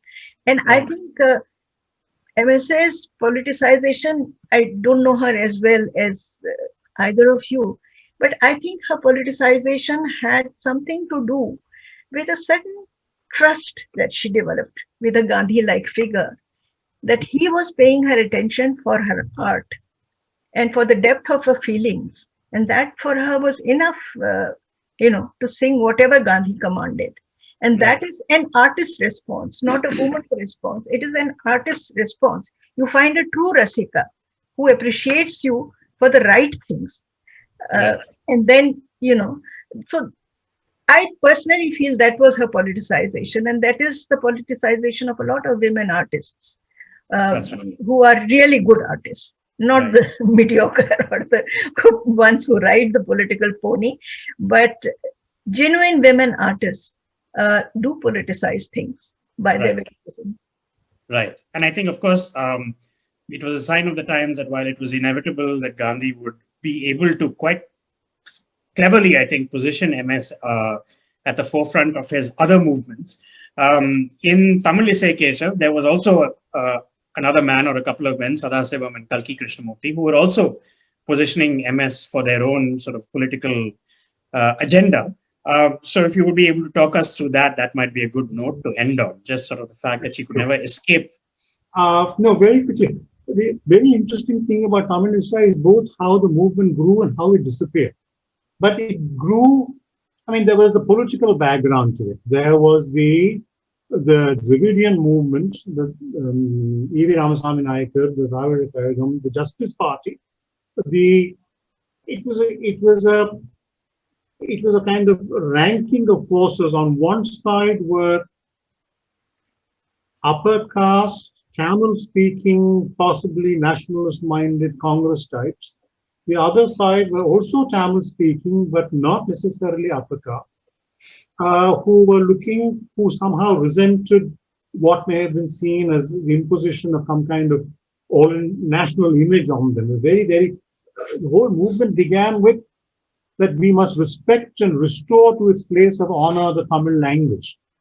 And music they suddenly found that the practitioners of a musical form living in Tamil Nadu in a Tamil-speaking area, getting popularity, fame, earning money through the sabhas and everything else, singing mainly Telugu and Sanskrit songs.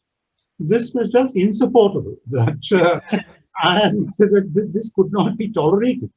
Now the establishment, people who are Tamil people, great scholars of Tamil, who just sort of took the very lofty view that, well, okay, you want to sing in Tamil, but what exactly are you going to sing? There is nothing by way of a repertory of Tamil songs for you to sing. Now, Subbulakshmi, entirely at the bidding of her husband and Kalki Krishnamurti, cast a lot, but not Rajaji at that stage, cast a lot with Tamil Isai. She toured Tamil Nadu and Ceylon, raising funds. But by the time the Tamil Isai Sangam was set up, she boycotted the Music Academy, sang only at Sangam. Once this Tamil Isai Sangam had been set up, the movement petered out.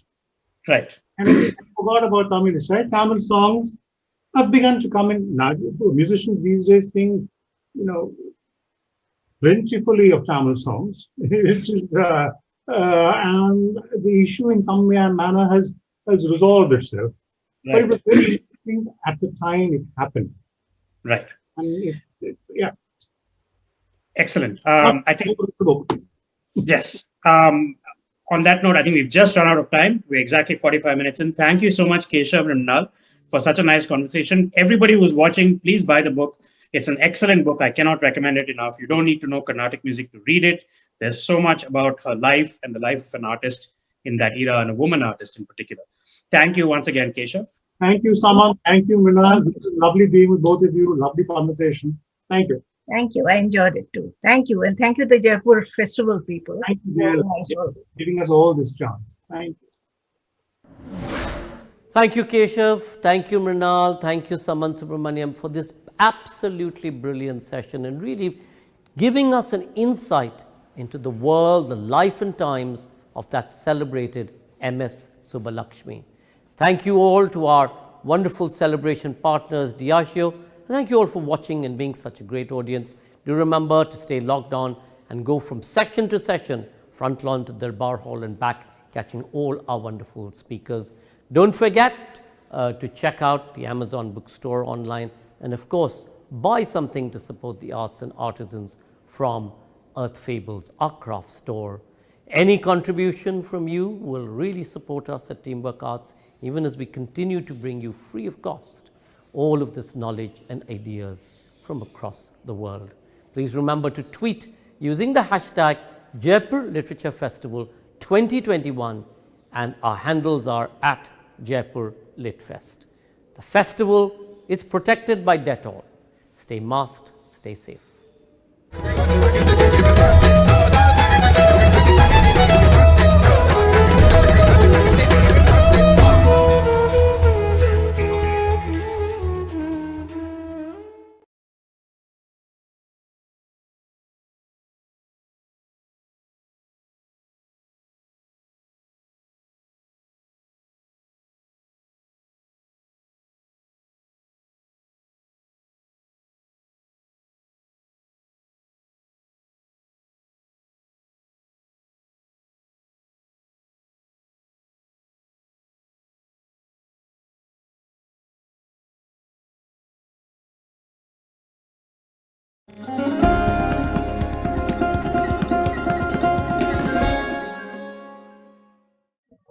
Sonnet 116.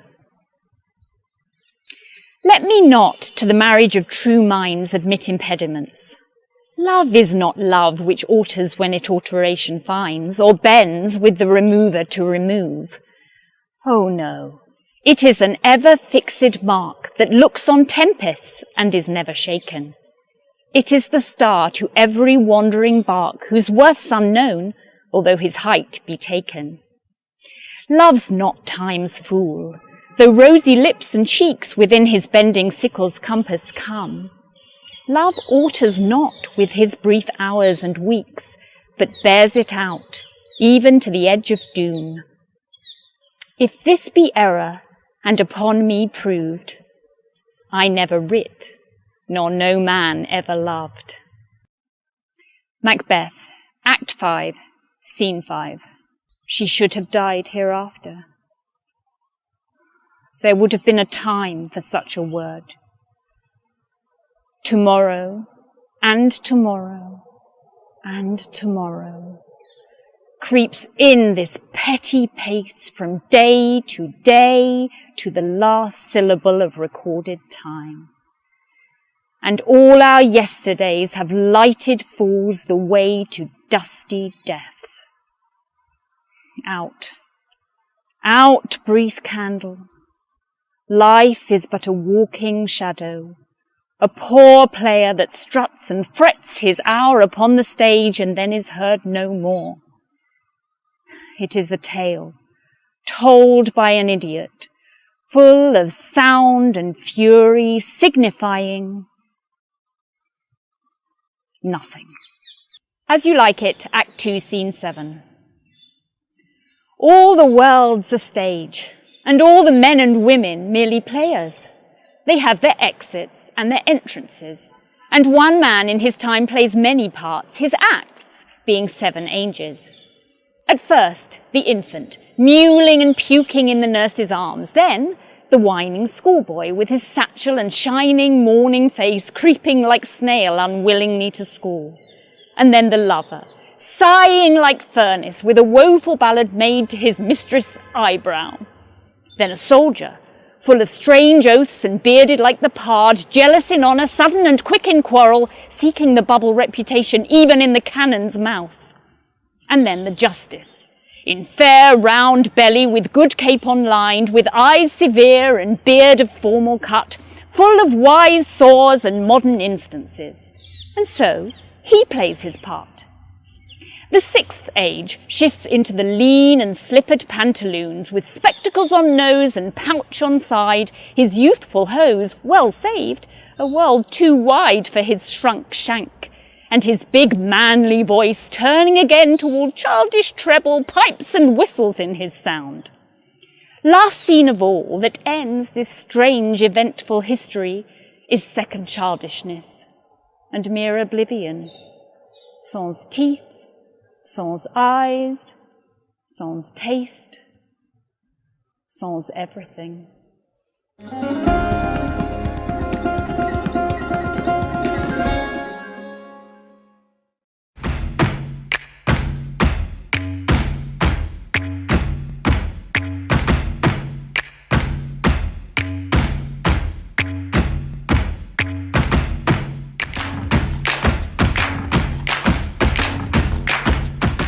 I think it's amazing that they were able to organize it on this scale, and you mustn't stop. Varied hues and colors and the entire energy that is here at this festival. I love it. Very Rajasthan, the culture is built inside. The Jaipur Literature Festival rocks. To see this festival, which started very, very small and has now become the largest book festival in India and the largest free book festival in the entire world. That's an amazing achievement.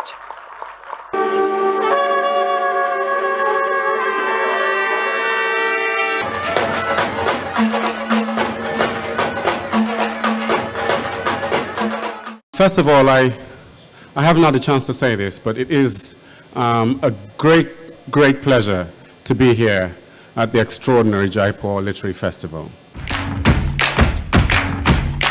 Jaipur Festival. I think it's a wonderful festival. I think it's great that there are no people can mingle, that there's no fee, there's no charge, that people can drift in and out as they please.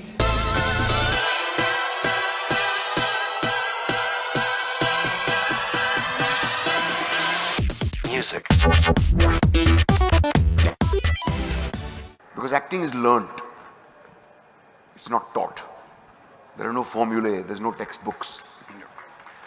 There's nobody who can help you. It's a very lonely journey, but it's great fun to be on your own while you're an actor. I've heard so much that I had to come here. The whole thrill of theatre is that disaster is built into it.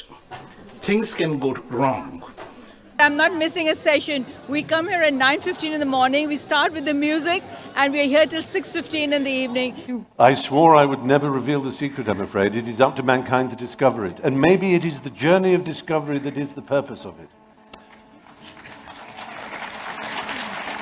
I'm a student in 12th grade. I love being at the JLF Literature Festival and it makes me feel inspired. You don't know how things start. Characters take over if you let them. If you write with rigidity, then your book will be rigid and the characters won't live. But if you let the characters live, they will go in their own direction. They will do what they want to do. They will have their own life. I feel that it creates a curiosity about the literature in the new generation. Okay, I had to invent the story. I had to choreograph the scene, which went on for about 4 or 5 pages and not just one brief sentence.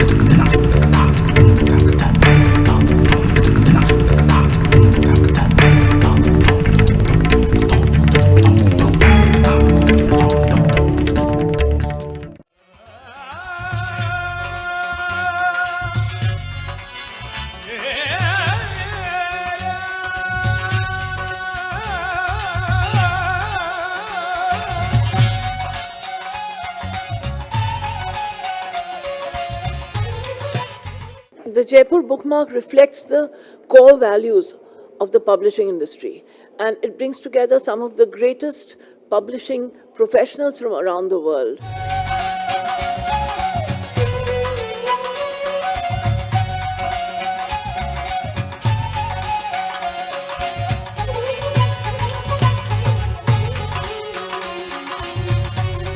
Jaipur bookmark एक ऐसा platform है जहाँ पे कि business को समझने का एक अपॉर्चुनिटी मिलता है. So I think JBM is something which is fantastic and people who don't know about it, उनको आना चाहिए, उनको इसका हिस्सा बनना चाहिए.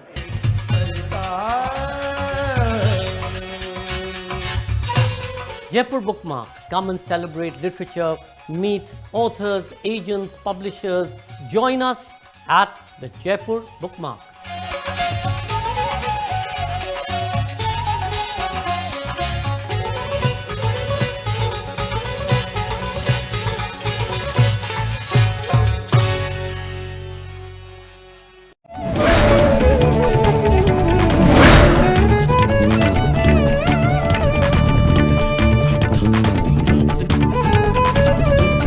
I believe Art matters.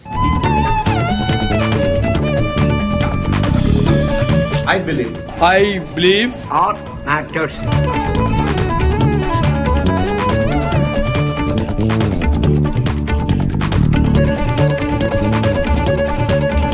I believe Art matters.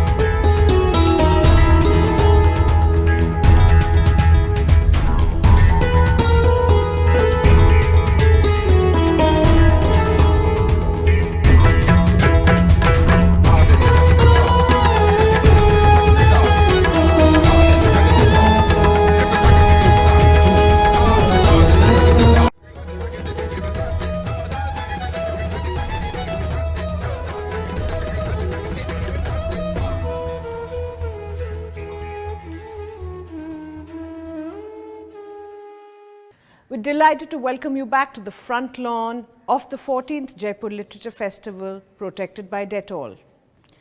Today's session is produced in partnership with the Embassy of Ireland. It's our pleasure to present The Master, Combe Toibin, in conversation with Nandini Nair. A master of expression and text, award-winning Irish writer Combe Toibin possesses a unique ability to inhabit and blend through his words an expansive universe of fiction, non-fiction and poetry. He's the best-selling author of The Master, The Blackwater Lightship, The Testament of Mary and Nora Webster. His upcoming book is The Magician. In conversation with Nandini Nair, Toibin takes us through the rhythm and roots of his writing process and celebrated career. Combe Toibin is the author of 10 novels, including The Master, winner of the Los Angeles Times Book Prize, Brooklyn, winner of the Costa Book Award, The Testament of Mary and Nora Webster, as well as 2 story collections and several books of criticism. He is the Irene and Sidney B. Silverman Professor of the Humanities at Columbia University. 3 times shortlisted for the Man Booker Prize, Toibin lives in Dublin and New York. Nandini Nair is the literary and culture editor of Open Magazine. She's worked as a writer and commissioning editor in the feature section of the Indian Express and the Hindu. Ladies and gentlemen, the master, Combe Toibin, in conversation with Nandini Nair. Mr. Toibin, it's wonderful to be in conversation with you. It's such a privilege. Thank you. So I'm going to start right off, and I've sort of been immersed in your novels for the last couple of weeks. And it's an observation that many people have made about your work, that you are a watcher of the world. I want to start with asking you, especially since we're doing this online, you're on a different time zone, I'm in a different time zone. What is the view outside your window right now? Oh, it's Los Angeles in the morning. So it's the absolute Californian morning where it's a blue sky and there are bird song and the fruit trees are growing and it's a land of plenty, and you wouldn't guess for a moment the sheer number of the homeless who live all around here, and also that it's a pandemic and it's very badly affected in this particular area of Los Angeles County. So all of that you wouldn't imagine if you looked out the window. You just think, what a beautiful Californian morning. I know how you mentioned when you do your own writing, you believe in no views, you believe in sort of shutting yourself in, and even no comfortable chair. So is this not your writing room? Yeah, this is where I work, and when I sometimes I can actually go outside and there's a funny table, and I can work outside, but I don't look. I mean, it's just that it gets stuffy in the room. But I think I can work anywhere, and but you're right that you need to face inwards, and you need not to, feel that you're sort of a master of the universe at a beautiful desk in a chair and so your secretary is outside the room somewhere. I mean, it really does have to be much more internalized and sort of uncomfortable and strange to get the work done. But why does discomfort help you in your writing? In what way? Oh, I think that anyone who thinks that writing is a form of pleasure or self-indulgence, or that it's like, I mean, I know what pleasure is.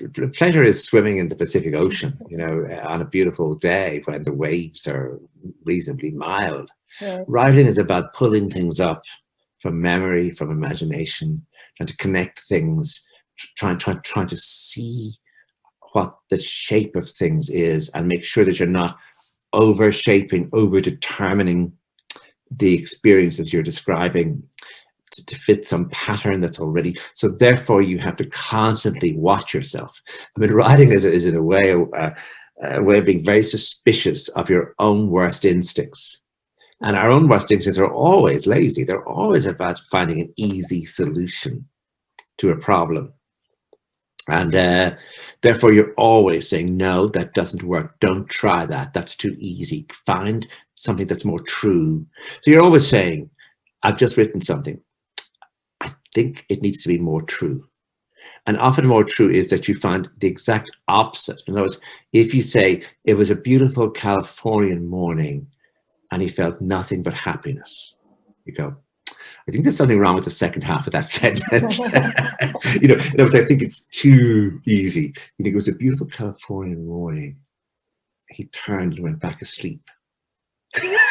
But again, that's too, you need to get something in the middle. So you're always working towards finding something to follow. It was a beautiful Californian morning. That might be a surprise, or that might seem, oh my God, I think that's true. I think what you want to give the reader is something that the reader doesn't actually predict. Say, oh, I think I know what's coming. I think that's the worst thing in a novel. I think I know what's coming. But even in an individual sentence, I think I know what's coming. So you're always questioning yourself. Right. I think many of your novels kind of leave us with, like you mentioned, the worst thing is for a reader to know what's coming. And many of your novels kind of talk about departure, but the scene of departure is never shown. You don't go into those details. The story that I'm thinking of right now is A Long Winter, when one of the brothers is going to leave for the military, but that scene of him actually leaving is never described. So as a writer, when you talk about building that suspense, when you talk about not allowing the reader to have an imagination, but not sort of letting the reader fall into cliches and stereotypes, how do you do that? Is that with rhythm? Is that with silences? I think if you look at, for example, George Eliot's Middlemarch or Henry James's Portrait of a Lady, you find that there are sequences that are simply not described, that are left to your imagination. So that in Portrait of a Lady, we do not know what happens in the first year or 2 or 3 of her marriage.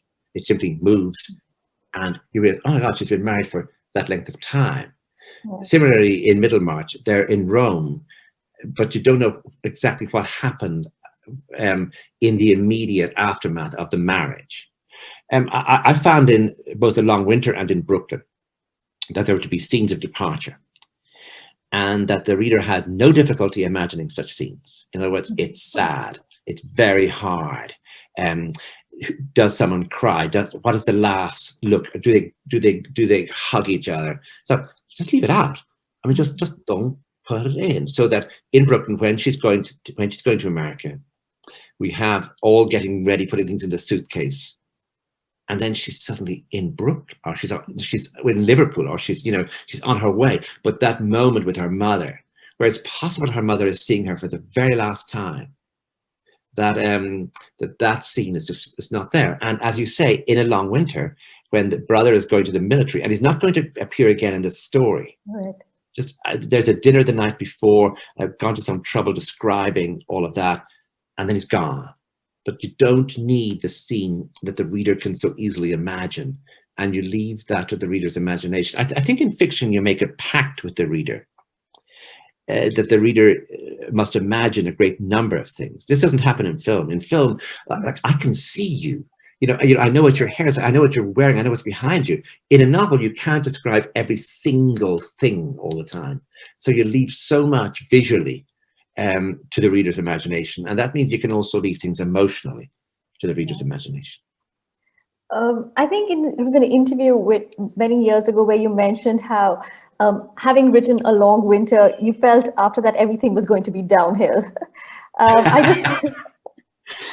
just found that, and considering it's been about 15 years since and you're still very prolific, as a writer, how do you look at your previous work? How do you look at the work ahead of you? There's a terrible thing, I'm sure you know this, it's called a novella. and people want to know what's a novella. Well, it's simple. It's something that nobody wants to read. In other words, it's not a short story. You can't read it in one sitting. And it's not a novel. You can't sort of let it follow you over a number of days or a week.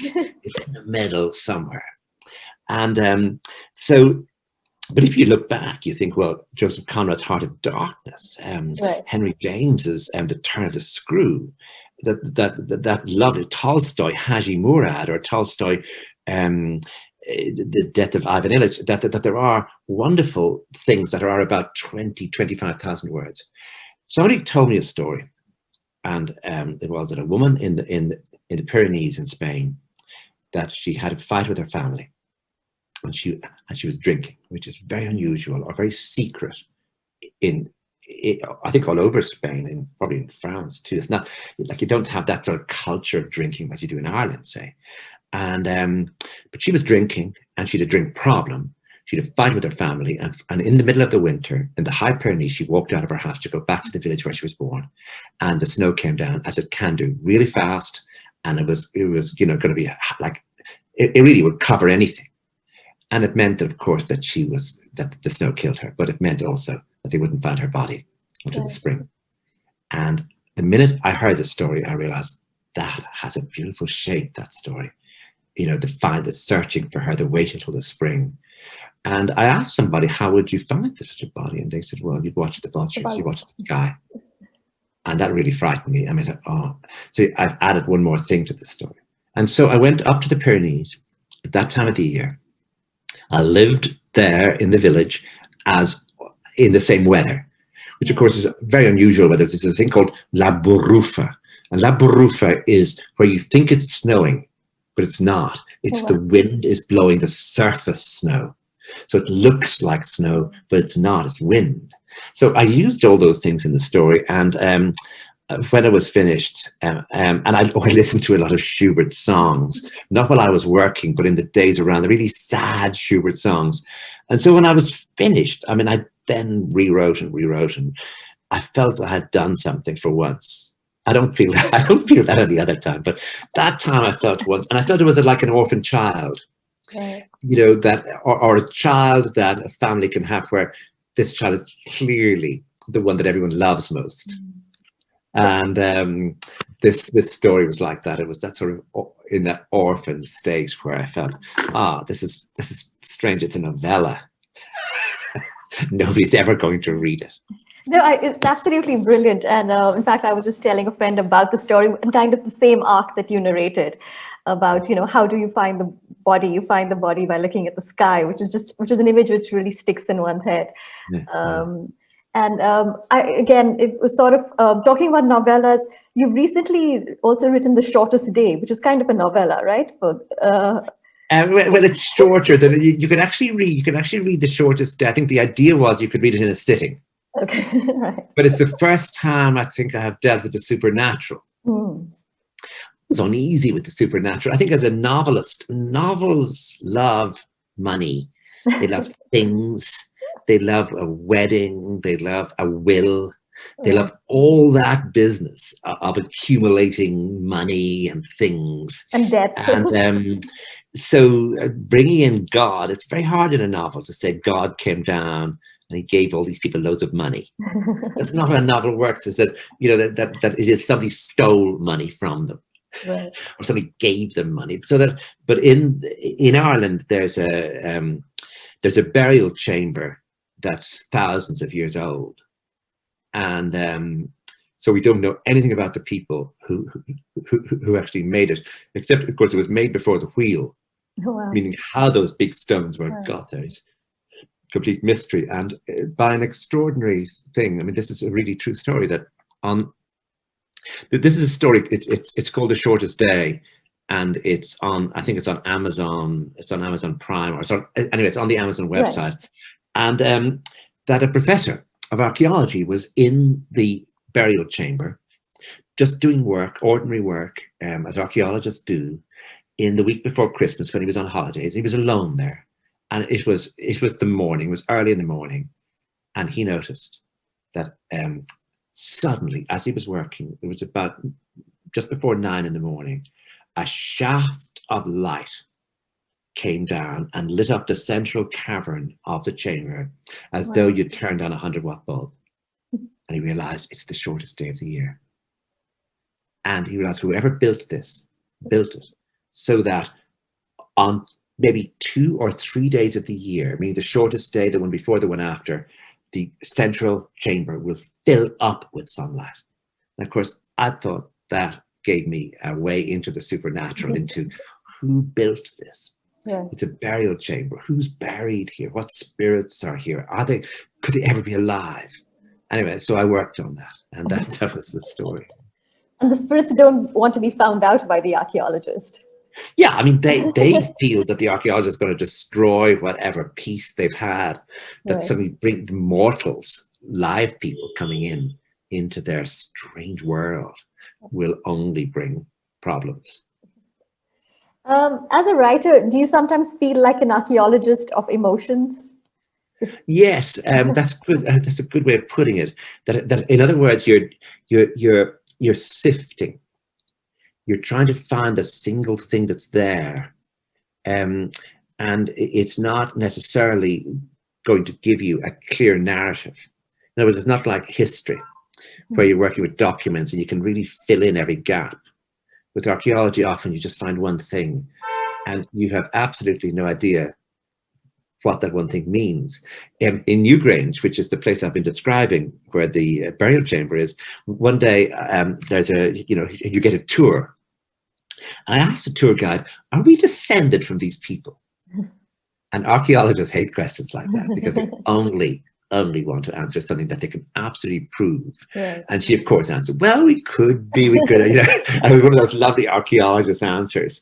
And I think a novelist is in the same way. You're always dealing with levels of uncertainty that people's. Often in a novel, what's important is how much does the reader know, and how much do the characters know. And this business of knowledge, how much knowledge is required, and how definite and precise the knowledge must be, or how vague sometimes and misleading the knowledge can be, that you're always working with ideas with surrounding knowledge. And that's exactly the same way as archaeologists work, where knowledge doesn't come to them as a single line, as a single narrative, that they're just clues. And a novel, in a way, is 1,000 clues. Right. That's a wonderful way of putting it. It kind of reminds me of this line which Pico Iyer used to describe your work. I'm going to read it out because it's worth quoting. And he said, Toynbee's pitiless and often brilliant vision is to show that mothers and sons are suspicious even of one another, less pietas than emblems of missed connections. So when you talk about the not knowing and the unknowing, it reminded me of these missed connections. So in your novels, of course, like Nora Webster as well, and The South, it's about mothers and sons who are trying to figure out each other, but never quite. Yeah, I mean, with mothers and sons, but you're also right with The South and with Nora Webster. Someone said to me about mothers and sons, do you think we could do something with this for Mother's Day? I said, oh, no, please, don't, please don't do this. Because I thought, well, okay, we could put on the front of the book, dear mother, I know things are bad between you and me, but they're not as bad as some of the people in this book. And that might be a sort of Mother's Day thing. But I'm interested in those connections that are elemental, that begin with blood, begin with birth, begin with the body, and then move socially out into the world, where there are then the business of separation. In other words, somebody comes to a certain age and they want to be away from their mother, or where the relationship that should be one of elemental love slowly becoming socialized. If anything goes wrong with that, then that's really interesting. It's much more interesting, in my view, than a marriage going wrong. But I mean, there are people who disagree with me, but once that would go wrong, then almost everything goes wrong. And you can dramatize that in strange ways, because you can have the love, elemental love, still being there, in which in a marriage you can just simply break a marriage and people just walk away. And, you know, different. But with mothers and sons, or with mothers and daughters, I've been working also with Electra, you know, with Clytemnestra, that the mothers and daughters, mothers and sons, that those relationships are ones that are gnarled and that can never end. And therefore you can work with them in all sorts of different ways. In other words, they're complex. The emotion you could feel at any moment can be doubled. Another emotion is right beside it that is almost its opposite. So you're working with quite complex things, which is sort of interesting. And sometimes do your characters sort of seep into stories? For example, I think The South, Catherine Proctor, and the incident of how her husband drives a Jeep off the cliff, I think finds its way into one of your short stories. And I think even in Brooklyn, one of the characters figures again. So these characters, are they all sort of fighting for headspace within your brain? And it's a lovely idea, the idea that you're writing a novel and you realize, oh, I can bring one of the characters from the other book into this. So you're right. In The Long Winter, there's a reference to the scenes from the South. I think in Nora Webster, you get mentions of the people in the Blackwater Lightship. In Brooklyn also. So what you're doing is sort of creating a funny little world, but sometimes you put it in as a joke. Sometimes you just put it in as a tiny thing that most people, except you, of course, that most people won't notice.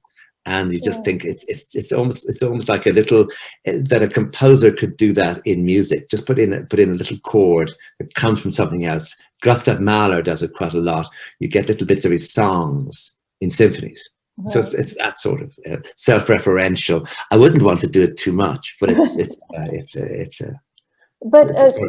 sort of anchor. But so these characters linger with you. I mean, the end of a book doesn't mean the end of a character. The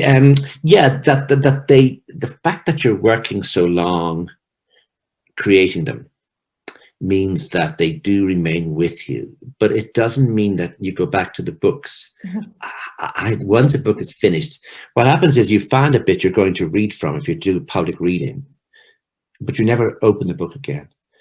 I often wonder how painters manage to see work that they've done 30 years ago on the wall, you know. But certainly with novels, I wouldn't go back to them. I think poets do much more, go back to poems. But novels, it just takes too long. Also, you want to close a book and say, this is for the reader now. It's not for me anymore. Right. I know you mentioned how you return to certain texts many times. I think Hamlet is one of them. I think Sylvia Plath's Daddy is another. So why you might revisit works of others, you don't your own works. I think everyone, not just writers, but readers, have these essential texts that matter to, maybe often it's something that mattered to you when you were 17 or 18 that you found on your own, that no one else knew. And I mean, I hesitate to say this, but, you know, I don't know anyone else who went to Dublin aged 16 or 17 and came home with Sylvia Plath's Ariel. You know, I think it was just me. And I devoured the book. And I didn't have any, you know, it wasn't the suicide that interested me. I hadn't the slightest interest in suicide. It was the tone. It was the extraordinary staccato tone that she used. And you're absolutely right. Hamlet would have also been there. Novels by Henry James, some poems by W.B. Yeats. There'd be quite a list, and things I would love and I would go back to, and I would know on the shelves where I would find those books. Right. So of course, talking about Henry James, your novel The Master was about him. And now the new book, The Magician, is coming out, which is about Thomas Mann. Can you tell us a little bit about the new book, since I guess... Thomas Mann is, I mean, it's a really difficult story, and I hope never to have to do it again, because he had 6 children. And trying to handle 6, I mean, he has a brother who's around all the time. He has 2 sisters who are in the book. He's married. He has a brother-in-law. Now he has these 6 children, each of whom is different to the other. It's not as though they're a group. They really are independent people. But 4 of them, or 5 of them, wrote books. And so, I mean, I began thinking that it would just be the story of Thomas Mann in California. And I do know what it's like to arrive from a northern country, you know, where the nearest you have to fruit is an old apple tree, into a land of oranges and pomegranates. Sunlight. And you know, palm trees and blue skies. And but as it went on, I realized that the only way to tell the story was from the beginning to the end, was A, B, C, D, E, F, G. Just simply start with the beginning of his memory and move on to the end of his life. So it's the whole story of Thomas Mann's life, which includes, of course, the First World War, the Munich Revolution, the rise of Hitler, the Second World War, and the Cold War, because of course he was implicated in that as during the McCarthy period in America. So you have those big public things, but you also have the private things, in the sense that he was homosexual, and he had 6 children, and he was married to and again you have this thing I was talking about at the very beginning, where you think, oh, married man, homosexual, tension with wife, and you think, it's not true that Katia, his wife, was a seriously liberated person from a very bohemian, very rich haute bourgeois family. It didn't bother her at all that she was married to a homosexual. Just these were the things the world was. You know, it wasn't for her a matter of secrecy or shame within the marriage. Now try and write that, because all the conflict you're normally going to have in such a novel, about secrecy, about being found out, doesn't happen in that marriage. The marriage is much more open than that. And therefore you have to keep working on her to make her way ahead of you as a person whose intelligence is so sharp and whose wit is so sharp. So technically the novel, because the private life is so important, and because the public life really matters to him. In other words, he lost his country, he lost his houses, he lost his money with Hitler. Therefore, so the public life is very important. So it's a novel about the private life, the public life, a very complicated private life, and these 6 children who you know, say, suddenly you realize I haven't mentioned one of them for a whole chapter, and the reader will want to know where they are. So I've got to give something. Where's Monica now? Monica's in New York. What's she doing? But if you put that in too obviously, the reader goes, yeah, he's just filling in the gaps. You have to make that look organic. And so anyway, that's the book. But when you're writing a book like this, does the research sometimes bog you down? Oh no, you can't, in my view. I mean, I know maybe other writers can, but I can't just settle down to research and then write the book. In other words, I would have read Thomas Mann's work 45 years ago. So in other words, I've been living with the work all that time. And then about 20 years ago, I started writing about his life, reading any book that came out about him, usually writing for the London Review of Books. So I've got 3 big pieces in the London Review of Books about Thomas Mann. And so the research, and then I started, the big thing was to start visiting the houses. Right. And so I remember the first time I went to a Thomas Mann house was when I was in Los Angeles for the first time in 2005. So that's 16 years ago now. I went into the house that he built in Santa Monica, knowing I was going to write the book. So it is. So the research goes back a very long time, and I went to the house in Brazil where his mother was born, because his mother was born in Brazil, which is, for someone in northern Germany, is really unusual. So just seeing the houses gave me a way into chapters, because I could actually visualize where the door was or the window, and that gave me a way into scenes.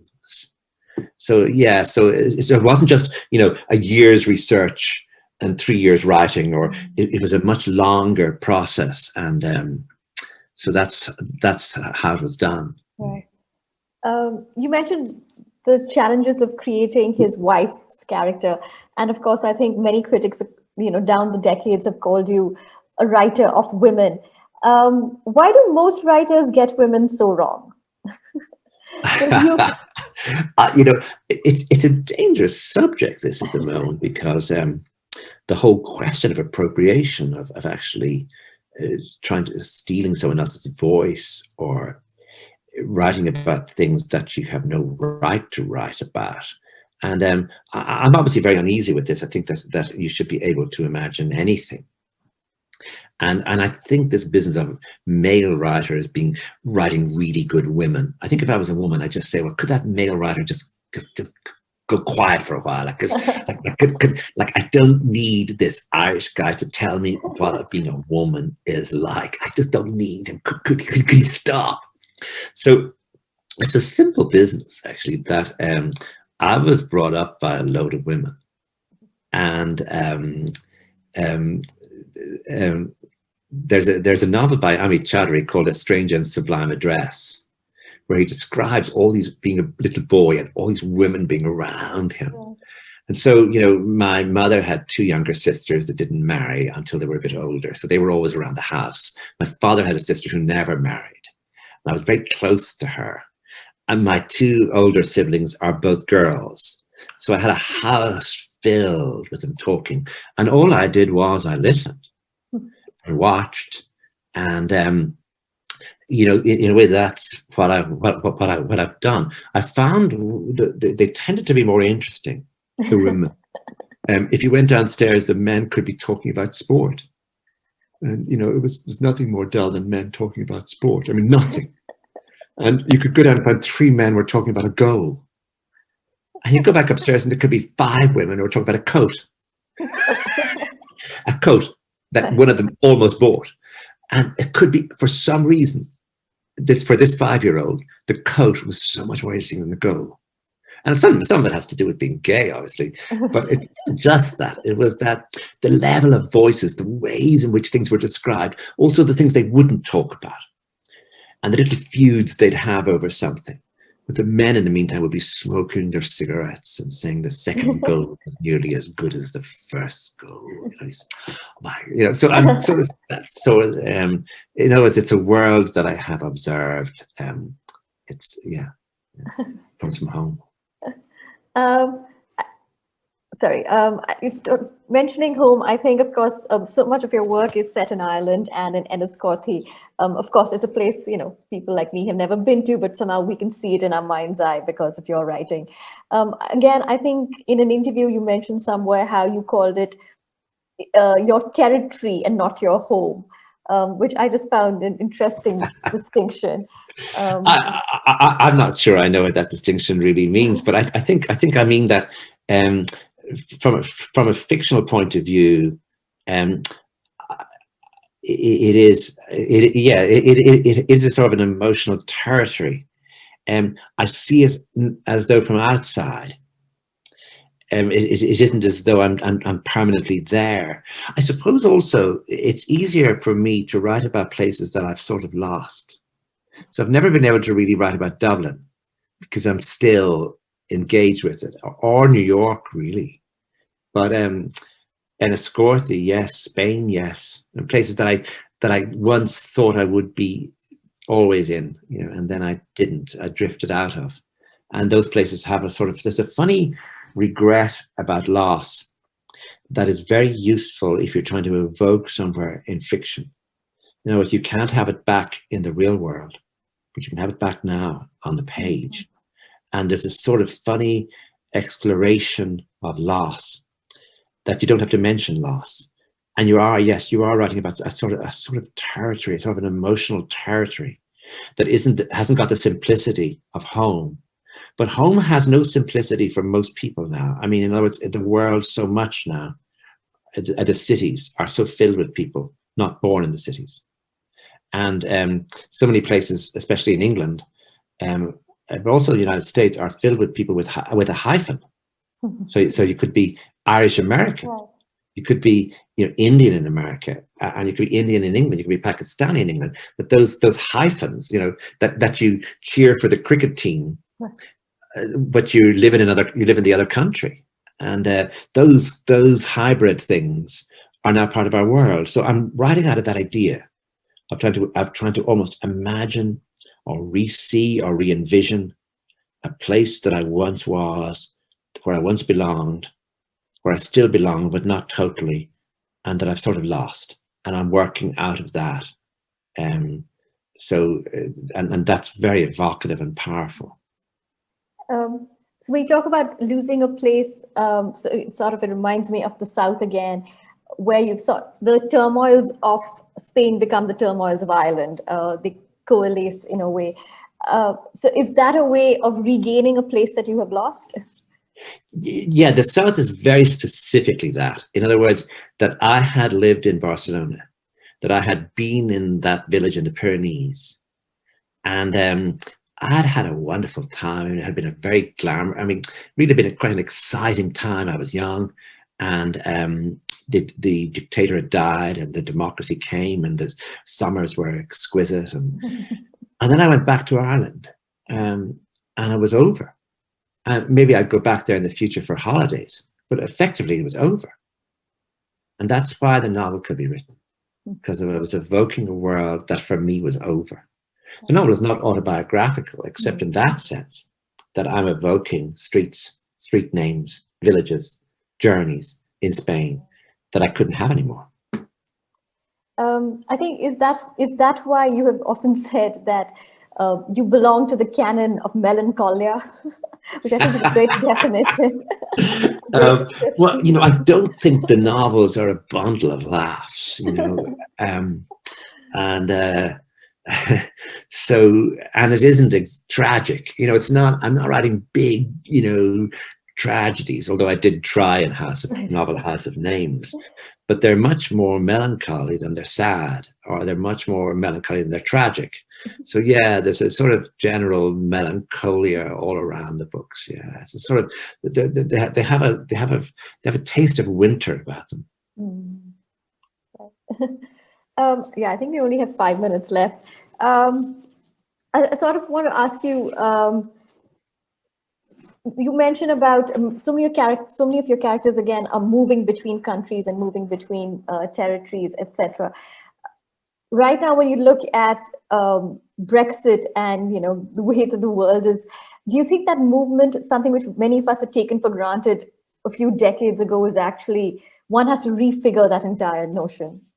Yes, I think the argument has to be made one more time, that a society is enriched by outsiders. That to imagine Yorkshire with only English people would be the worst place in the world, which Yorkshire isn't, and that the whole idea of Europe, especially as a fortress, really shocks me. And it makes no economic sense, but it makes no cultural sense. And so the idea of keeping Syrians out, or keeping some group of people out of this country, or of this Europe, where people are getting older, where there's a need for a new generation. And Brexit is part of this, and the sort of xenophobia we saw with Trump, the anti-Mexican thing with Trump, was just shocking. And you realize the argument has not been won. The argument needs to be made over and over and over, that the relationship between the United States and Mexico is really one that's very close. And anyone who lives on those borders, I mean, one of the reasons why George Bush, for example, was not xenophobic about Mexico was that, of course, he's lived in Texas, and everyone in Texas knows that border is one that has sort of nourished life in the United States and indeed in Mexico, but it doesn't feel like that now if you're in El Paso or somewhere. I mean, so we haven't won that argument, and it's been shocking. And Brexit is just, I mean, the idea at this point that someone wants to separate from the European Union, I mean, it just makes absolutely no sense. Right. You started off as a journalist. So when you look at events like this, do you feel that a novelist can do more at a time than a journalist, perhaps? No. At a time like this? No, I don't. I think it's the opposite. I think that we need we need really good reporting. Right. We need facts. That there's no point as a novelist thinking that my intervention with my novel is going to actually change the way politics is or the way elections are. Whereas a journalist could do that. I think in a novelist, and I think in novels you have to realize you're involved with your own dream life, and perhaps the dream life of your society or of your readers, and that you've got to make sure that you look after your sentences and that you look after your paragraphs, and stop having grandiose ideas that you might in some way or other be about to affect how people vote. That's not what novels do. Okay, I think that's it. Thank you, Kom Toiban and Nandini Nair, for that fabulously interesting conversation. We thank the Embassy of Ireland for supporting this session, and we thank our celebration partner, Diageo. Thank you all for watching and being a fabulous audience. Do stay logged on, and we'll be back soon with the next session.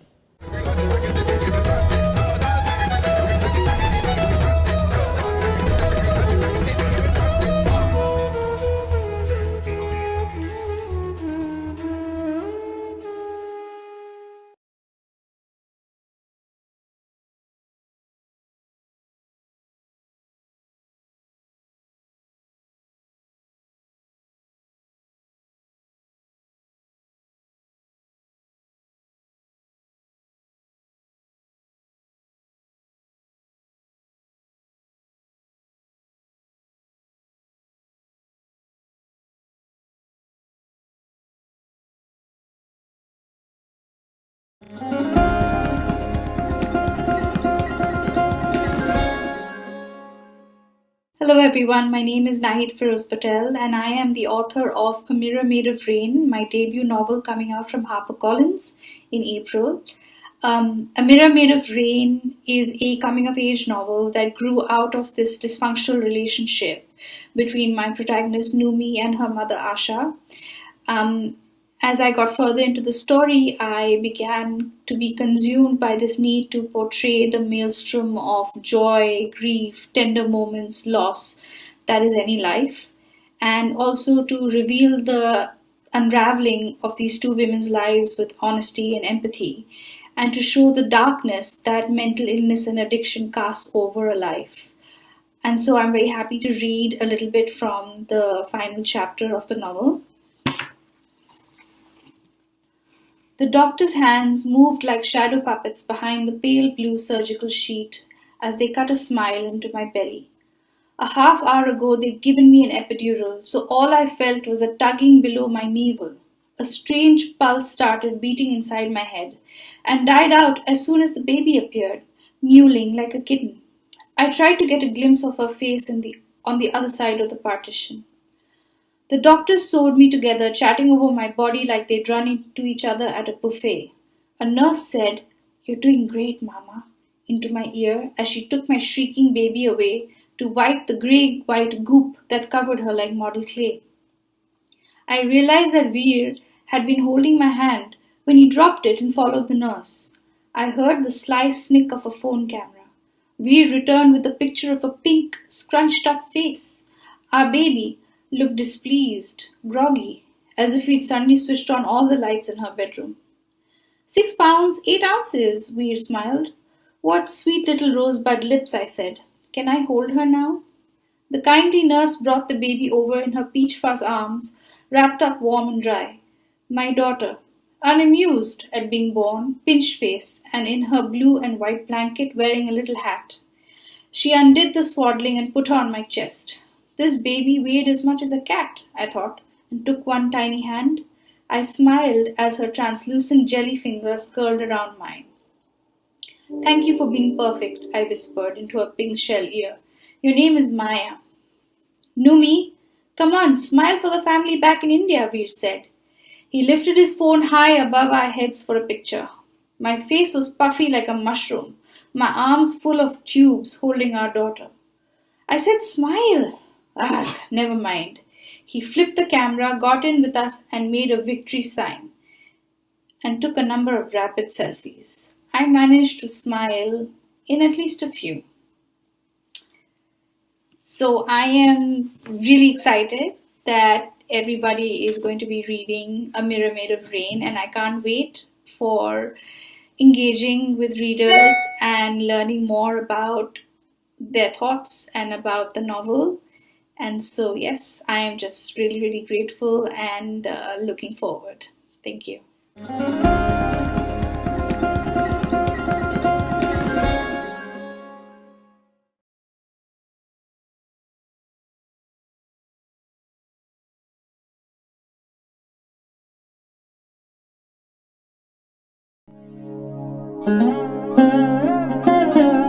Welcome to the 14th Jaipur Literature Festival.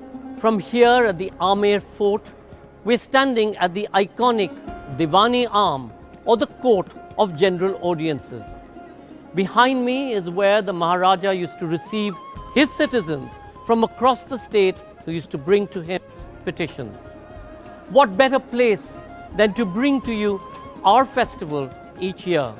I know we would have loved to have you all here, but unfortunately this year we are trying to get a sense of history and culture and tradition of this great state of Rajasthan and Jaipur to your homes. We'd like to acknowledge the Department of Archaeology and Museums who look after and maintain these wonderful buildings and heritage and historic monuments for us, and of course the Department of Art and Culture.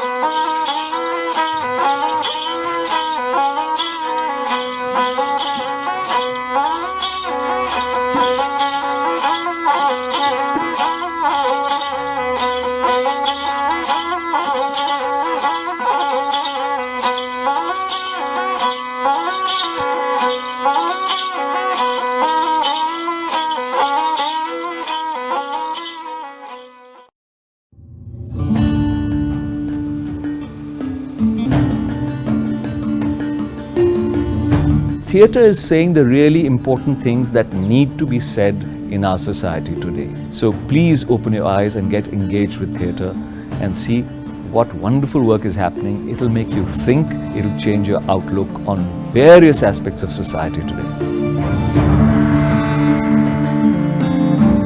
I think Meta this year is fantastic, it's brilliant, it's off to a great start. ये पूरे भारतवर्ष में अपने ढंग का बिल्कुल अकेला आयोजन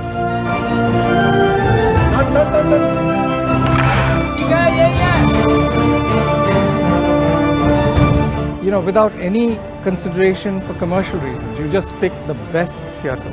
It is guided by only one principle, and that is excellence. Even those who sort of don't qualify for awards do tend to feel recognized, and that's very important for an initiative of this kind.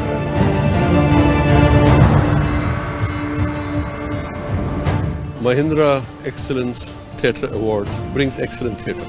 It was fresh, it was original and inspiring. This is the first time I've been to Meta and I'm having a fantastic time. Guys, you rock.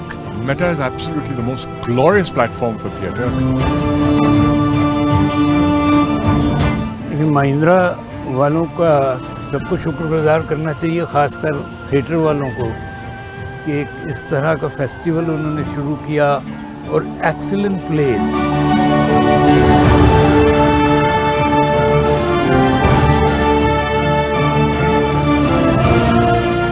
Actually, I hadn't expected anything as experimental as this, I have to say, and I was really deeply impressed. It's all a flow between sound and word and movement, and I thoroughly enjoyed myself.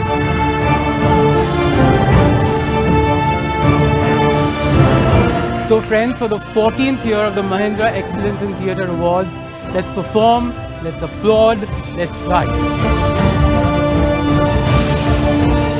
हर भाषा का हर रंगकर्मी चाहता है कि एक बार उसे Meta में अपना नाटक प्रदर्शित करने का मौका मिल जाए तो उसका रंगकर्म सार्थक हो जाएगा.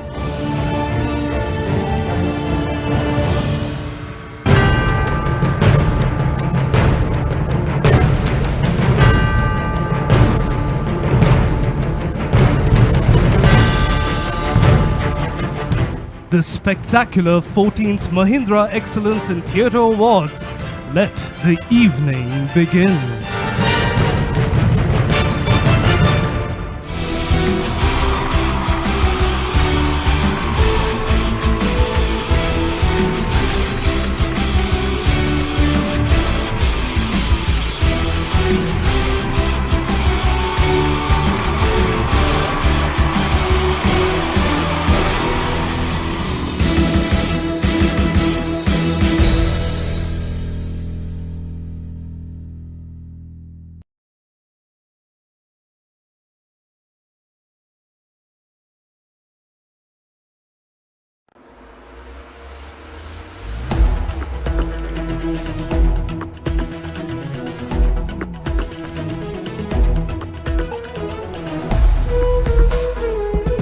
"13 years of a tumultuous Jaipur Literature Festival filled with joy, with colour, with the vibrancy and the sheer love of knowledge and literature." The Jaipur Literature Festival is actually, it's set a benchmark in terms of where Literature Fest ought to be.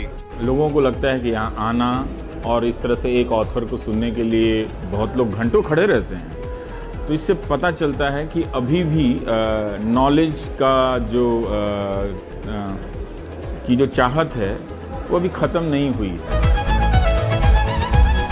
We had glamour, we had fun, we had joy, we had anger, we had protest.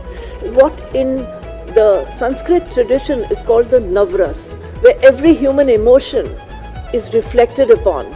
When I come to the Jaipur Literature Festival, I feel like I've walked in to a 3-star Michelin restaurant with absolutely no problem of bank balance. There's quality, there's quantity, and it's from all over the globe.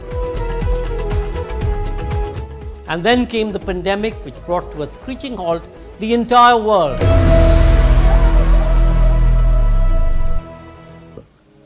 with everybody locked down in their homes, in their countries, the Jaipur Literature Festival saw this as an opportunity to reinvent, to reimagine and represent itself in a digital format. And out of this was born JLF's Brave New World.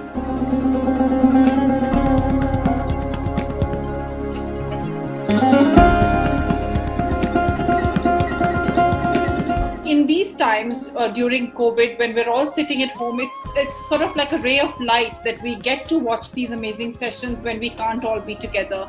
It certainly brightens up my evenings. आज pandemic में हम digitally Jaipur literature festival कर रहे हैं और मुझे लगता है कि हमारे सामने श्रोता नहीं है, हम आपस में बात कर रहे हैं, लेकिन उस फील को, उस उमंग को महसूस कर सकते हैं कि हजारों लाखों लोग हमसे जुड़े हुए हैं, हमको सुन रहे हैं और कहीं ना कहीं कोई एक सार्थक हस्तक्षेप हो रहा है.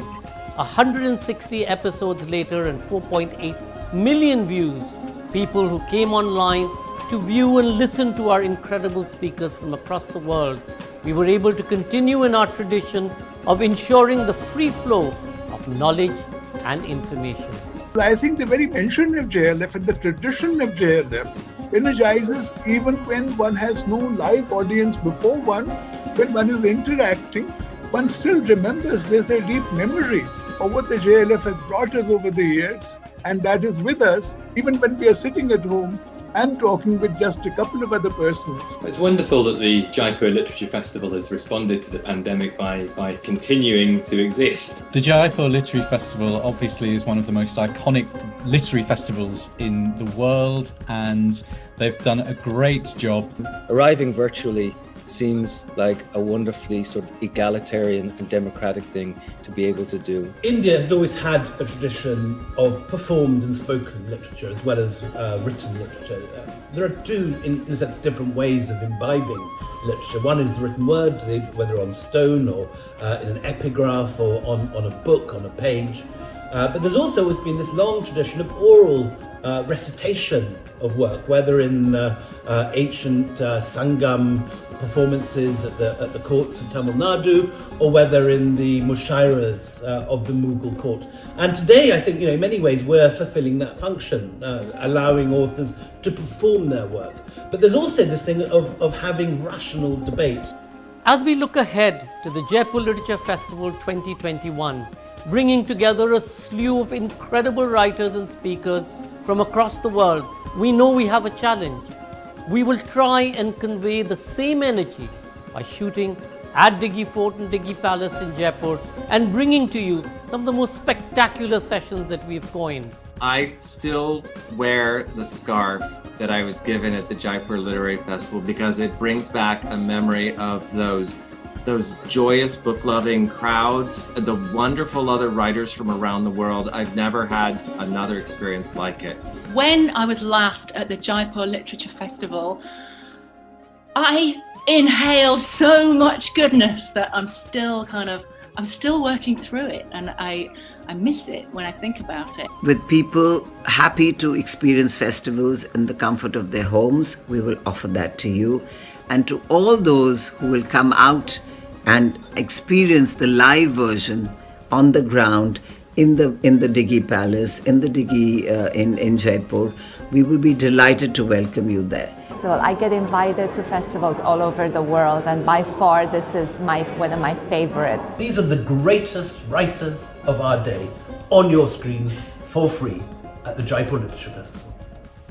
We need your support, especially now. We look forward to you joining us online for the Jaipur Literature Festival digital version.